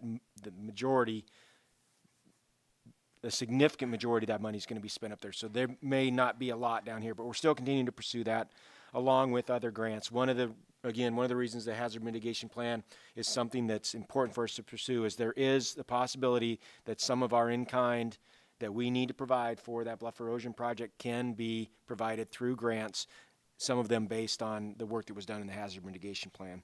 I will also tell you that I completely agree with the comments on council that the bluff should be number one. I had nothing to do with bluff being number two. I just want to get that on the record right here. My team that I delegated apparently decided fire should be one and bluff should be two, not me. So yeah. So if council is interested in switching that priority, I would be all about that. So I also talked to a number of council members. There's a couple of council members I didn't reach out to about the anadromous task force that the borough is putting together. I have thrown my name in the hat to be a member of that force. Right now, there's no spots on it, but they postponed it last night. There's a possibility that a spot will be coming up, and I still am hopeful to get on that. I'd like to participate, but still more to come on that, whether or not I'll be on that task force or not. I wanted to give a shout out. Mayor Gabriel already stole all my thunder as far as thanking Terry and his team for the work they did. I mean, it goes without saying they deserve all the credit for the good work on the CAFR. But another thing I think we need to mention is the snow we had this last Sunday, Monday. Our crew did an amazing job. If you look at the comparison between what DOT accomplished, what the city of Soldotna accomplished, and what the city of Kenai accomplished, hands down, our guys did the best job of all of them. I will tell you, we still do get some complaints. People are concerned about the berms at their end of their driveway. I will tell you that our guys, our primary objective is in 24 hours, we want to touch every single road in the city, and we accomplished it this time. 24 hours, every single road in the city had one pass. And when we make that initial pass, we do put the gates down in front of those driveways. However, because this was such a significant snowfall, in some cases, the gate isn't enough to hold it all back, so there does end up being a berm. But we set a priority to touch every street, and we will go back and take care of those berms. So we do the best job we can to not create those berms, but regardless, our guys did an amazing job. They worked an 18-hour shift, all 6 guys, 18 hours to get them cleared in 24 hours. Terminal building, as you can probably see, we're getting closer and closer and closer. One of the last things that is a bit of a concern for us is you can see it's still a green terminal building. It wasn't supposed to be green still, but the siding that is supposed to go up on there has just now been ordered, and it's a long story that I won't get into great detail, but we're still hopeful that that siding will all be completed by the deadline of February 20th, which means the contractor's going to have to be out there middle of the winter putting up the siding. And last, of course, but not least, Bluff Project. The request that was at the core is now at OMB, the Office of Management and Budget, which, according to Murkowski's office, is where things go to die. So I've been continuing to work with Murkowski's office to try to push it through OMB. They very much slow roll things out of there sometimes. So we're going to have to continue to be persistent and push that thing through. I'm still hopeful that we're going to see this thing approved this month or next month. Whether or not it's going to take a personal visit down to DC, that's yet to be determined, but it is still progressing, just much, much more slowly than I think any of us wanted. So that's the end of my report, and I'm happy to answer any questions. Any questions of the city manager? Councilor Glendenny. Yeah, no, I was well pleased with the snow removal.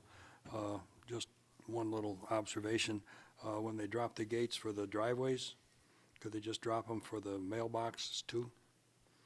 There's down the street, there's a little old lady that's adopted okay, and we have heavy equipment coming through, and then she comes out with her shovel to tidy up, so it's just a small point. Sometimes they pick it up with the snow blower, but maybe because they worked a long shift, they didn't get back to it, but not complaining, just an observation. Any other, Councilor Peterkin?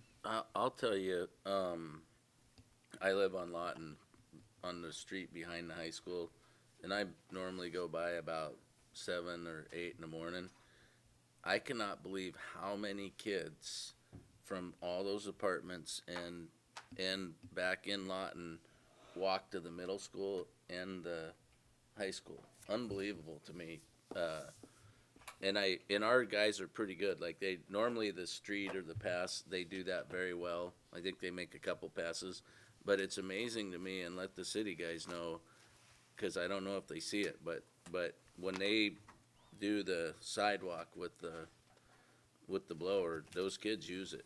I mean, they are walking to school at 7 in the morning, which is unbelievable to me. And I can't believe and I know it's bad. I mean, I offer to give them a ride, and they're probably like, who's this crazy old man? But they're out there with hardly no coat and little shoes, and I'm like, oh my God, they're freezing to death. But they do, and I think it's important for us to know that. In our city, I don't have a complaint. I'm just telling you. But thanks. Any other questions of the city manager? Seeing none, we'll go to city attorney, Mr. Bloom. Thank you, Mayor Gabriel, members of council. When I was up at AMAA, the Attorneys Association meeting, we also met for the Online Sales Tax Commission, and we approved bylaws for the commission, and we voted on a board. I drew the short stick between myself, Paul, and Terry, and I got on the board. We met this week to go over more plans for moving forward. We're going to meet again next week, and I will just continue to keep council informed through my reports and email if things develop in the interim. So we're still pretty much at the same place we were when we decided to join, other than we now have a board and the board has bylaws, but we're still meeting and working out details, and there's lots of details to work out. That's all I've got. Vice Mayor Malloy. Thank you, Mayor Gabriel. Not a question, just want to thank you for getting yourself elected to that commission and for representing the city. Appreciate your time and effort in it. Thank you. Any questions of the city attorney? Seeing none, city clerk, Ms. Hines. Thank you, Mayor Gabriel, members of council. I attended Alaska Association of Municipal Clerks and just wanted to say thanks for the support to go to that conference. And I'll be leaving after this meeting on personal leave through Thursday, November 12th. Jack Quillen will be acting city clerk while I'm out. And wanted to let you know that your mailboxes, I got rid of that table in there that your mailboxes were on. There's a storage unit in there now, or storage cabinet, and your mailboxes are in that cabinet, and you're welcome to open that cabinet and get into it. That's all that's in there right now is your mailboxes. And that's all I have. So I think you said November 12th, but did you mean December 12th? Okay. Because I was going to say, I don't think we're not going to go with for a whole year. We're going to have to discuss this one. We have to bring our subcommittee together right away. Or any questions of the city clerk? Thanks for clarifying. Yeah, okay. Seeing none, we'll go to additional public comment. Is there anybody from the general public that'd like to address the council at this time? Seeing none, we'll bring it back to council. We'll start down with Ms. Petty, Councilmember Petty. Yes, thank you. I am so very thankful that I live in such a generous community, and thank you for giving me the opportunity to attend AML. Also, I had the privilege to attend the Boys and Girls Club fundraiser, and it was amazing to see all of our community members come together and support that worthy cause. Also, I'm so very thankful for the private industry that's in our community, and wanted to publicly thank Hillcorp for the generosity that they showed for the Senior Center's Thanksgiving celebration. And there were 210 in attendance, and over 275 meals were provided by Hillcorp, and I had the privilege to volunteer over there. Also, I wanted to thank the finance and Terry for such an excellent, stellar job, and for administration for their always looking out for the city's best interest. And thank you. That is my report. Thank you. Councilmember Glendenning. I don't have such a fulsome report. I missed quite a few of the events that you had mentioned. I was at AML, and then had a fun time with my family down in the States. But I did attend the AML conference, and got to know some new people who are in our local government here on the peninsula, and rekindled some old friendships, and I find that participation in the meetings, but more importantly the networking that we can do really helps. I see a lot of the concerns that we had tonight that perhaps were preloaded with comments that we had during breaks in the meeting, or when we were talking about similar subjects during our conference. I attended the joint meeting between the Harbor Commission and Parks and Rec, and it was well attended, and it was again a fulsome discussion, and I really appreciated the commitment and the insight that these commissioners had, and I feel well rewarded by participating in that.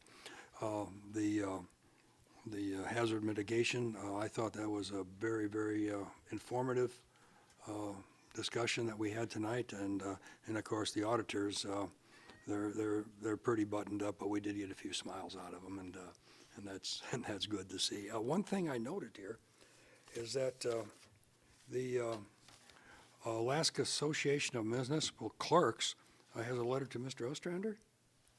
The Alaska Association of Mr. Clerks would like to thank you and the City of Kenai for your support of Clerk Jamie Hines, CMC.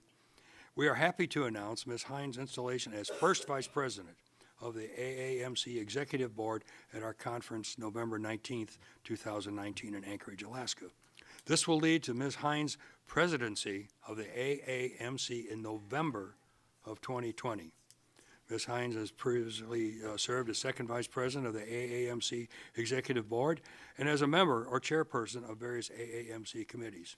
On behalf of AAMC, I thank the City of Kenai administration and City Council and offer our sincere appreciation for the support you have shown to Ms. Hines and to the AAMC by sharing her with our organizations.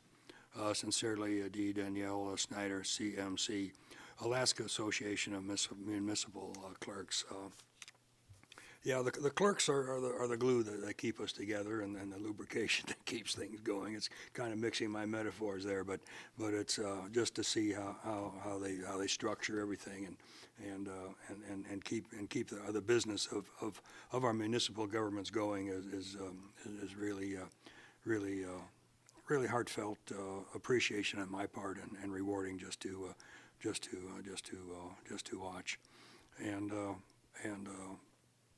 I have more things to say, but we have an executive session, and it's 11, so thank you. Thank you. Councilmember Peterkin. Yeah, thank you. I will be attending the CERCAC Board of Director meetings tomorrow and Friday in Anchorage, and that'll be interesting.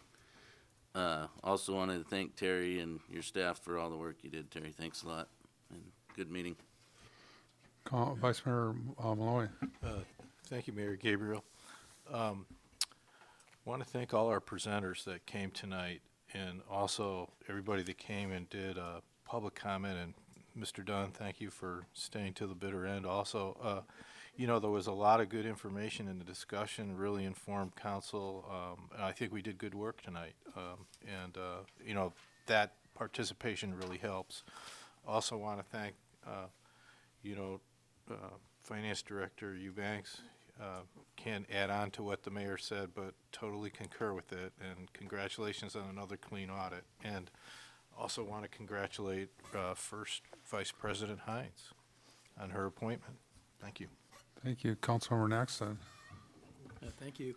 I too attended 2.5 days of AML up in Anchorage, and always look forward to it. Spend a lot of time meeting new people, and some of the recurring you know, council folks from the other cities. I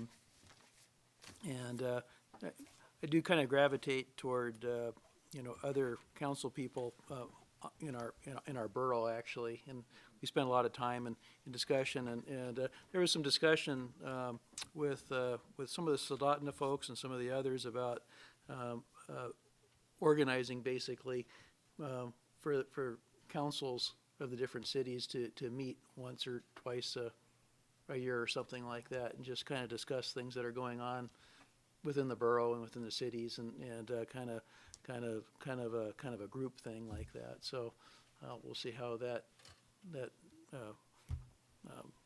matures as time goes on, but I think there's probably something like that may actually happen. May not include everybody that can come, but we'll see. And I did try to make it up to watch the installation of Ms. Hines there. However, the weather, the airplanes didn't want to fly when I wanted to fly, so I got up a little bit too late for that. I did attend the Christmas Comes to Kenai, and it was, like you say, pretty fabulous, being able to stand out with no wind, and it was warm and green grass, but that's all fun. But something I got to do, since the brass wasn't there, is I got to flip the switch on the tree. Something I've always wanted to do. What? So I did it.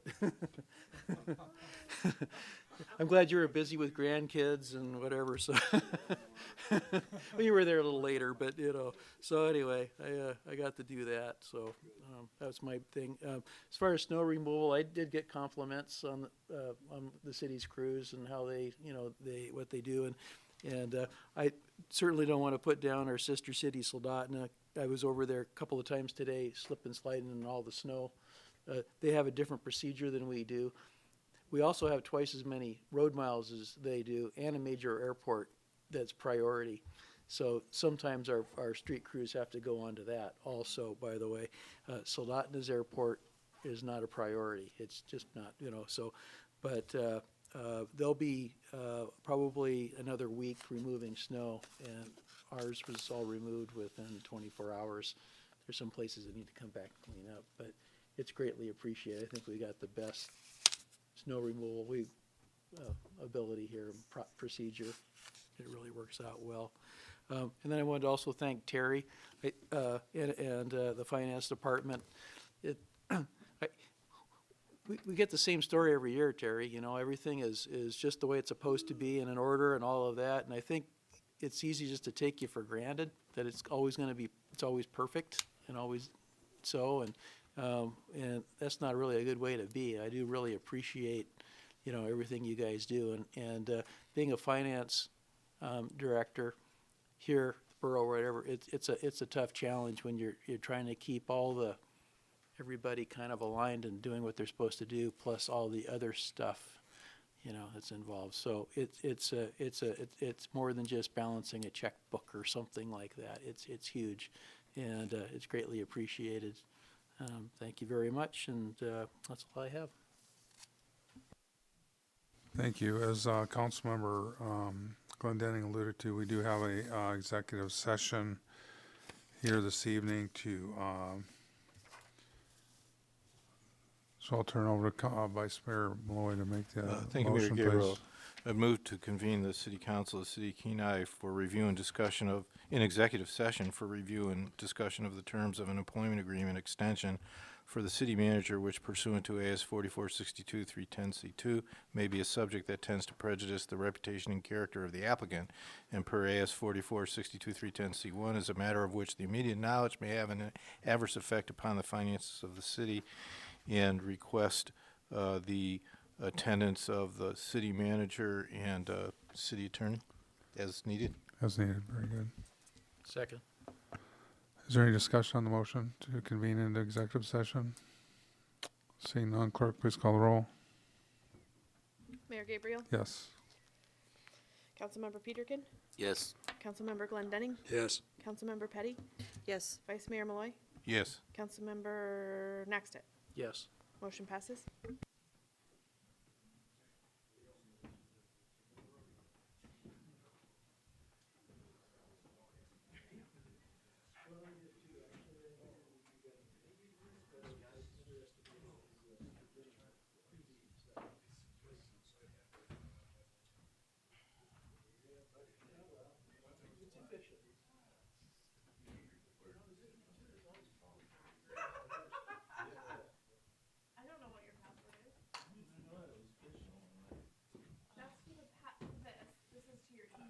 Oh, okay. That's Matt. I never set one. What do you mean you don't know what our passwords are? Big fish. Somebody email. The funny thing is I got a new cell phone, so I have to put all my passwords in it, like that. And I knew what I hadn't had to use my passwords since I have that thing on there. And it doesn't accept me, but I'm not sure my password is. On your phone? On my phone.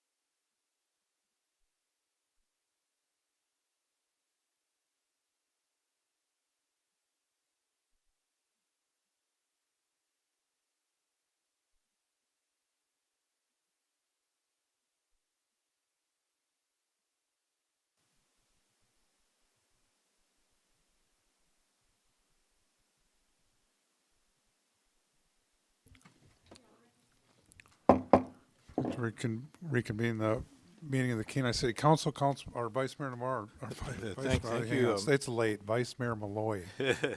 Thank you, Mayor Gabriel. The city council met in executive session with the city manager, reviewed and discussed his employment agreement, and approved a 3-year extension to the city manager's employment agreement.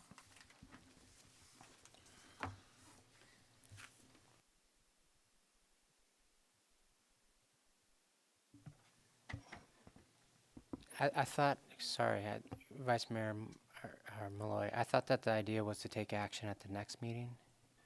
There was nothing on the agenda for this meeting as far as taking action. It was just, it was discussed. I'm sorry, I had a placeholder at the next meeting for action to be taken at the next meeting. Okay, so as far as the action was, there's no vote to happen here. It was You just simply reviewed and discussed. reviewed and We discussed. reviewed and discussed it. Yeah. A 3-year, an employment agreement with the city manager for 3 years. Very good. With action to be taken at the next meeting. Very good. Thank you. We have no items under pending items. Seeing no other business before this body, we are adjourned.